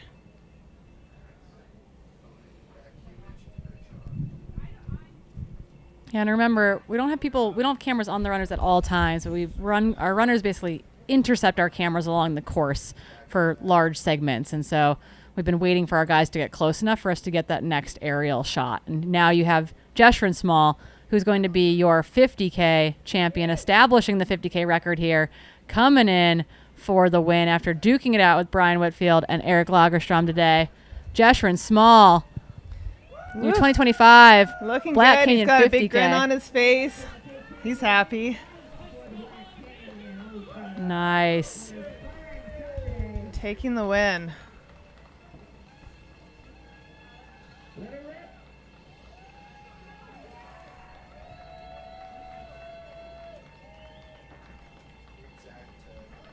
Convincing win, too. Big separation. Yeah, he threw down at the end there.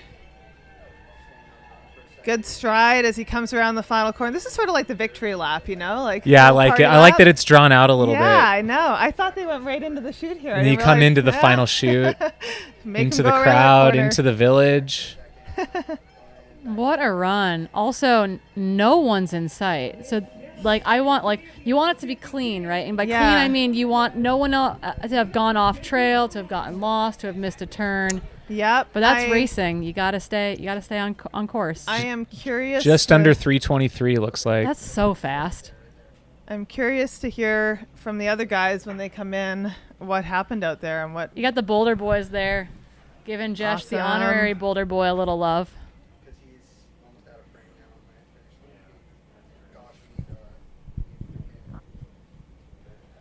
Wow, what a race by definitely took Jeshurun. Seth is checking out the wounds out there. It seems like he's gotten a few of them. Yeah, I mean, he certainly, someone was saying he led from wire to wire. I mean, he was toe-to-toe with Brian, but he never faltered. Like, he never let up off the gas and just pushed hard right to the finish. And, I mean, put a decent amount of time on the other guys from the looks of it. I believe our drone is doing a quick swap, and then we're going to get back up in the air, see if we can find second and third. Go locate them, maybe? Jamil, it's not quite yet a beacon? Not a SAR mission quite yet, but if they missed a turn, Let's hope not. if they missed a turn, where would they end up? All the way at the 100K finish? Maybe on the I-17 freeway. I'm just kidding. Sick. Oh, there they are. Oh, here we come. Here we come. Here we come. Oh, my gosh. Zach, the boys, they're coming. Let's go.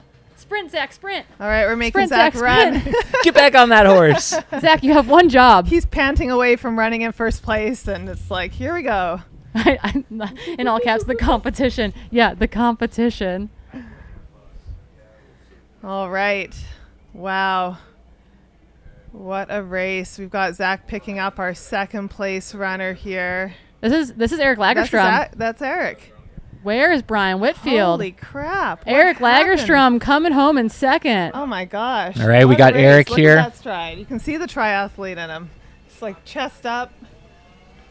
Jamil, what does this do for trail running, having that triathlon life in the chat? Oh, it's great. Welcome to everyone, TTL Nation. Welcome. This is awesome. You get to see your boy right here coming in second. Great time. 3:25 and crushing change. this 50K. Yeah. I think this is technically a PR for him. He's run one other 50K at Run the Rock. I think he did that solo time trial in 3:29. But yeah, to the be chat pushed like is blowing this, up. yeah. This is amazing.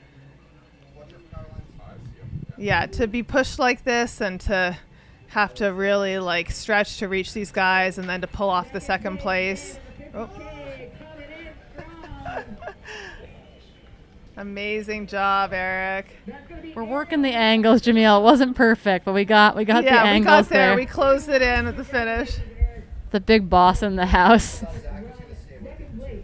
All right, so that's under a 3:26 50K for Eric. So you gotta Incredible remember. You gotta remember, we saw Brian Whitfield blow through aid a couple times, and you gotta wonder if that was the price he paid. Well, we talked about this. You know, it's like you can think in your mind that that's gonna be a good decision, but you know, I mean, Eric's wearing a pack, so you know he had what he needed. But true.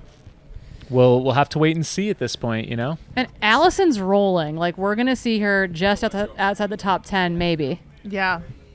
I know. I'll be interested when we pick her up to see if she's picked off any more of those guys, because she looked like she's moving faster than a few. I do want to ask the chat while we have the TTL Nation here. Do you want to see Eric in the 100K next year here at Black Canyon? Oh, are we creating our own Russian nesting doll of golden tickets right now? Oh yeah, we're giving him an entry for sure. Sweet, love it. People really liked that idea in the chat, actually. So yeah, level up. I mean, we kind of have to give the top three. Yeah, I just think like so. 3 golden tickets. Yeah.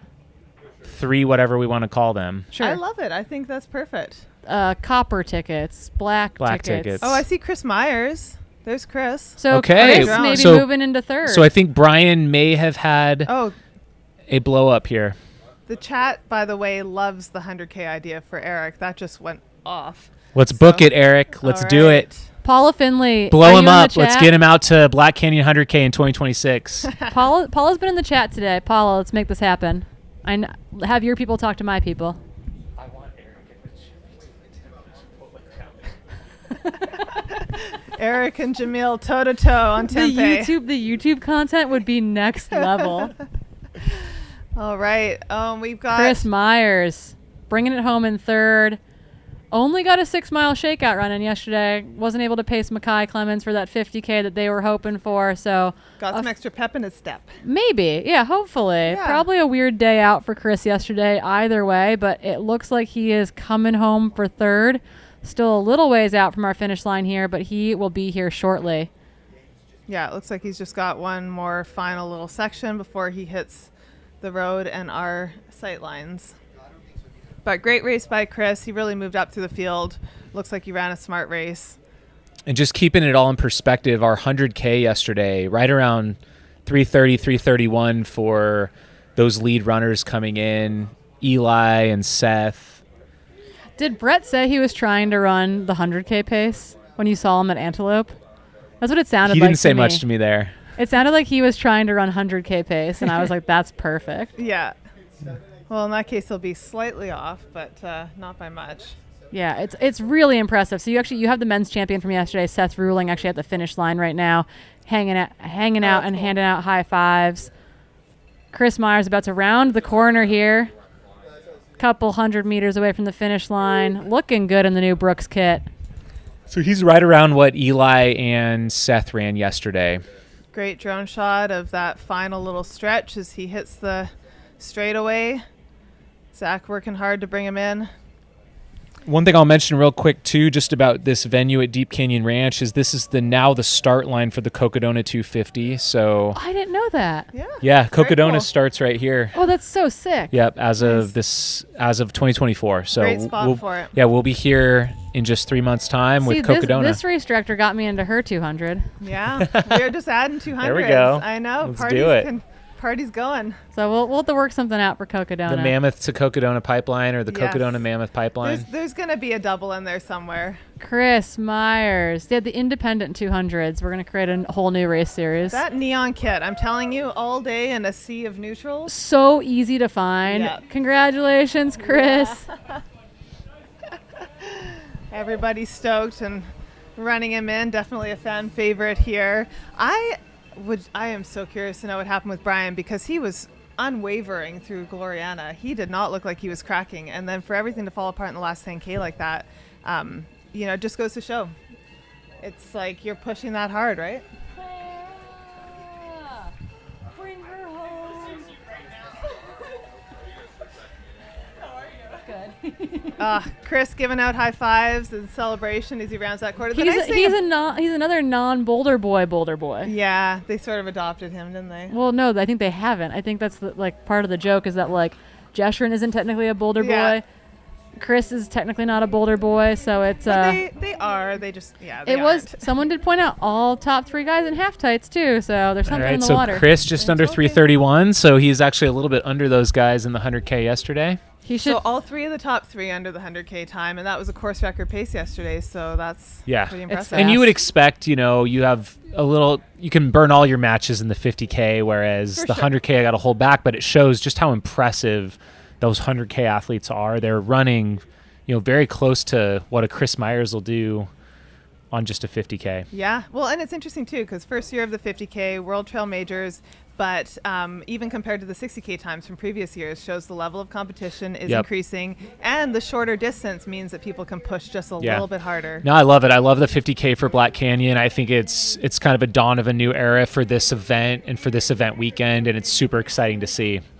And everyone in the live stream. There's Brian. The live stream has been amazing today. I think we had close to 3,000 people for Eric's finish, which is awesome. How many people were on a bike while they were watching that? A lot. There was a lot in the TTL Zwift ride. I think they said it ended just before he finished. So yeah, and running too. It there's running and bike. Okay, running and biking. Yeah, probably Zwift swimming if there's such a thing. Oh God. So it is good to see that Brian is alive and well. I was definitely worried there for a second. It was akin to we had a Jenna Bensko watch yesterday too, because all of a sudden she just stopped moving effectively on the course, and so. From raging in the top 10 to being gone, basically. So it is always good when you get to see the runner upright and well and making their way into the finish. Not the race that Brian wanted, but I am sure glad to see him running into the finish. Hopefully he didn't take a wrong turn or anything, but excited to see him. Maybe a little puke stop, who knows? Fighting it out. We'll ask all the hard-hitting questions for you guys in our finish line interviews. Yeah. And we can just see him now making his way. What about giving them piñatas? Just something completely out there as the ticket. That's fun. I could be convinced of anything. And then there could be a competition to see who can break the piñata first. I'll talk to Chloe about it. We'll come up with something for you. Yeah, we need something good. Sweet. Yeah. We're on it. Hoka's unofficial creative team is on it. Yeah, no, for those of you in the chat who've enjoyed this coverage presented by Hoka, super grateful for all the support from all our sponsors today, but also just so cool to see the sport leveling up.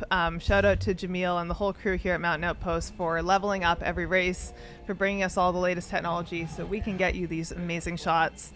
And we have Brian Whitfield making his way into that final little turn. I would say the red sock, red shoe combo was very helpful for IDing him early. It was so helpful for IDing him. Yeah, as well, no, I think it was his wife that was in the chat that gave us that little pro tip on what he was wearing on his feet. But yeah, makes me think I have to sort of put some thought into my race outfits, gotta make it stand out. Golden ticket shaped piñata. There we Yeah, go. we're workshopping. That's where we're at. We're in workshopping the it. chat right now. Yeah. Or a set of wings. Yeah. I mean, the windmill is so iconic for Black Canyon. It's a complicated pinata. It's a very complicated pinata. Brian Whitfield bringing it home for fourth, giving his buddy Jeshurun a big. Nice. Oh, yeah, that's a face. Yeah, he was hurting for sure. I'd love to know where those moves are made. We're going to have some serious questions for these guys. But, yeah, amazing work. Really fun to see, Jeshurun and Brian working together for so much of the race. But, huge congrats to Eric for closing that gap and ultimately passing Brian and Chris and just moving into second. And then Chris running an amazing race. All of these guys, really. So our commentators today, Corinne Malcolm and Hillary Yang. We just had a question in the chat. Holding it down. Hello, friends. We sent the rest of our commentators out into the field today to run the race, and we decided we kept the A-team. Come on now. We kept it going. We kept it going. Excited to see Brett. We got actually a string of guys, I think, coming down the hill now. I think that's Jeff Colt in sixth. I think that's... We might have a little I think bit of Jeff a race is right behind here. him. Oh, yeah. Oh, shoot. Yeah, we've got a race here And that for, guy what is knows this, it. for Yeah. fifth Oh, position? oh, Let's go, let's go. Wanted. Jeff Colt. Let's go, Jeff. Who is in front of him? Is this going to be... Well, it could be Wade Hall or Kyle Fox. Maybe Kyle Fox, possibly. Holy crap. Oh, they've gone to their arms. We've got them going right by us here in the studio.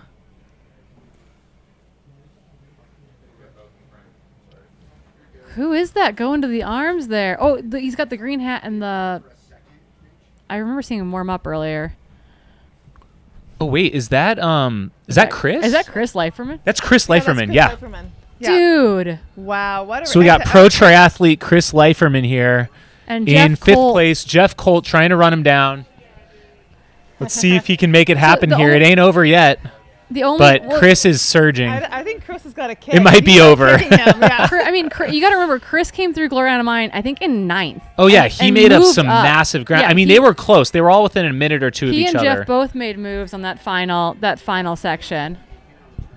Wow. Wow, that got me hyped for a minute there. And then we've got another Jeff runner. was We've got another trying. runner coming in too. Oh my goodness, these guys were really close together. Yeah, I mean, shout out to Chris, another triathlete with a great performance, but really good kick at the end too. We got a comment in the chat. Triathletes know how to finish. Yeah. We got Chico State coming There through. we go. All right. Yeah, these guys were right on top of Chico each State, other. I think, was Wade Hall coming through. So coming Yeah, in no, I for think you're correct there. seventh position. What an incredible first year for this men's 50K. Yeah, awesome racing. This is so exciting. And again, it's not going to be. It's only be a moment before Allison Baca makes her way down here Hyping too. So that's Kyle Fox there in That the is Chico Kyle Fox, State okay. singlet. Yes, he is Hyped pumped. up. He's also overtaken Wade Hall between here and Gloriana He Mine. is Adam pumped B up. as well, right? Like Adam Yeah. B was very high up there and has fallen off. So there's been some huge moves on the men's side. So that means we're waiting for Wade Hall, Adam V, Adam Mary Adam Mary for our top 10. for our top 10 men. Yep. And then followed shortly thereafter by some of our fan favorites. Allison Baca. I mean, Brett and Matt. Obviously, Allison Baca. Yeah, but very quickly we need to shift this conversation to the women's race. Yeah, and so I saw Clara walk by, kind of the early crew of Cowgill rolling in here. She's been crewing Carolyn Alcorta. She was the one texting me all the beta, We all got of the some intel. great inside takes from her. Much appreciated. Shout out, Claire. No, it's been really fun to follow. Both races, and now we get to see the women's race play out. Hopefully in a similarly exciting fashion. I think Allison might be running away with the win at this point, unless something really crazy has changed. But, I think certainly that second and third place podium spots are not fully decided yet. And we could potentially see someone different than we expect coming down that final stretch. I mean, even looking at the men's field, like how much changed in that last 10K? I mean, Like, you the whole truly field shook up. never know with trail ultra running what's going to happen out there.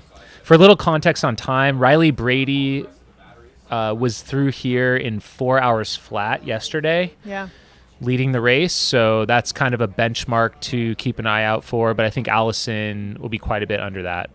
I think so too. I mean, right now we're sitting at 9:39, so 21 minutes for Allison to come in under that. And but Riley ran almost 30 minutes under the women's course record pace yesterday. So, I mean, we're talking about a blazing fast 100K time into Deep Canyon yesterday. It's not a... I think we could be close to 350. Yeah.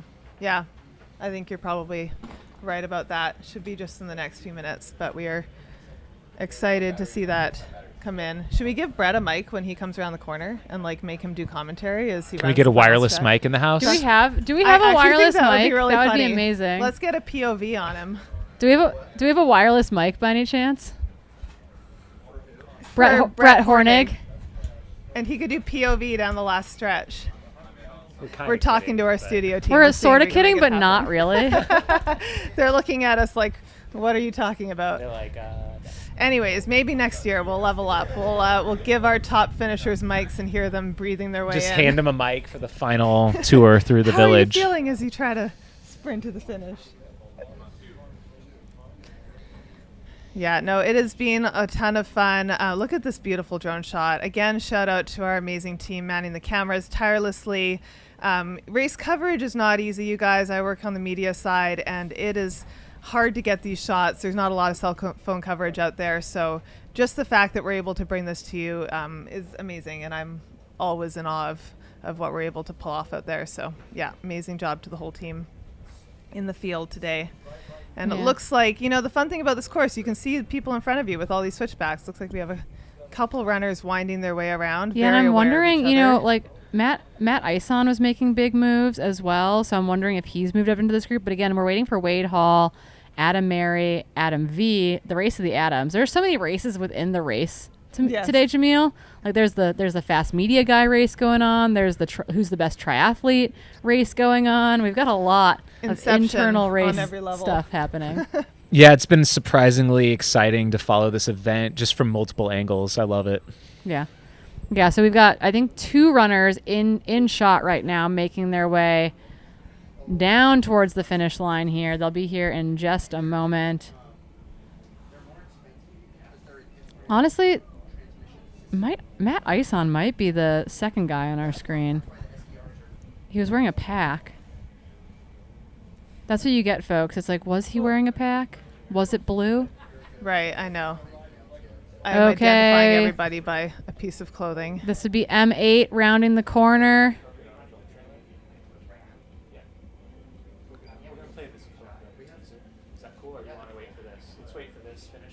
You got 2 men both coming down to the finish. Yeah, we'll see who these guys are. We've got a fun new teaser for you guys in a second here from Cocodona, but we'll try to cover our guys.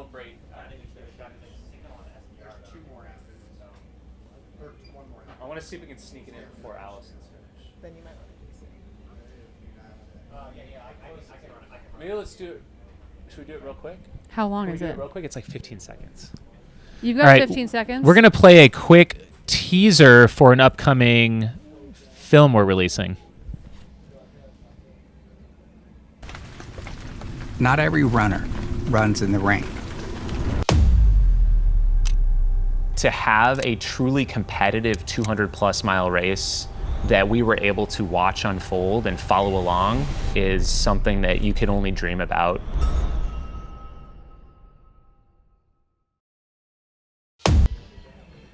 All right. Alrighty. We got some men finishing, but that quick little teaser, we have a full trailer coming out for what will be a feature-length film on the 2024 Cocodona 250, and we are doing a film tour, all those locations on your screen. You can also find them at the Cocodona website if you click on the Chase film. We're excited to be bringing it to you all. We have runners coming in. We had Matt Ison just went by, and then Brett Hornig. Brett Hornig's going to get a top 10 finish. Brett on screen here. There we go. Brett! Come on! Our beloved field reporter, Brett Hornig, who was rocking the Hoka tracksuit all day yesterday, just coming into the very last section here. I think he's going to be M10. That was Wade Hall, who just came across in that blue jersey. Yeah, I think it's Wade Hall, Matt Ison, Brett Hornig. What was Brett's split 8, from 9, last 10. year? for the 50K? I don't We'll have know. to look that up later. But, I mean, amazing race for Brett in a very competitive field, and he moved up a lot. And it looks like now they're coming in fast and furious. We've got more guys on this last straightaway. We've got a clean shot here from the studio, which is fun. Is that Allison that Baca? Allison? I think That we have might have Allison our Baca F1. F1 coming Oh in. my God! Allison Yes, it Baca. is. Where is Zach Marion? We have our first female, you guys. She is in the very last section. She is giving these guys a run for their money. She passed Adam Mary. Okay, get off Brett. Zach. Let's get on it. Drone. We have drone. Allison Okay, here we go. Baca, she just passed Adam Mary. The guy in front of her is checking behind him as he sees her approaching. She's probably going to catch him. It's pretty I close. think so. I don't know. She is flying. Holy You cow! guys, we are 3 hours and 44 minutes on the clock. She is ahead of all pace predictions for this Breaking race. all records We today. thought sub 4. She's going like We thought just under 4. The Maybe pacing 350. chart thought 350. She's gonna run just over 345. this is wild. Look at her go. And that guy's gonna It's just be a hold her split off. yeah. Holy Allison crap. Baca. Allison. Your women's champion today in the 50K, Allison Baca. What an incredible race. I am blown away. She was F19. She was 19 overall, F1 at Bumblebee. And she's moved all the way up to just outside the top 10 for the men. Nasty. An incredible performance. That is nasty. That deserves a nasty. Wow, Allison Baca crushing Gave it. me goosebumps watching her. She was flying. Wow. Oh my goodness. Yeah. We can hear the commentator here jubilate the finish, just saying give it up for Allison, and we'd also like to do that on the air because she deserves it. That was an incredible performance. And a very stout women's course record to set for year one of the 50K. Yeah, hey? this is a solid time. This is going to be an interesting, because this is kind of a long 50K too, right? Like I know it's not downhill, but it's technically a little bit long, isn't it? It might be a little bit long. Yeah. Like a little over 31. Yeah, we'll by a see. I'll see smidge. if I can pull some Stravas here in a second. Yeah, it's punchy too, and this last section was seemed a little on the rocky side. We saw some tripping from our men's winner, Jeshroon. Like, it didn't seem like it was just all smooth sailing. And if your quads are blown, you're trying to take those descents really fast. It's a tough course to finish strong like that. And for her to still be picking off amazing runners like Adam Mary and all these guys that she's passed in the last 10K, it's incredible. Absolutely unreal. Allison, congrats on your win. We are blown away by you. Wow, what a phenomenal I'm so run. excited. Like, That come on, was- like, to stick with these, like, to be this high up in the field too on such a fast race, and just to be, looking so strong at the finish. Like, she looks like she could have kept going. Maybe she'll want to run the 100K next year. What do you think? Give her the pinata. Yeah, give her the pinata. Let's make it happen. So finishing just about 20 minutes behind our first and second place men, essentially. So again, Jeshrin took the win in 3:22.52 ahead of Eric Lagerstrom 3:25.41, Chris Myers 3:30.50, Brian Whitfield 3:34.16, Chris Leiferman out kicking everyone for a 3:36 finish in fifth. Jeff Colton sixth, 3:36.58. 10 seconds between those two men. Kyle Fox in 7th, Wade Hall in 8th, Matt Ison in that button down in 9th, Brett Hornig sprinting it in for 10th, Allison Baca making it happen. I think technically Adam V finished just ahead of her, M11, and then Allison Baca followed by Adam Mary. Yeah. Allison again, official time 3:45.09. Picked off like 6 or 7 guys in the last 10K. Here comes Max into the finish line. Oh, there we go. All right. For those of you following Max, Satisfy's own Max is on his way to the finish line right now. He's going to be finishing in 13th male, 14th overall. Max on his way to the finish line. There's a second backpack right outside there. Okay. There's a camlink in that backpack. Feel free to steal it. The cotton tee doing work today. Yeah. He looks like he's still dry. Like, he doesn't look like he was sweating at all. Some of these guys are just like... That's that Cocodona prep. It's barely a warm-up for him. Yeah. Cocodona training run, you know? Yeah, he's probably just feeling good now. You know? Yeah. No, he's like That's warming how up. that's how I felt about Annie Hughes yesterday when she came through here at mile 32. I was like, you know, that's like, you're like maybe getting warmed up now. Totally, yeah. This was your version of our like 10-minute warm-up.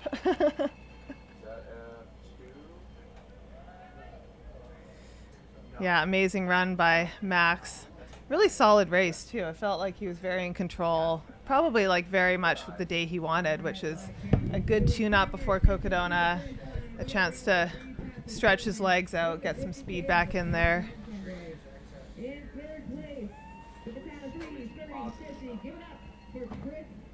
And we should be seeing our second place women coming in fairly the shortly. gap was about 7 minutes at the Yeah. last aid station, so we've got a little bit of time. And then Allison also picked it up again. Yeah. So it could be closer to 10 minutes between the two. That's my guess. My guess is we're looking at about a 10-minute spread. We've got another runner making their way down the straight out here. I wish this black screen was slightly more see-through. Maybe they just cut one little window into it Yeah, for can we us. cut a little hole so we can look out, have a telescope. But we can see, it's really fun from our vantage point at the studio at the finish line. We can see the runners coming down this last stretch, But or it's a see little- the outline. but it's of a the little runners. blurry, yeah. Pixelated runners. It's Moy. Moy's coming in now. Oh, nice. Yeah, great run by Moy as well. Jeshurun just gave the most awkward two-handed shake to his compatriots up there on the podium. I mean, we saw in that last shot that he looked like his coordination was maybe a little bit off there. So. Yeah.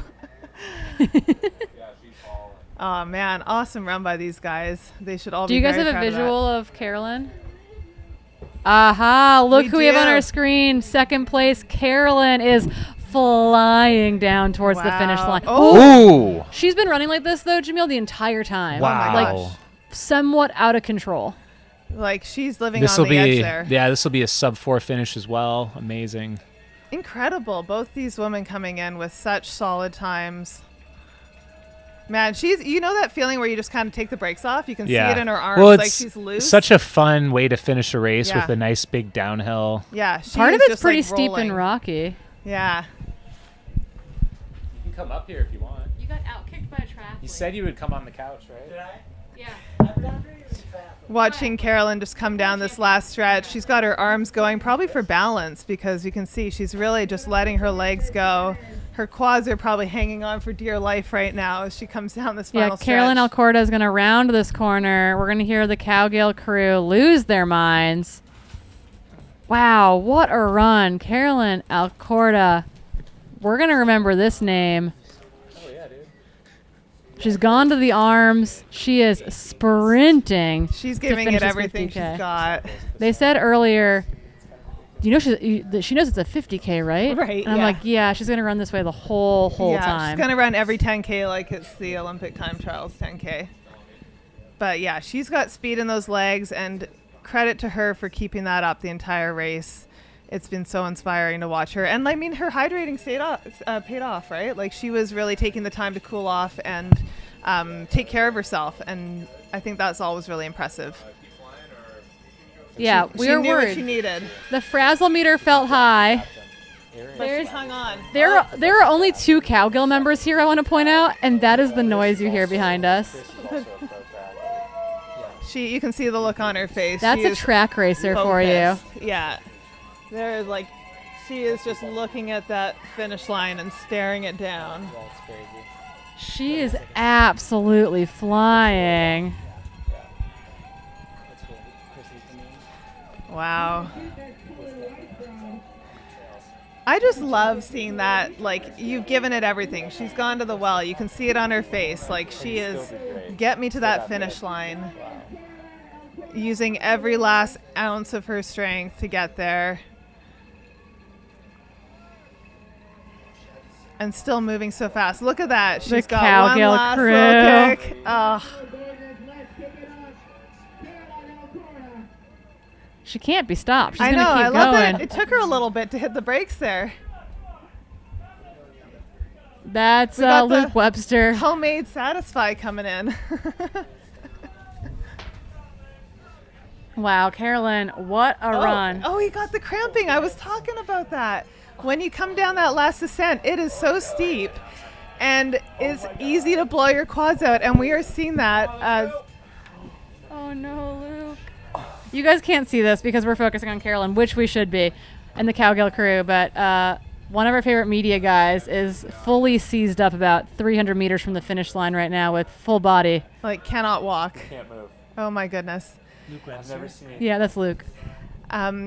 But, you know, just going back to Caroline and just so fun to see her with her crew and soaking up this moment. She worked so hard to get here. She fought so hard.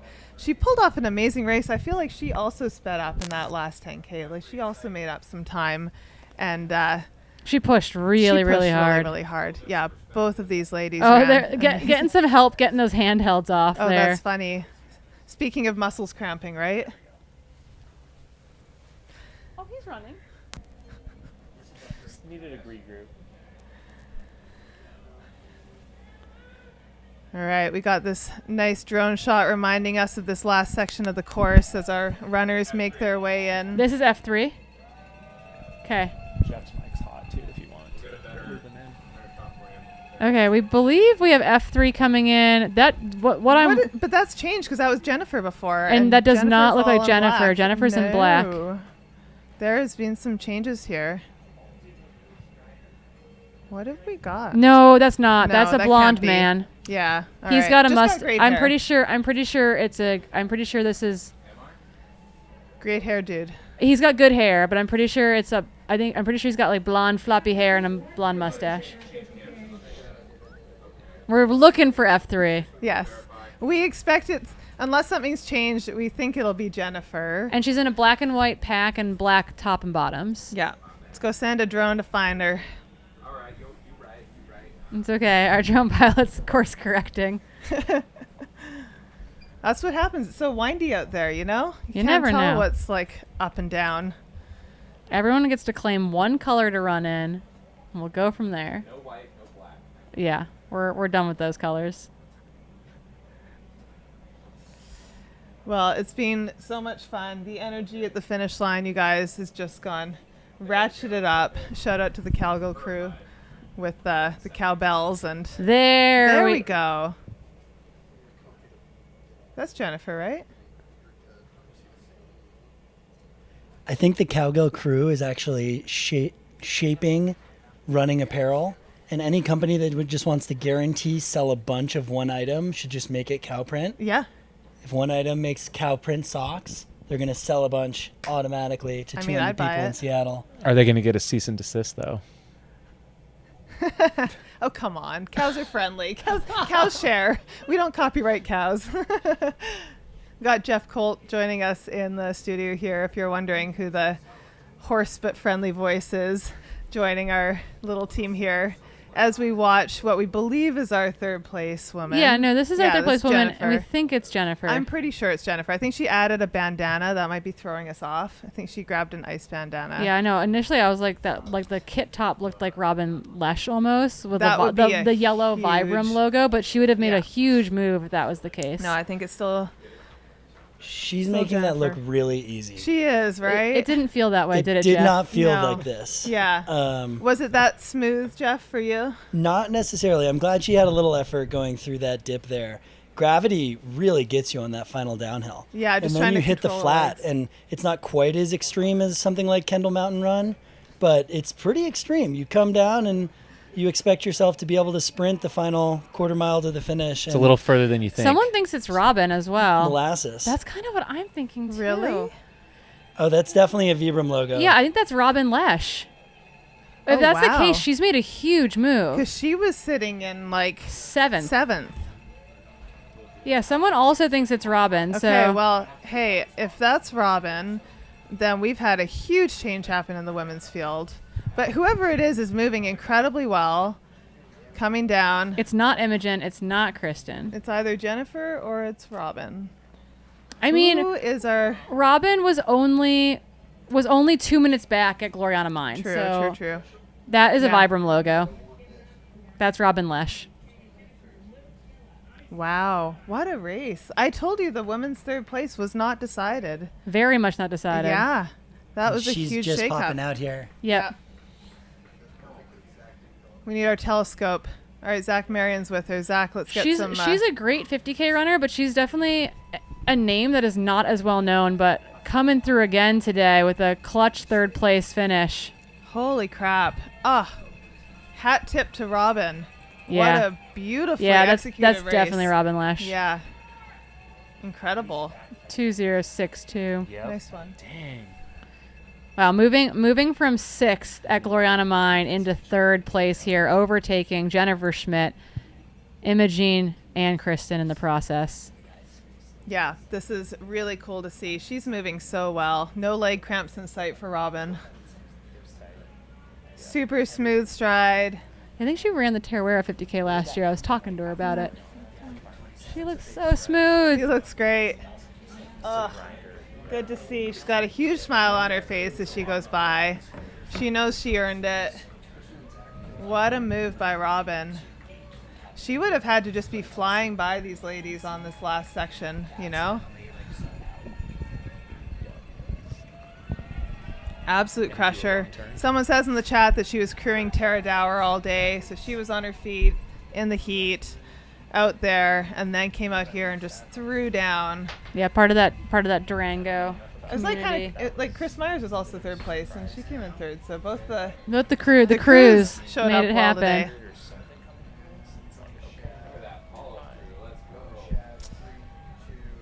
Yeah. Nice great finish. work. The relief. Oh, we're happy. She's happy to The be relief, done. Yes. Is that not the best feeling in the world? Like, I don't know if there's anything better. That's so awesome. Congratulations, Robin.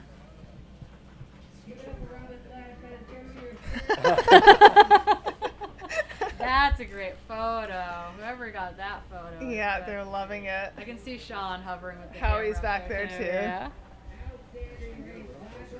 Oh, amazing. Oh. So happy for Robin. That women's race was really fun. And look, she Really came interesting. We're at 4:01 on the clock. I want to see her split because it was very close to that 4-hour mark too. Yeah, that's super, super impressive. Have all top 3 women. That's coming Tara in that Dower right class. there. There we go. Supporting her crew today. Yeah. Love to see She it. had a shorter day. Yeah, that's Katrina Hartmuth there. Just getting the hug from pretty decent runner. Yeah, you know, got some good people in your corner. That's for sure. That's so awesome. Wow. Oh, so impressed with Robin. Wow, that Durango community's setting up pretty strong. Yeah. That's the tip. We got to move to Colorado. Yeah, Gotta get that was the altitude last pinata claimed, Jamil. in. Yeah. There we go. Robin claimed the 3rd pinata into the 100K. Oh, we've decided that we're giving out golden tickets for the 100K from the 50K. Yeah, in So you pinatas. get into the 100K next year. Yes, but they're going to be pinatas. And then there should be a prize for whoever smashes their pinata first. So we've got Nice. layers to this. I was proposing to Craig yesterday that if you win a golden ticket, that's your handicap at Western States, is you have to run with the entire golden ticket. On your back or However you want. If you want to make an outfit out of it, or if you want to carry it under your arm the whole way, just like, let's keep this. You might have you someone know, bash you with a golden ticket as they go by for that suggestion. Let's keep it a participatory sport and bring down some of these elites. Can use it as a raft. Okay, here we go. 4th female making her way down the hill. Is that Kirsten? The longer pony? Sounds right. Yeah, I mean, Sounds I think like she it tracks. also made some moves. I mean, that whole group was together, right? It was within 2 minutes at Gloriana. Yeah, that's together, ostensibly. Wow. Jeff, does that feel like that's together to you? Jennifer, You were Imogen, experiencing Kristen, that. and Robin. Yeah, it was It's- 2 minute gap. It's hard to know out there actually how close people are to you. This is such an amazing course for anyone who hasn't been down here. It's incredibly windy. And sometimes it looks like that person's only 25 feet I away. think that's Imogen. When they might actually be 2 minutes, and there's just a lot of squiggles between you and them. So, yeah, that's Imogen getting that shot. Yeah, I it's also hard. Love having just run that 50K and having not run it as fast as the top men in the 100K yesterday. Just like How's really that feeling? I mean, it's a little humbling, but I accepted it around mile 27 and just saw my fate, and that was all right. Had a moment. Yeah. I mean, it just goes to show the caliber of racing out here. It's like 100K, 50K, whatever it is, like these paces are being pushed so hard. Because I'm sure today felt pretty fast for you, Jeff, right? Today felt pretty fast. Yeah. I hit 10 miles, and I looked at my watch, and it was 59:58. And I was like, I haven't run 10 miles under 6-minute pace in a while. Wow. That's cool. Painful. Yeah, we did like a 6-mile tempo in training the other day, and that was about it. And I almost hit 6-minute averages. But yeah, in the men's race, Jesh and Eric and Brian took it out really hard. And it was so impressive seeing how well Chris Myers stuck to them and was able to maintain contact. We've got Imogen coming into the final section here. I think it's cool, just like the Durango Salida community. I feel like we got some folks showing up out here this weekend. It's really cool. Salida's popping off. Yeah, it seems like the place to be. Yeah. All my friends are moving there. Yeah, half of Carbondale moved there. Tell everybody. That's called gatekeeping. We don't do that here. Okay, fine. Everybody moved to Salida. All right, Imogen coming across the finish line as our fourth female, Imogen Ainsworth, running an amazing race. She looks happy with that. Yeah, the Brit. Yeah. The Brit living in Salida, giving the Colorado gal a big hug, saying, I'll see you in a workout soon. Zach Marion looks absolutely shelled in studio. Caroline was the fastest split. She just missed the Olympic qualifying standard in the 10K last year. Yeah, for those of us in the studio, Zach Marion just came in from running in some of the leaders and said that Caroline was the fastest of everyone he ran in, and she just missed the Olympic time trials qualifier for a 10K, which is a pretty friggin' fast qualifier. So Caroline Alcorta? 34? Something. Yeah, like 34 minutes, something like that. It's pretty crazy fast. But anyways, he's drenched in sweat. He's had his workout for the day. I think he started that cold too, which wasn't great. I told him to do high knees. I did. Someone said I can rent their place in Salida. I might take them up on that. Be careful what you offer me, people. New training grounds. 1593 coming through the finish line there, giving high fives. It sounds like we might have Ariel of F5. That was Ryan Hansen who just crossed the finish line, though, I believe. That's Kristen, right? That's an arm tat? Gloves on? Yes, gloves and an arm tat. Yeah. Well, the gloves are still on. So well, maybe she's pulling a Lin Chen. Lin Chen like always runs in gloves, and I wonder if they're just soaked down / cacti / falling. Like it's not the worst idea in the world, right? Yeah. Like Jennifer, Kristen. Yeah, so we don't know where Jennifer is. I think that's the. She's the MIA right now. There's a bit of a gap. So Yeah, definitely nice to see some more of our ladies come through again. Still posting really fast times, just over 4 hours here at the finish. Yeah, stellar running. Really, really good. You know, and it's interesting. There's a little bit of cloud cover rolling in now, which could really benefit the rest of the 50K field. Just seeing a little bit of relief from the sun out there. I wonder how that'll play out for everybody else that's out there and racing and enjoying the live band at Bumblebee. So 3 guys ran faster than yesterday. But yeah, these runners coming in are still looking really, really strong. Yeah, Kristen looks super strong, making her way to the finish line. Going to be finishing in that 5th position. For the 50K, I'd say. It's an awesome course, man. It's Yeah. so good. There was, I think, over 3,000 people by the finish watching. It was well over 2,000 most of the day. That's awesome. It's really solid. Yeah. That's like Here comes Kristen in 5th. So Jennifer Schmidt, that's who we'll be looking for next on the women's side. Have not got her yet. Yeah. Kristen just going by us in the studio. Do you want to get the interviews in? Yeah. Sure. I told them all, like, yeah, I can. I love all the glitter. She's got glitter on her face too. Everyone's glittered up. I love it. Oh, there you go. And in just a few minutes, we are going to gather our top men here in the studio. I think we're just going to take them one at a time. I don't think we're bringing them all right. in. We're going to gather. Bye, Jeff. Gather our men and do go some stretch interviews or something. With our top I got guys. texts from your wife about your hair, FYI. Jen Schmidt coming in now, too. There she comes. She is.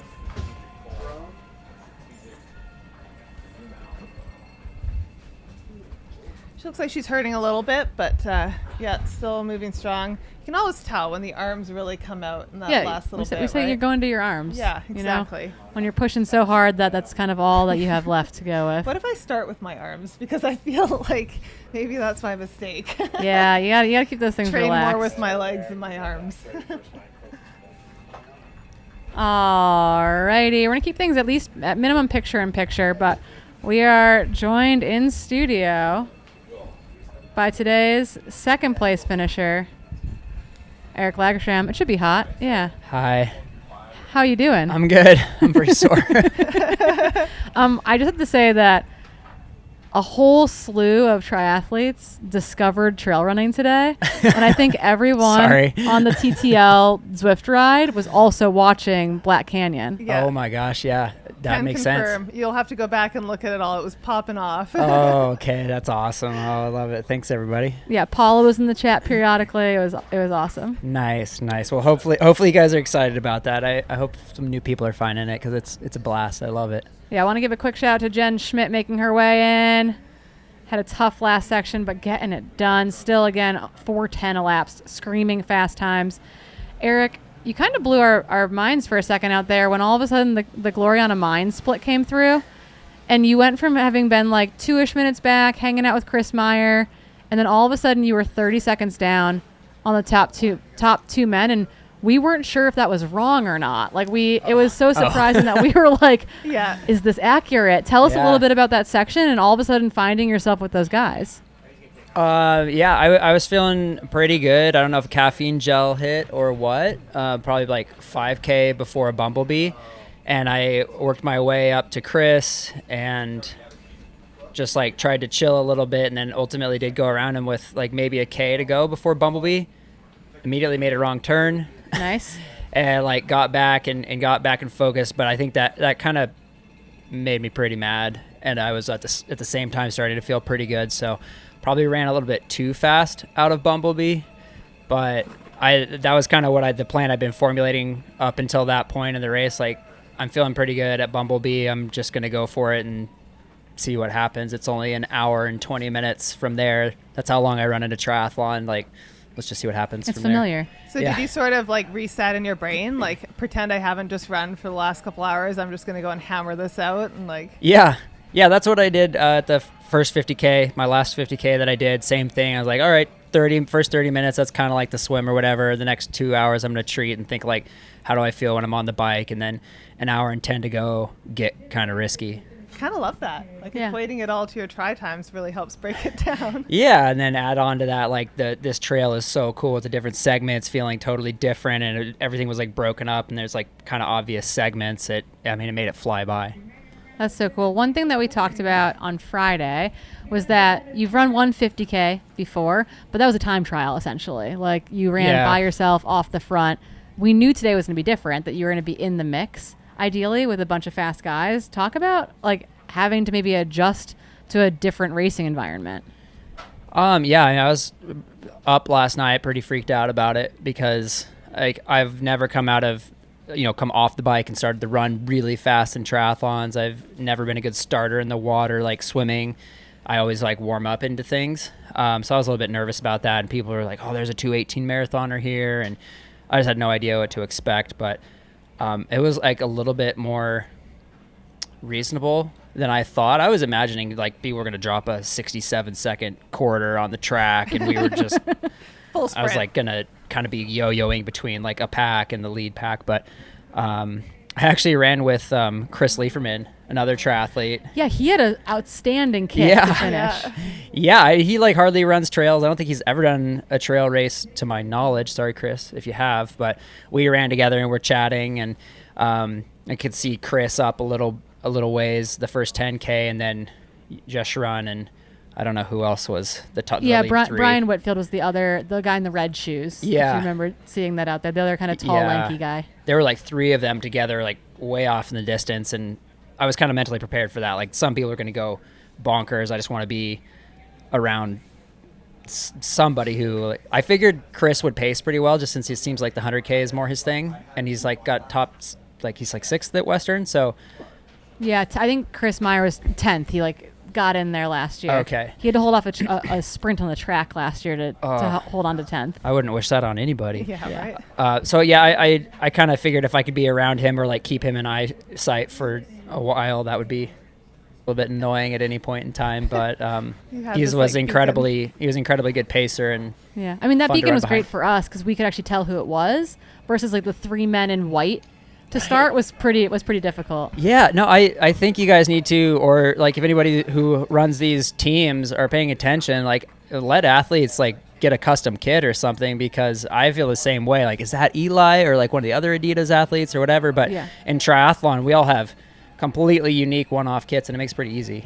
Yeah, we're gonna give a quick shout out to Corinne Chalvoy, who's making her way into the finish. Corinne did infield commentary all day yesterday before waiting for her husband at the finish line yesterday to finish the 100K. So Corinne Chalvoy kicking it home. Yeah. Outstanding work. Good little stride there. Okay, so you knew what to expect a little bit.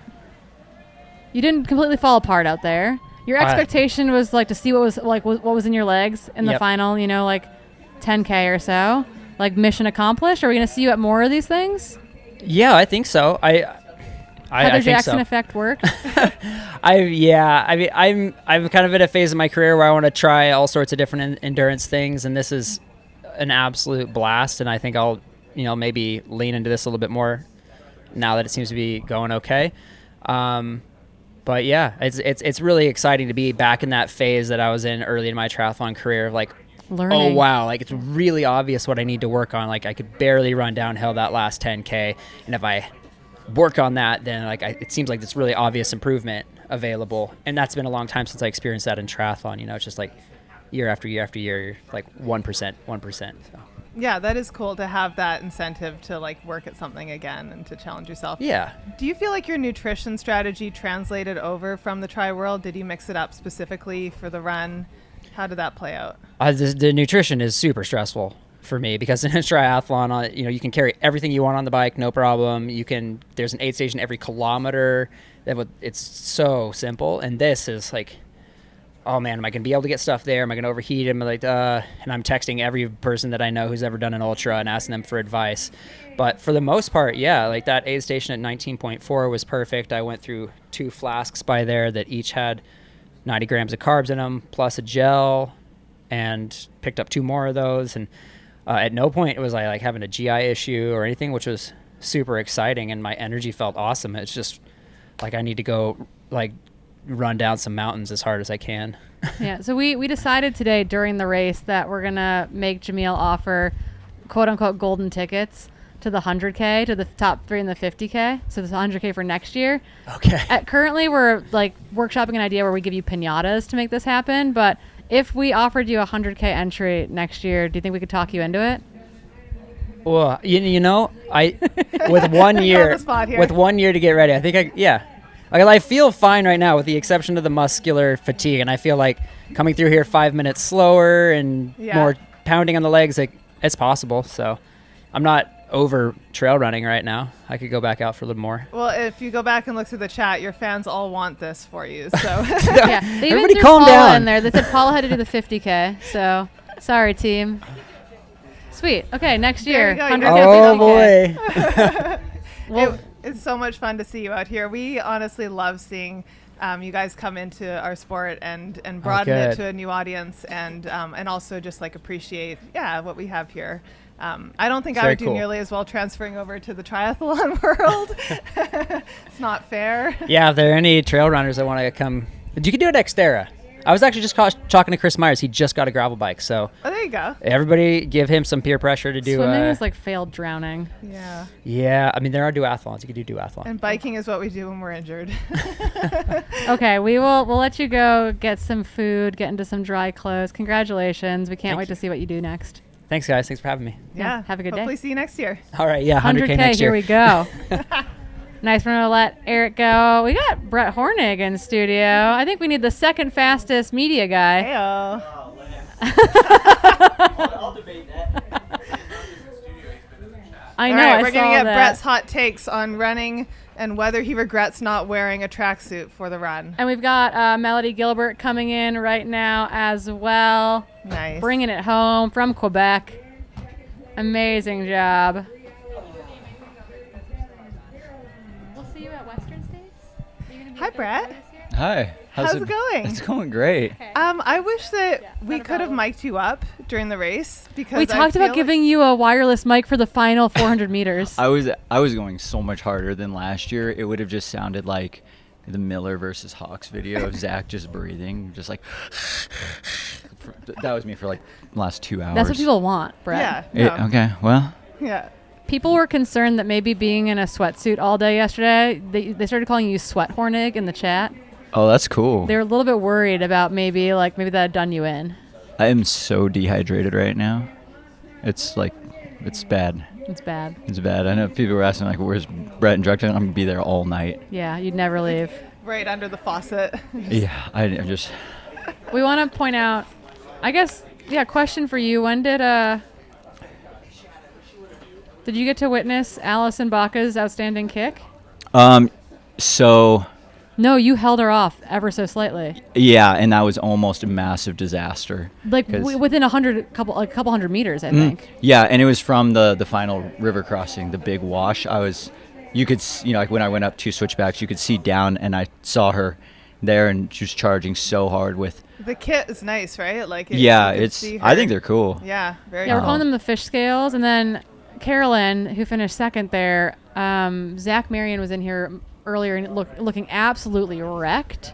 And he said that Carolyn was by far the hardest person to stick with on this finishing stretch, that she was going absolutely to the well. Maddie Pfeiffer's coming in behind us too here, working on rounding out our women's top 10. Yeah, we got to make it a Strava segment. It needs to be a Strava segment. Yeah, me and Skylar were talking about that the other day. Yeah, because this is the first year where the race is finishing here in Deep Canyon at 50K instead of doing the little loop and coming back. So I do feel like, for one, I'd love your thoughts on just the change in the course, change in the pace, and how it played into your day. But also, like, I think it's like awesome to have it just be the straight shot to Deep Canyon. Yeah. Even though I ran the 60K last year, and I should know better, I also ran the final few miles of this course on Friday. I still kicked up the wrong climb, which was I learned some things about myself. No, why did I do that? But I Bad Brett. finished all my food, drank all my water, hammered up out of the final, the river crossing, got to the top, and then realized 2 things. 1, it was a false flat, so I wasn't actually done. And 2, that was not the right climb to come down to the finish.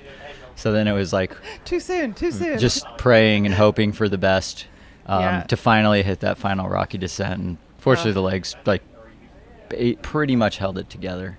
Yeah, it was funny. That's so funny when you're just like, oh no, do I have that extra little bit, right? Like you're sort of calculated. And then I started getting in my head. I was like, this is how it happens. I drank all my water. I have no food. This is how I died. Turns out it's actually 100K today, and Deep Canyon Ranch is in 7 miles, and I was just like, don't know what's happening. Wanted to update the chat real quick that Maddie Pfeiffer, who just came in, who you're seeing on your screen there on the left-hand side, I believe is finishing in F9 today out of Vermont. So we're almost through our women's top 10. Oh, yeah, we want Chris. I feel like, Chris should come in here. Chris. I think, were you trying to go somewhere else? Calling in Chris Myers to the studio. You come join us. But yeah, no, we're still waiting on our last female to round out the top 10. But Maddie ran in a racing race too. She moved up into the top 10. I mean, under what, like 420-ish and change? Like that's very fast. Yeah. This is a fast race. Yeah. I mean, that's doesn't need saying, I guess, but the last 10K too was really fun because the predicted times were all way off because everyone just like hit it with some carnage, but like yeah, it was faster than I thought it was going to be. Faster than you wanted it to be, Brett? Yeah. I was like, oh, it'll be really fun. I'm gonna go out with the leaders like the first mile and a half until it hits trail, and then I'll back off, or I'll feel amazing and just stick with them. I didn't even make it to the trail. Like you're like, ha. I was gone. I was off the back at that point. How does it feel reflecting on the fact that they ran through here faster than that yesterday in the 100K. I know, that's the thing. I'm like, how did they run so fast? I can't even run that fast on the trail there. Like, I'm not like coordinated enough for the squigglies. This whole time I felt like the kid brother chasing like the older brother and like his group of friends, because there was just like this nice pack up there, and then like 2 minutes, and then me, I'm like, hey guys, wait up, and then they were just like F off. Yeah. I was like, okay, bye. Yeah, I'll see you at the finish. Yeah. We'll chat then. Oh, incredibly sad. Well, we'll let you go. I don't know, like wash the salt off your face, or are you gonna put the tracksuit back on? put the sweatsuit back on? I have it, yeah, so probably. Yeah, why don't you go I put want the to go sweatsuit clean up. on? I don't want to get the inside dirty, because maybe I'll wear it inside out. There you go. Okay. All right, let's That's get the fashion from Brett Hornig. That's it for Sweat Hornig. I want to congratulate Chris on his run today, because we're both half Asian, and he was the fastest half Asian today. So. There were so many races within the race. We had fast media guys. We had that fastest half Asian. We had the triathlon battle. We had the. Mm-hmm. I don't know that I'm allowed to say any of that on air. I'm so sorry, but Yeah. you guys battled it out. Yeah, it was good. I'm gonna get canceled. Okay, Brett, All right. go Brett clean started up. it. Get Chris up here. Myers Looking in the house. so bright.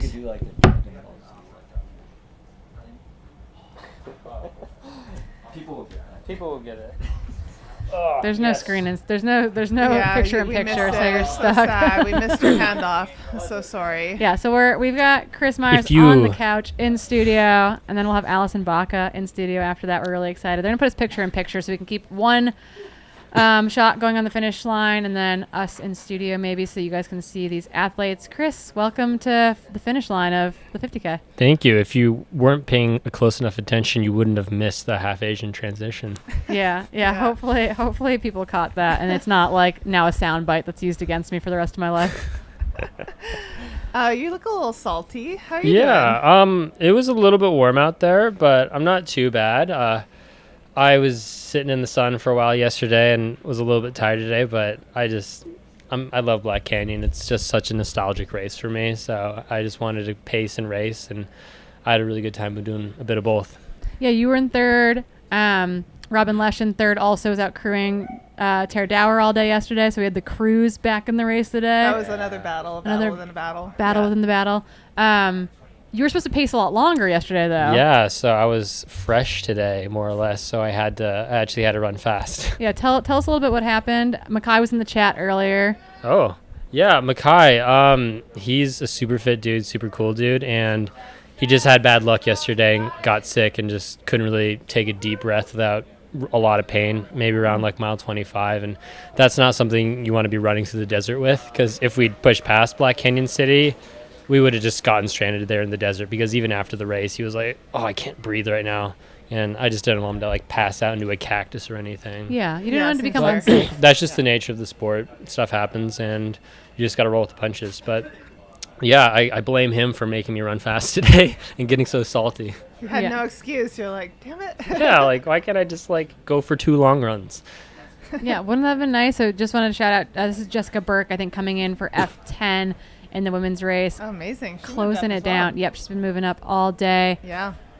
Chris, you came in a little bit fresher, but you had a trio of guys, it seems like, go really hard off the front, and then you were kind of that secondary group with Eric Lagerstrom. Tell us a little bit about the in-race dynamics. So very early from the dirt road, the 3 of them just separated, and I was just looking at my watch, like, oh, we're going like 6:10, running up some of the hills, and we're going down. I'm like, oh, we're going like 5:40, 5:30. I'm like, I think this is plenty fast enough for me. I'm like starting to feel a little bit tired from the previous day, even though I didn't do too much. And I was just like, I kind of want to go fast to run with these guys, but at the same time, they're going a little bit too fast. And by the time I got down to Bumblebee, I was a little bit cooked because I was just doing like a lot of like 5:40, 5:50 miles out there. And Eric was just hanging on right behind me. He apologized if he was annoying. Oh, no. He that's was really just the worried sport. about it. I know, but he's like, I might have been annoying. I'm sorry, Chris. No, he was just hanging out. I've been known to hang out behind people. He's a lot of respect for you, and he's Oh. like, I know that this guy could pace this well. I know that he's run really good 100Ks. I know that he's run well at Western States. Like, he's a safe person to like find a rhythm with. It worked out in the end. I just didn't completely blow up, but I did have a low point around Bumblebee where I was like, man, I kind of went out a little bit fast, stopped to pee. I think he went off course. He went off course, I think, like a kilometer before Bumblebee and got mad and also took a caffeinated gel and then got hyped. And so that's what happened. Yeah, because then I was running out of Bumblebee, and it was really funny because I looked at my watch climbing out of Bumblebee, and my watch said 2:02. I'm like, whoa, we were sub 2 through Bumblebee? Gross. And then I just hear this guy just like blowing like by me, and it's Eric. I'm like, whoa, like I didn't even see him because I thought I was just like hanging out in like 4th or 5th by at yourself, that point. Yeah. And then I could see Adam up ahead, and I was just like, I guess I'll just reel him in. It looks like he's hurting because it looked like he was with the top group, and then I started catching glimpses of him coming into Bumblebee, and I'm like, wow, okay, maybe I can sneak up maybe to 4th place or something. And then, yeah, I just Eric just flew past me, and I was like, all right, he's gone. I'm just gonna like focus on just running my own race because I was a bit tired at that point. And then I just moseyed around, and then at one point at the bottom of this heinous little hill, there was like 3 roads, and there weren't any flags directly in sight. So I like turned on my GPS, and I was like, wait, which way? And I went like up a little bit each way. Then I'm like, nope. I went straight up, and that was the right way to go. And then I caught sight of a white shirt, and that was Brian. Yeah. And then just on a downhill, I passed him, and he was just like, looked like he had a little bit of a bonk going on. We didn't see him. We don't know if he took water at all, except for at Gloriana Mine.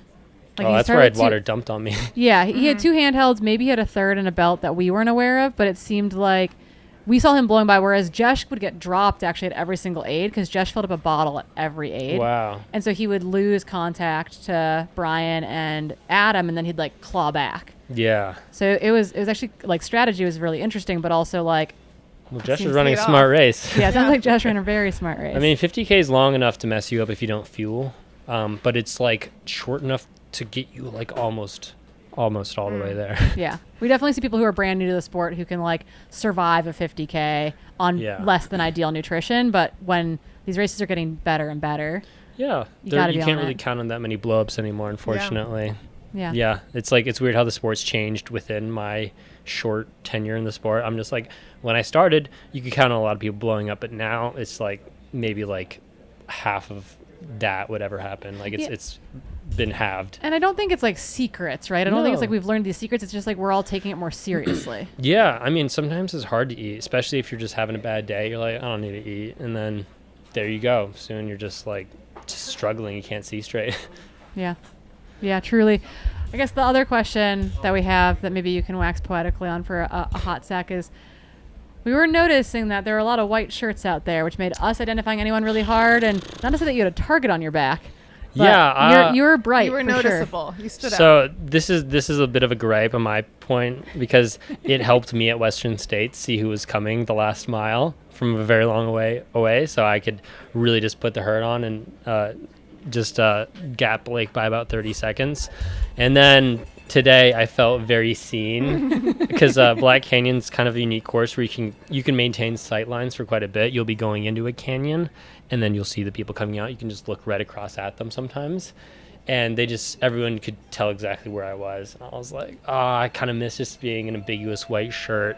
So, I mean, it is cool. It's great. It's great for the drones. It's great for you guys. Nice. But I'm maybe slightly less thrilled about it. Maybe you wear a white shirt with like a red hat. Maybe. And then our drones can see you. Turn it inside out. And it might work a little bit better. We'll talk to Brian about it. We'll get it sorted. Yeah. We'll get something. Maybe for Western States. We want to wear some white. You're going to come in camo, like all. Yeah, it'd be really cool if I had a white front and a camo back. Yes. Yeah. I think we can work on this. Okay. Maybe final question before we let you go and bring Allison into studio with us. Robin's kicking her legs up as well. We've got people, everyone's homeostasis is recalibrating. Final question. Obviously, we know that you're back in Western States. It's really early in the year. You got a long runway, but it's going to be here before we know it. What's like between now and Western States? Potentially 2 races that excite me. One being Chuck and Nut, and then Lake Sonoma 50. A lot of people have asked me if I'm doing Gorge, but I'm planning on racing CCC after States, so it wouldn't really make sense to try and qualify at Gorge for a race that I wouldn't really be ready for, so close to CCC. So I did Sonoma a few years back when it was the World's Qualifier, and I really liked the race, and I have friends in California and people I want to see, and that race is kind of nostalgic for me as well. So I just kind of want to go back there, have a good time, get some longer training in, and just be ready for States. We've got our other media guy, Skylar, making his way into the finish right now. Congratulations on a great race, Chris. Thank you. Super excited to watch you race at Western States. If you come to Chuck and let me know. I'll help you with bottles. Sweet. Or make sure you're fueled well. Oh, boy. Yeah, Jeff's getting hyped out there. Yeah, Jeff Colt in the background hyping Skylar Hall in. Thank you so much, Thank you for Chris. having me. Yeah, we'll see you soon. Cheers. Allison, you look comfy. Robin, if you want to be inside, there's a chair over there. I mean, whatever makes you happy. We'll talk to Allison and then we'll bring you in. And then, Jesh, you got a little bit of time. You okay? Okay, sweet. We're just gonna do one at a time because it's easy. Sweet. Hello. Hello. Allison Baca. So nice to see you guys. The women's champion. The sniper. I hope you could feel us just like pumping our fists in excitement and cheering you in. Thank you. I appreciate it. There was a lot of great cheers out there on the course, so it was fun. You led from wire to wire. You ran such an amazing race, a fearless race. You just ran your own race. Like you were just out there and like see what the day could bring. I personally, I want to hear how it went down, but I loved how in the second half you just got faster and faster. Like it really felt like you executed a beautifully put together race. We're like, she's accelerating. Yes. Every time we saw you, your splits were like, no, she's gaining on the guys. Well, thank you guys. It didn't feel that way. It was really difficult the second half, but honestly, I was just having so much fun on the trails that it kind of just flew by. And yeah, I think today the goal was just to try to take some risks and see what happened. There's no golden tickets or there's not really too much pressure on this race. So it was a good opportunity to try and just go for it and see what I could do. So yeah, it was fun in that aspect for sure. I mean, we have been joking that we might be giving out piñatas to give you an entry into give you an entry into the 100K for next year. So. No thanks.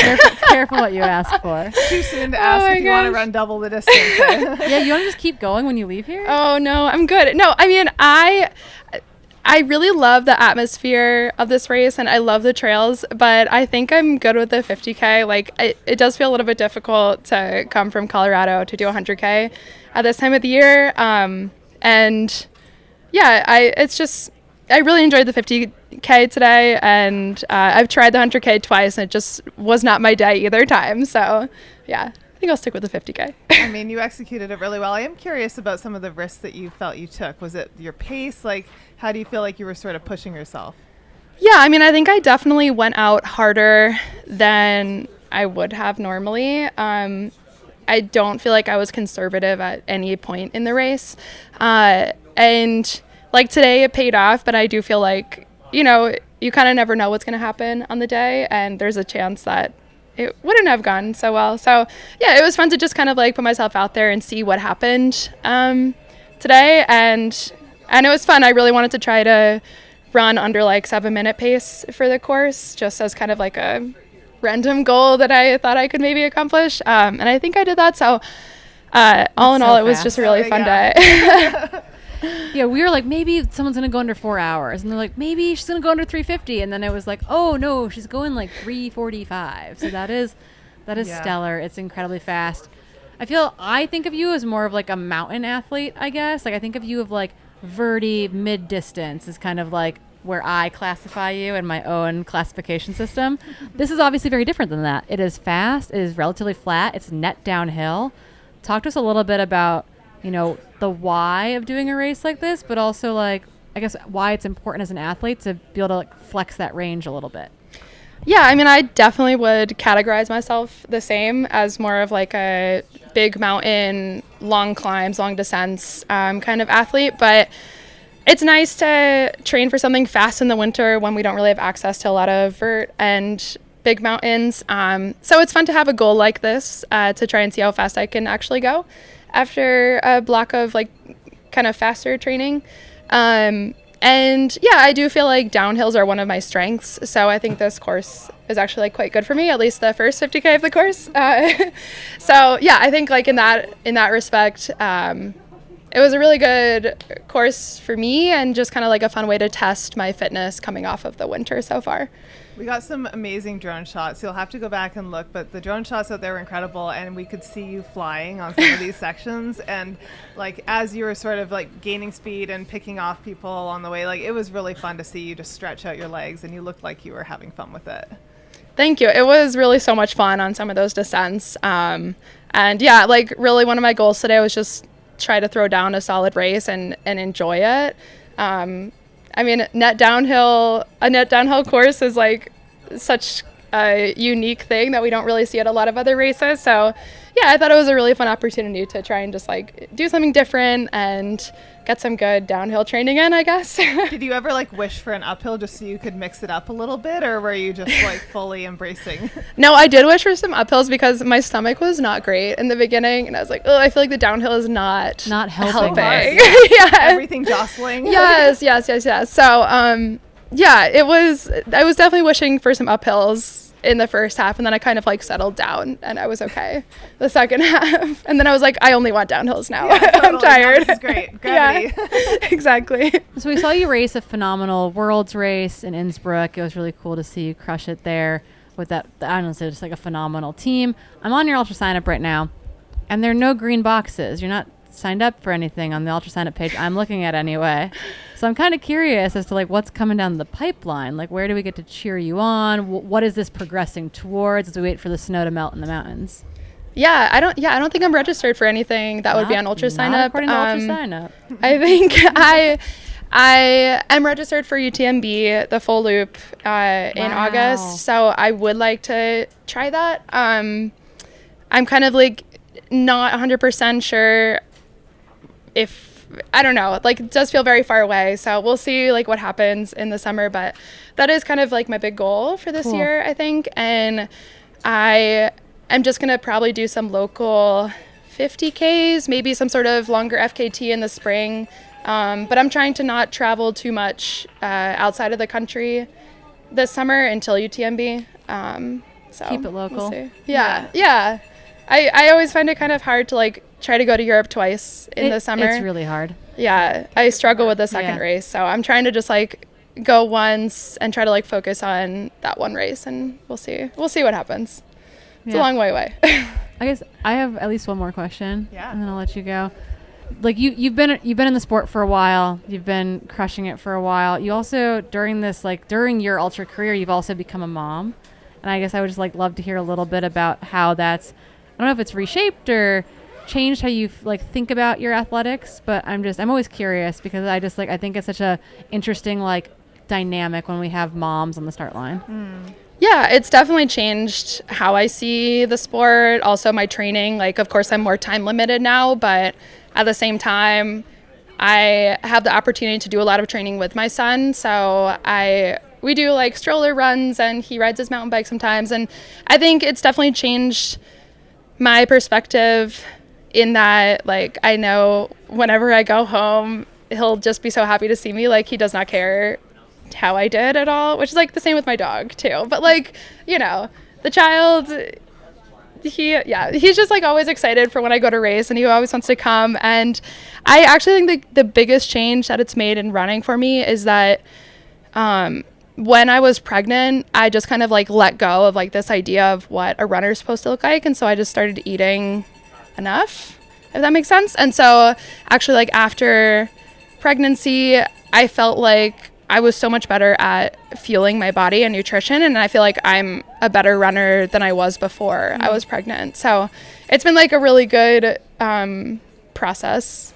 Yeah, that's really powerful. Just that reframing, and then to see that pay off in your race results and all these ways. Yeah, it's been fun. And like he's come to a lot of like the international races with us, which it's just so fun, like to see him at the top of the mountain in some random place in Austria, or so like it's like fun that it's a whole family sport for us.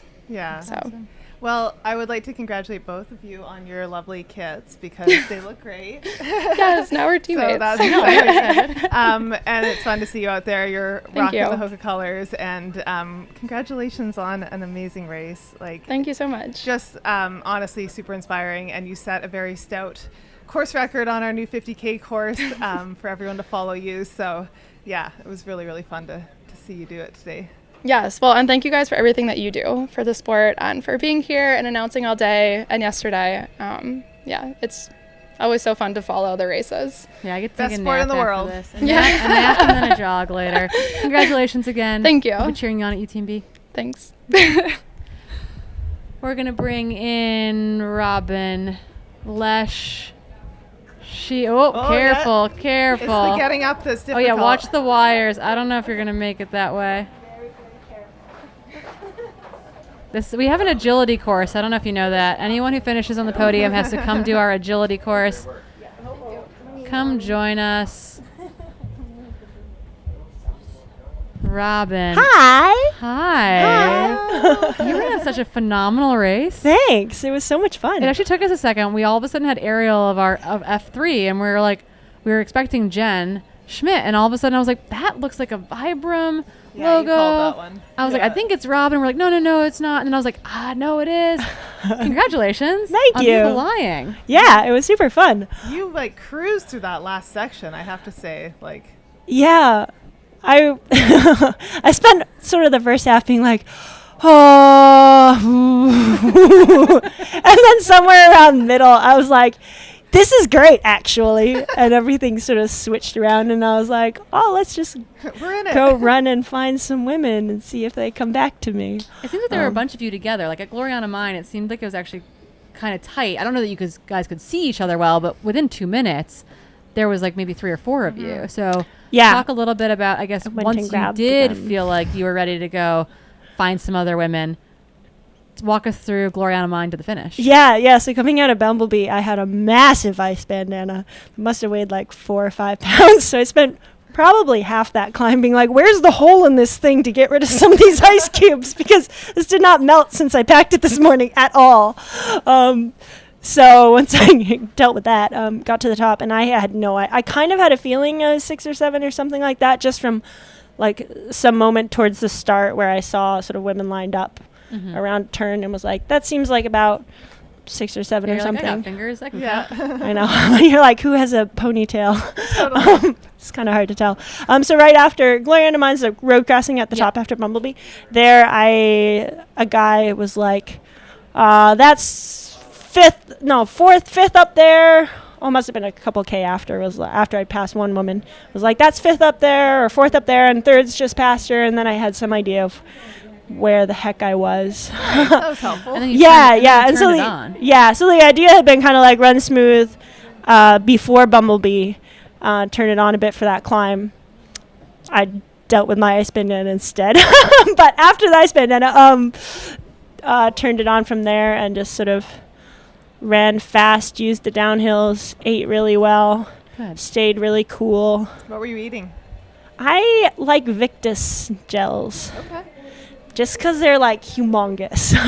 You're like, this is all I need. Yeah. They're packing a punch. Yeah. I was trying liquid hydration nutrition in the first half, but I don't know. You just have to drink so much of it.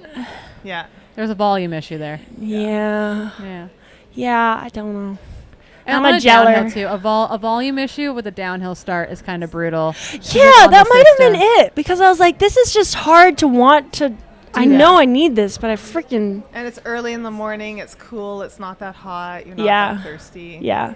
So I switched at Bumblebee and literally dumped my bottle of liquid nutrition from the aid station. It was like, nice. I get some more water. So much lighter. Yeah. We heard that you were out crewing all day yesterday for 2 Yeah. hours. How is your whole weekend shaping up? Right, you big day in the sun yesterday. Crewing a phenomenal performance before the 50K today. Walk us through that. Yeah, I got to crew Tara Dower yesterday on her amazing course record, 2nd place. It was a blast and really actually inspiring for today. I feel like I tried to absorb as much Tara energy as I could and channel my little streak of Tara skill that I observed in the incredible day yesterday. I don't know, I tried to eat a lot, drink a lot of water, stay in the shade as much as possible. Did you turn on, turn off? Yeah, it was way hotter yesterday. Okay, yesterday. Did you feel like today was this hot for you? Not as hot, no. I prioritize staying as cold as I can Yeah. Just because I know I heat up faster than other people. Like, everyone thought I was crazy this morning. I was dumping water on myself. And everyone's like, are you not, like, completely frozen?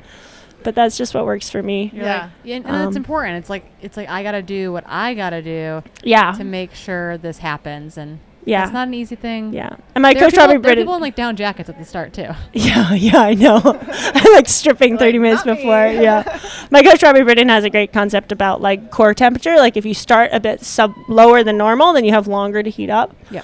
And I heat up quickly, so it's extra helpful. Pre-cooling factor can be really, really important. I was just pulling up I just did this to Alice Buck too. I was like, ooh, what are they signed up for? Yeah, I'm all on Ultra Sign Up this year. Yeah, we got some variety, but we also, it seems like we're just like, it seems like there's a World's Hail Mary situation going on here. You're signed up for both the Gorge 100K, which is the long team qualifier, and signed up for the Broken Arrow Sky Race 46K, which is the short team qualifier, which is very exciting. Have you done a 100K before? Nope.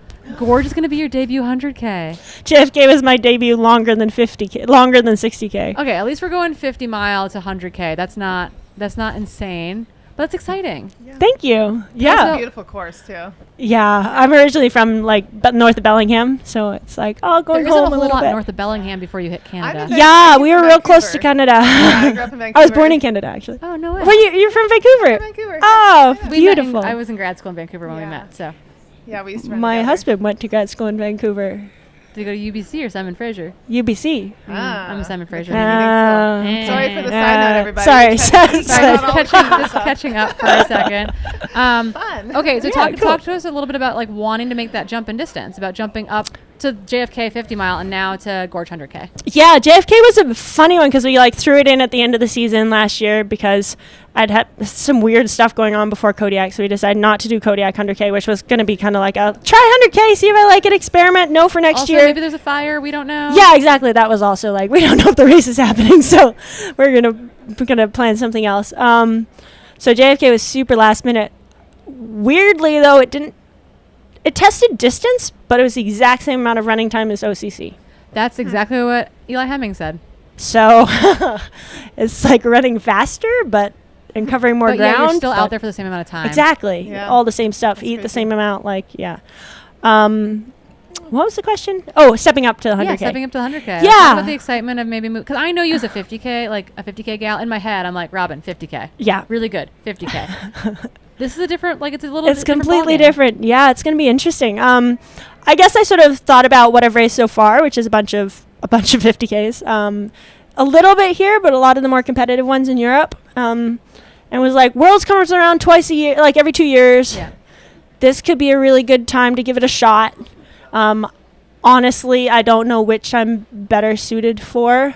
I haven't raced long, but I often sort of just settle in the first half of races, and the second half I'm like, let's go get some stuff. Yeah. Go find if we can catch Maybe some people. Longer will be. You got more room. Yeah. So it's an experiment and see, because I think I have never been someone to go out really hard and then try to hang it. hang. Yeah, it's like set up for success and then see if I can execute from there. So longer might be a really good fit. We'll see. Yeah. I'm excited TBD. about that. Thanks. I know. Me too. You'll have to report back and tell us what you think. I will. I hope it's either a love or a hate, because right now I seem to be decent at everything, like skyrunning technical, flat fast, and there's nothing that's like, I'm this is okay, it. but it'd be nice to be really awesome. At one, yeah. It would save me trying to decide. Yeah. Yeah. You're like, I can be competitive, but it'd be sick to be like, yeah, this is my spot. Yeah. That's exciting. But maybe I'm just a retool. We'll see. It's okay. Coco done a 250. I don't know. I'll throw that in. We'll skip right Robbie past will be 100K. real happy. Do some long hikes or long runs, Yeah. Seems to be working for a lot of people on the podium yesterday. Got Tara and Joe. Yeah, true. There you go. Just mix it all up. Yeah, get like a massive base. Spend 2 months doing nothing but literally nothing but getting your base. Yeah, turns out you got to be fast no matter what these days. Yeah. Yeah, but strength somehow translates, strong hill strength. Like after OCC training, coming back to track, I was like, oh, these are speeds I've never run before. This helps. That's weird. Exciting. That's cool. You're also signed up for the Moab Red Hot 50 or 33K Oh, yeah. in 2 weeks. Are you running that? Yeah. Cool. Okay. It's gonna be so much fun. Sick. I'm like that's great. I just like wanted to confirm that this was a Yeah, I don't actual- know. It's probably towards the like C race, Okay. but we're gonna do bib sign up the day before and then run. Sweet. Amazing. I'm excited. Well, I've got my fingers crossed that we've got a world's team, be it the 80K or the marathon length, in your future. Thank It'd be you. really cool to see you in the Pyrenees. Yeah. Come September, but we'll be following along. I might be at Gorge. It'd be really fun. I'll be at Broken Arrow, so Great. we'll get some more opportunities to yell at you. please, anytime. Yeah. Well, we're gonna go let you eat some snacks. Your crew is patiently waiting, I think, to have more food on board for everyone. But Yep, we're gonna get in the car and yeah, head to Durango. congratulations. Yeah. Thank you both, Nice and thank you work. for being out here. Yeah. It's really special We'll see you soon. to have women on the other sides of the mics too. Yeah. See you soon. Thanks, Robin. Cheers, Thanks, everyone. Robin. Amazing performance. I think we're gonna steal Jesh, and then we'll steal Carolyn, and we've like basically done it. We have a richness of. And then we can sign off. Everybody. Oh my gosh, Jesh, you feeling nimble? What? You feeling nimble? You want to just hop up here? Okay. Very nice. Yeah. Come join us. Those are some sweet looking shorts. Oh, they get the little. Should I get the microphone? You can grab the microphone. Okay. The mics are hot. Oh, wait, should I Yeah, don't move away from us. There you go. Okay, closer's the better. Okay, so we have the 50K champ from the Black Canyon weekend, new course record holder, as this is I think going to be the course moving forward for this 50K weekend. I guess to kick things off, Jesh, we watched you in an epic battle. It was kind of a duo and then it was a trio.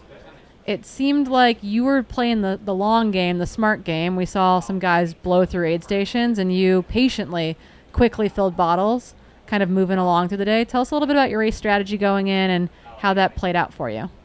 Yeah. Well, thank you for having me here, of course. I appreciate you inviting me on.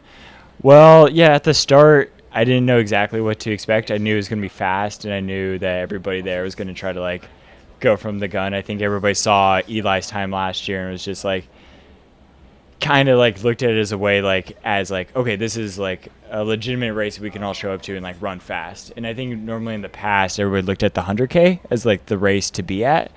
And so, like, going into it, I knew everybody was going to try to run fast. And the paces, I mean, who knows if it was going to be like 6 flat, 6:10, or like 5:40. So then, yeah, we just all started going for it. And then, yeah, I was running with, at the start, it was kind of Chris, Brian, Adam, and I. And then a little bit farther into it, it was just Brian, Adam, and I. And we're working pretty good. I think one of my goals going to the race was be patient. I've trying to race a little bit smarter this year. Try to, like, just, I don't know, just wait it out. If everybody's running fast, just chill, and try not to make any, like, too early of moves. And I've also learned if I don't eat or drink, then it tends to be, like, a pretty bad day. So I have a pretty good bottle system right now where, like, I'll bring, like, empty bottles with me and make sure, like, I'm always filling up at every single aid station. Do you have drink mix or something in there? Yeah, Sweet. I do. And then I saw everybody else, like, running through the aid stations, and I've known a few people to get away with that. But for the most part, like, I normally have someone's running through the aid station and they're just carrying handhelds the whole entire time, even if they have, like, a high calorie, high carbohydrate, like, scenario. If they're not getting the water or just even, like, stopping for a second, it's just, like, such a relief and, like, almost like a stimulus of, like relaxing. And I don't know. And I always stop and had a bottle to fill up good carbohydrates. Yeah, we watched you come, like, you were ready, right? You came into race station with that bottle out of your pack, ready to go, ready to fill up. I mean, you lost a little bit of time every time that happened, but it wasn't a lot. And then we'd watch you close it back down. We had amazing drone shots of you guys, like, sprinting out of aid stations, and you'd fairly quickly close it back down. So it didn't seem to cost you. In the end, it seemed to cost Brian, kind of in a big way, when all of a sudden we didn't know what was going to happen after Gloriana Mine. We know that you had left, the two of you had left, and we knew that Eric Lackerstrom had closed. Yeah. And we were like, oh, shoot. We were like, is it a three-way battle? What's going on out there? We were blind until you were probably like a kilometer out. And then we saw you by yourself. We actually saw you look behind you, and we're like, what's happening? Yeah. Well, I wonder about that because my girlfriend Sierra was talking about that that moment of the live stream, and she was like, "You almost like fell or something." You tripped and a I little don't, bit, yeah. I don't remember that at all. Like I Really? remember, We were like, like, "Oh well- no, is Josh like in a bad way?" Well, like if you would have caught me like a mile and a half before that, I actually like stopped because it's like everything here looks like when you're on the like the contouring the path, same. it looks the same, and you're like, I just want to be done. I just want to go home. But yeah, after Bumblebee, I knew the pace was going to slow down a little bit, and I was going to make a move going up to Gloriana Mine, Okay. but then we were already running so fast. I was like, okay, let's chill. And it didn't look like anybody was like directly behind us. I think I thought Adam was still behind us at that Okay. point. And I knew he was starting to like fall off the back. So then I was like, okay, let's take a second and just like, okay, we were running together. Let's can enjoy settle this. And then I kept looking back and nobody's there. And then we were getting to Gloriana Mine, and I like look back and I'm like, oh. And I didn't know who it was, but I saw like he had a vest, so it was different than Adam. And then I was like, okay, we got to get going. If he has a vest, you know he's been eating, he's been drinking well. Stereotypes. Normally, if you have a belt or a handheld, I don't know. It's a fair assumption. It depends. I think You're some like, people you're like, know. I'm a vest guy. I Yeah, can probably do yeah. this. You got to stand for all the vest people out all there. the belt people are like, it's enough. Yeah.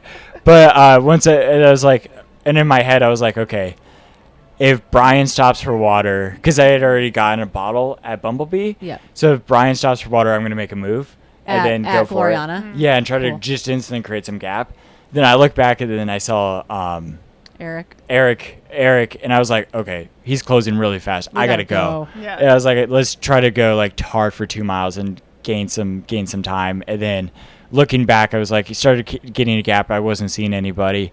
Then it got over to like the river crossing. It's not a river this year. Yeah, there's nothing in it. There's nothing. It's bone dry. Yeah, there's no water there to cool off So with. strange, No. right? Yeah. Compared to last year, it's crazy. Like Oh, you yeah. could swim in it. Yeah, and then the mud as well. Like totally different conditions this year for you guys. Like, Yeah.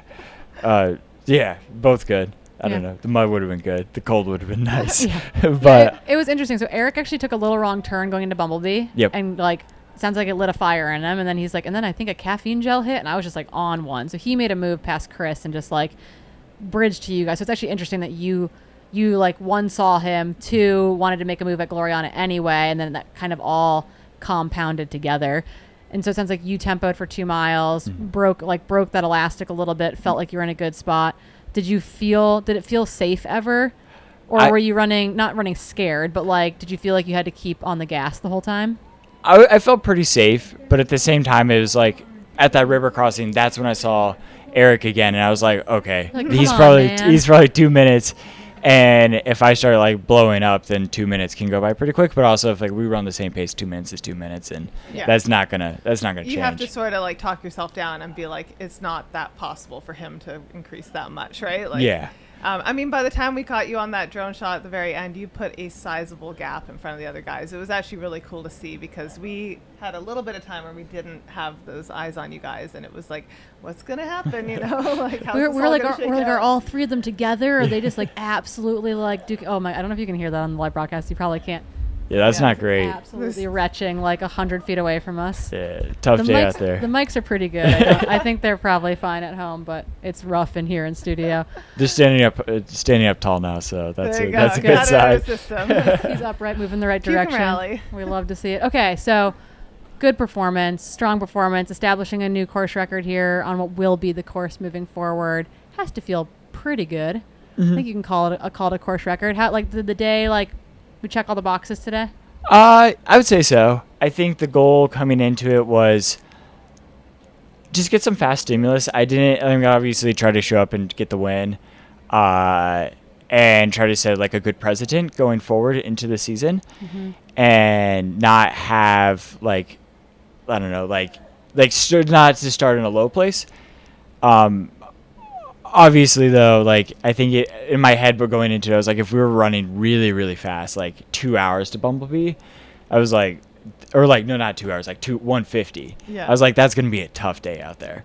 But it felt pretty smooth, and I checked all the boxes, and I think, the goal was try to get one of the fastest times, and we ended up getting the fastest time to Bumblebee. So that was 154. Yeah, which was that felt good. It feels good. Yeah. But at the same time, it's like this is a fast year. But going forward, I could see the next year at the 100K, they'll do the same splits, and then the 50K is going to be faster, and the year after that, and I think we're in a really good progression of like Things are moving. Yeah, like everything's getting fast, and I love to see that. So yeah, I checked all the boxes, and it's good to be in Arizona. And Boulder's been good, but It's been wintry. Oh yeah, like you get sun in the week, but every time it hits the weekend for the long run, it snows like 6 inches. So Of course it's it tough. does, yeah. Love it. Character Yeah. building. Yeah, exactly. So right now you're signed up for Broken Arrow in June. So are we going for a Worlds team spot? If it was to happen? I mean, In your yeah, heart I of mean, I hearts? think I think hopefully, I think that's a very tall ask to go for a Worlds team. I don't think I could turn it down though. Even though I'm going to race CCC this year, I'm going to step up. Stepping up. I'm tired of OCC. I gotta switch it up. That's exciting. Yeah, Broken Arrow looks Yeah. good. So I mean, it'd be sweet to go for like a team spot, but it would change up the whole entire season, and I think it'd be, I don't know, maybe a little selfish to try to do CCC than try to show up to a world spot. But at the same time, if I get a ticket, like I think it's one of those things you just can't like turn down. It's like you shouldn't turn down a golden ticket because. Yeah. Even though you think you can get it again, it might never happen. So same thing with the U.S. team. And Yeah, particularly when it's every other year now for Worlds. They're a little bit harder to get. Yeah. That's exciting. What else is on? So CCC in August on the calendar right now. Maybe trying to go for a world spot at Broken Arrow if the cards align. We're sitting here early February. We got a long season ahead of us. Like, what are you gaming out right now? Anything else on the calendar? I got a Canyons 50K. I think this year I've tried to like set up my schedule. I still have to like release some stuff, or like I still have to figure out some races still. Yeah. But I think try to keep it pretty low key. I was traveling a lot last year, and I got to like the end. I don't know. I was pretty burnt out. Like, I think it's like beautiful and it's a great opportunity to travel so much, but it is pretty hard mentally, and it's pretty hard to like keep that going. Yeah. So I've like set up a season where it's like everything is like you're at home a lot of it, and then Cool. there's a few other things in the works that I might try to go after in the fall, depending. I don't know. Keep that window. Keep that in the pocket for right now. We won't force it out of you. That's okay. Yeah. I mean, it's easy to talk, but you gotta. I don't want to say anything until you do it. So yeah. Yeah. Well, congratulations on the win today. Yeah. Huge performance. Very exciting. Just like classy too, like start to finish, like just a really good race. Yeah, everybody out there was awesome. It was awesome to be out there with everybody else. It was good that one thing too that was really nice. Yeah. Is that it was like there was a group like Transvolcania was like this last year, but like Eiger, like I've realized something at Eiger where it's like I don't like those races where it just feels like a time trial from start to finish. Like I don't know. I like running with people. You want to race with people. Yeah, it's fun to run with people. Yeah. Yeah, you were stride for stride with Brian for so much of the race, Yeah. and like that was really fun. And we were having all these discussions on when you guys were going to make your moves, and but just to get to run together for a while and not feel like you had to immediately do that, and like, yeah, because you push each other, right? Like you keep each other honest. Yeah, 100%. Like I'm extremely grateful for Brian for instance, like pacing the first 20 miles. Like I wasn't in the lead more than like a half mile before that. So yeah, I'm really, it was awesome. That was a great day all around. Yeah. It was so much fun to watch the race unfold. It was entertaining. It was very, yes. Thanks for running a very, fun and dynamic race and keeping us all on our toes right down to the last few minutes. Thank you. good. Yeah, thank you for commenting. Thank you for everything as always. Yeah. We'll see you soon. Yep. We'll see. At minimum, we'll be cheering you on a Broken Arrow. And Yep. Canyons. And Canyons. I'll see you at Canyons. There you go. See you guys at Wonderful. Canyons. Sweet travel safe. Yeah. Thanks, Thank you. Thanks, Josh. Microphone out. Josh out. I think we have Carolyn, maybe. Yeah. Oh, she's hanging out there. I can only sort of see through our black mesh. Yeah. I would suggest taking. How limber do you feel? If you go through the tent, there are stairs that involve no chord progressions. Can handle the step up. Yeah, and then we'll send you down the stairs later. There you go. Come join us on the couch. Congratulations. Thank you. Hello. Take a seat. Pop a squat. Yeah, it's a comfy couch. So It looks comfy. This is all I wanted to do. it's like All day yeah. were you just visualizing? Yes, that's the finish. Grab that mic Grab for the mic, us. yeah. Hold nice and close. Carolyn, welcome to the studio. Thanks for having me. You were one of the talks of the live stream, in part because you're a new name for a lot of people. You're not a new name to Cowgill, and my phone was blowing up the entire time to make sure I knew exactly who you were and what you've been up to and what you've done. Clara had everything in all caps. It was great. But we're really excited to have you in trail. Tell us a little bit about your running background, because you've done some trail racing. A little bit. But sprinkled. it's been sprinkled in amongst a bunch of really fast road and track stuff. And also, another friend texted me to make sure that I was aware that you were 17th at Cross Country Club Nationals. So now we've got the whole thing laid out. So tell us a little bit about your running background. Yeah, I ran in high school and then ran in college, like mostly track, and then did like the traditional thing, which I think is just like immediately go to the roads. I still haven't. I like joke with my friends, I still haven't done like a road marathon, which is ironic, but took kind of a break after or like right in the middle of COVID, and then came back to running and was like I needed a different perspective on it and moved to Seattle, and I found Cowgill, and like very different perspective. Very different perspective. But it was everything I needed it to be. Like it was the reason why I got into running in the first place. Like it was fun, it was challenging, and it was like the thing that makes me feel the most like myself. So I'm still trying to like maintain a little bit of speed left, like what shred of it that I do have.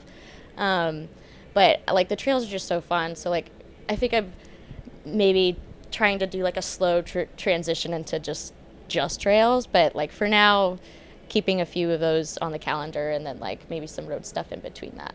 So cool. Yeah. I was going to say Zach Marion, who's kind of like one of the producers of this whole live stream thing, was running around at the finish basically like chasing you in, and he came in here absolutely haggard afterwards, and he said by far, hands down, because he ran in top men, top women, he said you were by far the hardest person to keep up with running down this final stretch. You had that look in your eyes. You were kicking. It was the end of the 10K on a track. It was honestly a little bit scary. Tell us a little bit, I guess, about not even just finishing. Let's back up. We're backing up. I'm getting ahead of myself. In the live chat today, people were saying things like, does she know that it's a 50K? Because we had these aerial drone shots of you just absolutely hammering, which was really exciting for us. Just walk us through how your day played out, what it was like on these trails. You ran almost 32 miles of them. Like, walk us through the day. It's funny, like I've had a lot of friends tell me that I should run this race. They're like, it's super runnable. And I'm like, should I run Black Canyons? And then the opportunity came up to do it, and I was like pumped about it. And the first couple miles were really cruisy, and I was like, well, okay, like we're not redlining. Like this is fine. And it felt really, really great, acutely bad, and then like a little better, and then really good again. And so it was like a peak, a valley, and then probably more of like a slow slope back up to feeling pretty good again. Because that was in the back of my mind. I didn't want to be reckless about it, but like I still felt very like within myself and like very in control, which was nice. And I was like, okay, like we're not doing anything crazy, but I also made it a rule like not to look at my watch as often as possible, and I think that helped a lot. Like I was just trying to focus on how I felt versus like what pace we were running. And then like eventually that caught up to me, and then it was okay again. Yeah. As far as like a plan, like I just kind of wanted to see where I could get into the mix. Like I still am fairly new to the trail, so like the distance is really daunting. Like I've done it before, but I haven't like gone out and gone for it. And so I kind of wanted to see what I could do with that, and like test the waters a little bit, or the limits of it, and then take that into whatever race I go into moving forward. I noticed that you were definitely making sure that you were cooling down at the aid station, and you took the time to sort of make sure you were good before carrying on.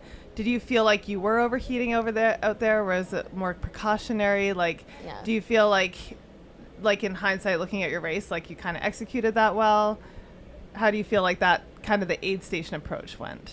I think it went fairly well. I didn't expect to feel as warm as I did. Like, and I think that sneaky. It was sneaky. Yeah. And I appreciated like a good dousing of ice water towards the end. It looked cold at the it one was at so good. It was last so station. nice. Yeah. Your face was like, oh god. Oh god. I mean, it was shocking, but like in a but also in a great way. Yeah, in the most refreshing way possible. Totally. Yeah. Yeah. So I think I was gonna say while trail is new to you, you're rolling with an incredibly experienced group of humans, like a great crew. They swarmed you at Bumblebee. Like Jamil was on the ground there, and he was like, "Oh, whoa, okay." Like she is in the collective, I think is what he said. Like you had been consumed by the herd at that point before they kind of spit you back out and sent you on your way. Like, how important is that? Like, while you're kind of learning on the fly here, you were surrounded by people who like this is their thing. Yeah. Like, how helpful is that on a race weekend like this? It's so helpful, especially when you feel like you have a community that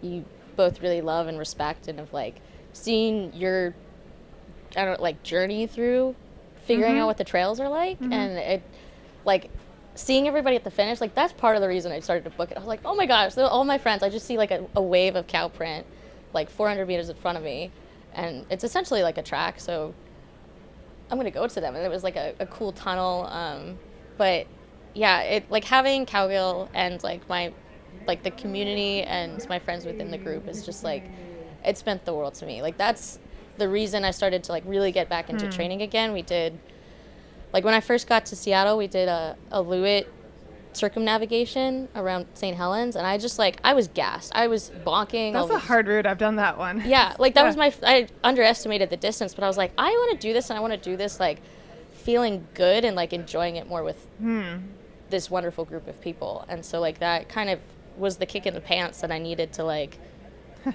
get back into it, or like start making goals again for myself. That's cool. Yeah. So it means the world to me. You'll have to go back and run it again. Yeah, I know. I'm thinking about it. Yeah. Have a little metric to measure against. Yeah.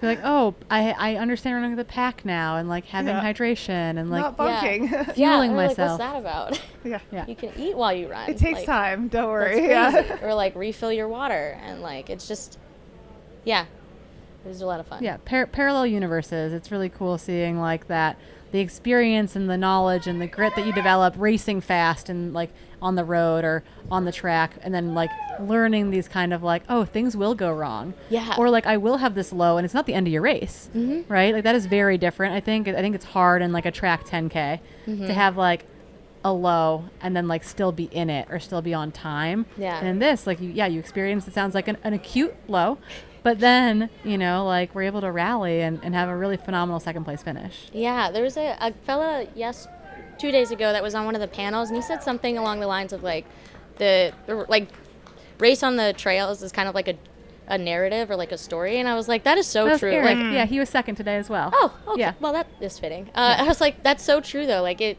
like when you retell it or when you like think about it to yourself, like it's a whole storyline that plays out like between you and the trail or the mountain or whatever you're at. And it's really fun. I don't know. Different every time too, depending on the conditions. I mean, we had snow here last year. It was very different. Like it's interesting, right? You can run the same course and have a very different experience. Yeah, it sounds like it. Like and there's so many things that you just like have to stay engaged with and like be really present for, and you're just like, I just have to like saddle up and trust myself to handle it, whatever it's gonna be. Yeah, I mean, you did. You really stepped up today. It was really fun to see you. Like, you were very close to Allison. You were giving her a run for her money. You were like gapping everybody else. It was just really cool to see you like execute such a great race. Thank you so much. While learning new skills, Eric mentioned that in his interview where he's like it's so apparent what I get to work on. Like that's really exciting. Yeah. To be in a new sport where it's like, oh yeah, if I practice this thing, I can do X or Y. We saw for him it was he needs to get better at running downhills.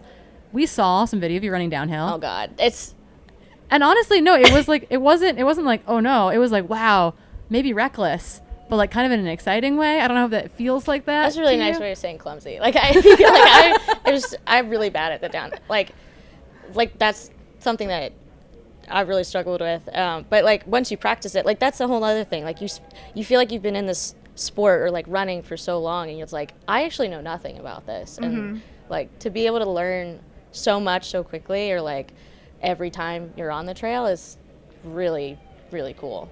Yeah. I love it. Always learning. I'm still always learning. Yeah. Been in it for a decade, and we're still learning, and we're babies in the sport in so many ways. Yeah. I guess before we let you go, This is your second 50K? Is that right? Yeah, I've done a 42K, but that was. We'll count it. It's all in the It was a ballpark. while ago. Yeah. And we know that you raced last year at Y East. We're looking ahead at the season, right? It's February. It's early. There's a spring and a summer and a fall. Yeah. You can race year round. It's a lot. Obviously you want to touch the road a little bit and that kind of stuff. What does the rest of year 2025 look like? Well, I'm thinking about doing some shorter road races in the spring with like maybe I thought about doing maybe Backcountry Rise and then maybe Y East again. Yeah. Mm-hmm. So keeping like the 50K and under range at least for now, and then like maybe moving up a little bit later, and then probably a half marathon, and then maybe finally a marathon in the fall. A road marathon, yeah. Like an actual road marathon. I know. Like it's hard to compare it to this because I'm like I know it won't be that, Yeah. but like It's different. Yeah. It's its own thing. whatever the speed translates to, that would be interesting to see. That'd be fun. Yeah. Well, I look forward to watching. Thanks. To following along, getting to gosh. see you more. Hopefully seeing you at Cowgill. I live in Seattle, so. Oh, do you? Yeah, I live by Clara. This is all like conjecture for them. I But also yeah. live in South Seattle. Oh, okay. Okay. New friend. We should chat. We should hang out. Yeah. Sick. I love this. Okay. Okay. Carolyn, we're gonna let you go. Thanks. Congratulations. Thank you so Looking much. forward to seeing you on the trail. Thanks for having me. Yeah. Wow. Do I just put this down? You put it down. Yeah. Travel safe. Nice work. Okay. Wow. Thank you guys. You're so good. Yeah. much. I would take the stairs between the TV and that camera. Downhills are definitely way worse than uphills generally after these things. Yeah, there we go. Alrighty, I think we're gonna do a quick little recap and then we're gonna sign off for the day. If studio can put us picture in picture, that would be helpful. But we've made it through our podium finishes, our podium interviews, amazing battles. It was so fun to talk to everyone too. Actually hear about their day. Yeah. It was especially cool. So again, today was the 50K, the short distance for the World Trail Majors. We had Jeshrin Small win, Eric Lagerstrom in second, Chris Myers in third, Brian Whitfield in fourth, Chris Leiferman in fifth, Jeff Colton sixth, Kyle Fox 7, Wade Hall 8, Matthew Eisen closing in 9th, Brett Hornig in 10th. Oh no, We have a special we're guest not before we- signing Can off. we get a little Can we get picture in picture? screen of the screen? We gotta There we see go. all of this in all its Get glory. in here. Oh, sorry. We've got one more media interview that's very important. Skylar, you look like you didn't even run. I can't even tell. Listen, I just need a minute. no, because I've had like 50 since I've finished. I'm just still broken. How's track practice going to go tomorrow? Track practice tomorrow is going to be rough. I actually had the thought that I couldn't stop because they were going to give me crap tomorrow at practice, but I also couldn't hurt myself because I need to demonstrate drills. Like that, so that started to play into my strategy on some of those late downhills. You should have pre-filmed them so that you could just like point to the example, because I feel like this could be interesting demo. Listen, these kids don't know how to use the internet for actual research. They can find anything else that's stupid on the internet, but if it comes to like actually having to learn something, they refuse to use it. So I got to stand there and try to do some high knees tomorrow. So look out for a Strava DNF post tomorrow where I probably rip something off the bone and I'm crying on the side of lane 1. So is that sort of how your day played out? Is this like self-preservation strategy, or do you feel like you left it all out on the table? There was a lot of time to think about this out there. About your narrative arc. Yeah. You had many hours to think about the narrative arc of your day. So like the A goal is always to break 4 hours. Like it's something I've been chasing since 2016 and has yet to happen. And then Brett and I were talking a couple of days ago, and I was like, the bell curve for this training cycle is probably like 410 to 415. Like it would be the meaty part. All right, that's like a solid B goal. And the first 4 miles, I was like, this heart rate's up pretty high. And also, I have no desire to drink at all right now. Like my stomach doesn't feel great. And that then downhill start, it's really brutal, I think, for people. And then, we're in the shadow of Flagstaff. And so I thought of the great Mike Smith and his advice to go to sleep and just kind of relax there in the middle. But I went to sleep too much and I ended up on a train. And then all of a sudden I was like, we're running downhill at like 8:30 or 9-minute pace. And we should probably be doing this at like 7:30 pace. And then I was like, well, let me try to make it up, and that's a bad strategy. And then self-preservation was the name of the game from Gloriana Mine to the finish. But I'm healthy, I'm worked, and I'm better for it. The chat needs to know a little bit. Jeff Colt's in the chat. Sounds like Skylar went into deep sleep. He's also putting this in the chat from like 10 feet away from us. I hate to break it to you, buddy, but you did not win the fastest media guy award. Oh, I knew that I knew that on the trek. I was on the backstretch. I looked over. People were leaving the fence. I was like, this ain't it today. I was like, let me just try to beat like Warden and Aid Station Fireball. Like, let me just be like mid media guy, and just like we'll call it a day. That's right. They're both still out there. They are. Yeah. They're still we crushing have many it. media guys still out there. I was like, maybe I'll see Shalvoy. Nope. She smashed me. The media absolutely crushed it. So I'm gonna stick to what I do well, which is talk on the mic. Usually running your mouth, not your legs.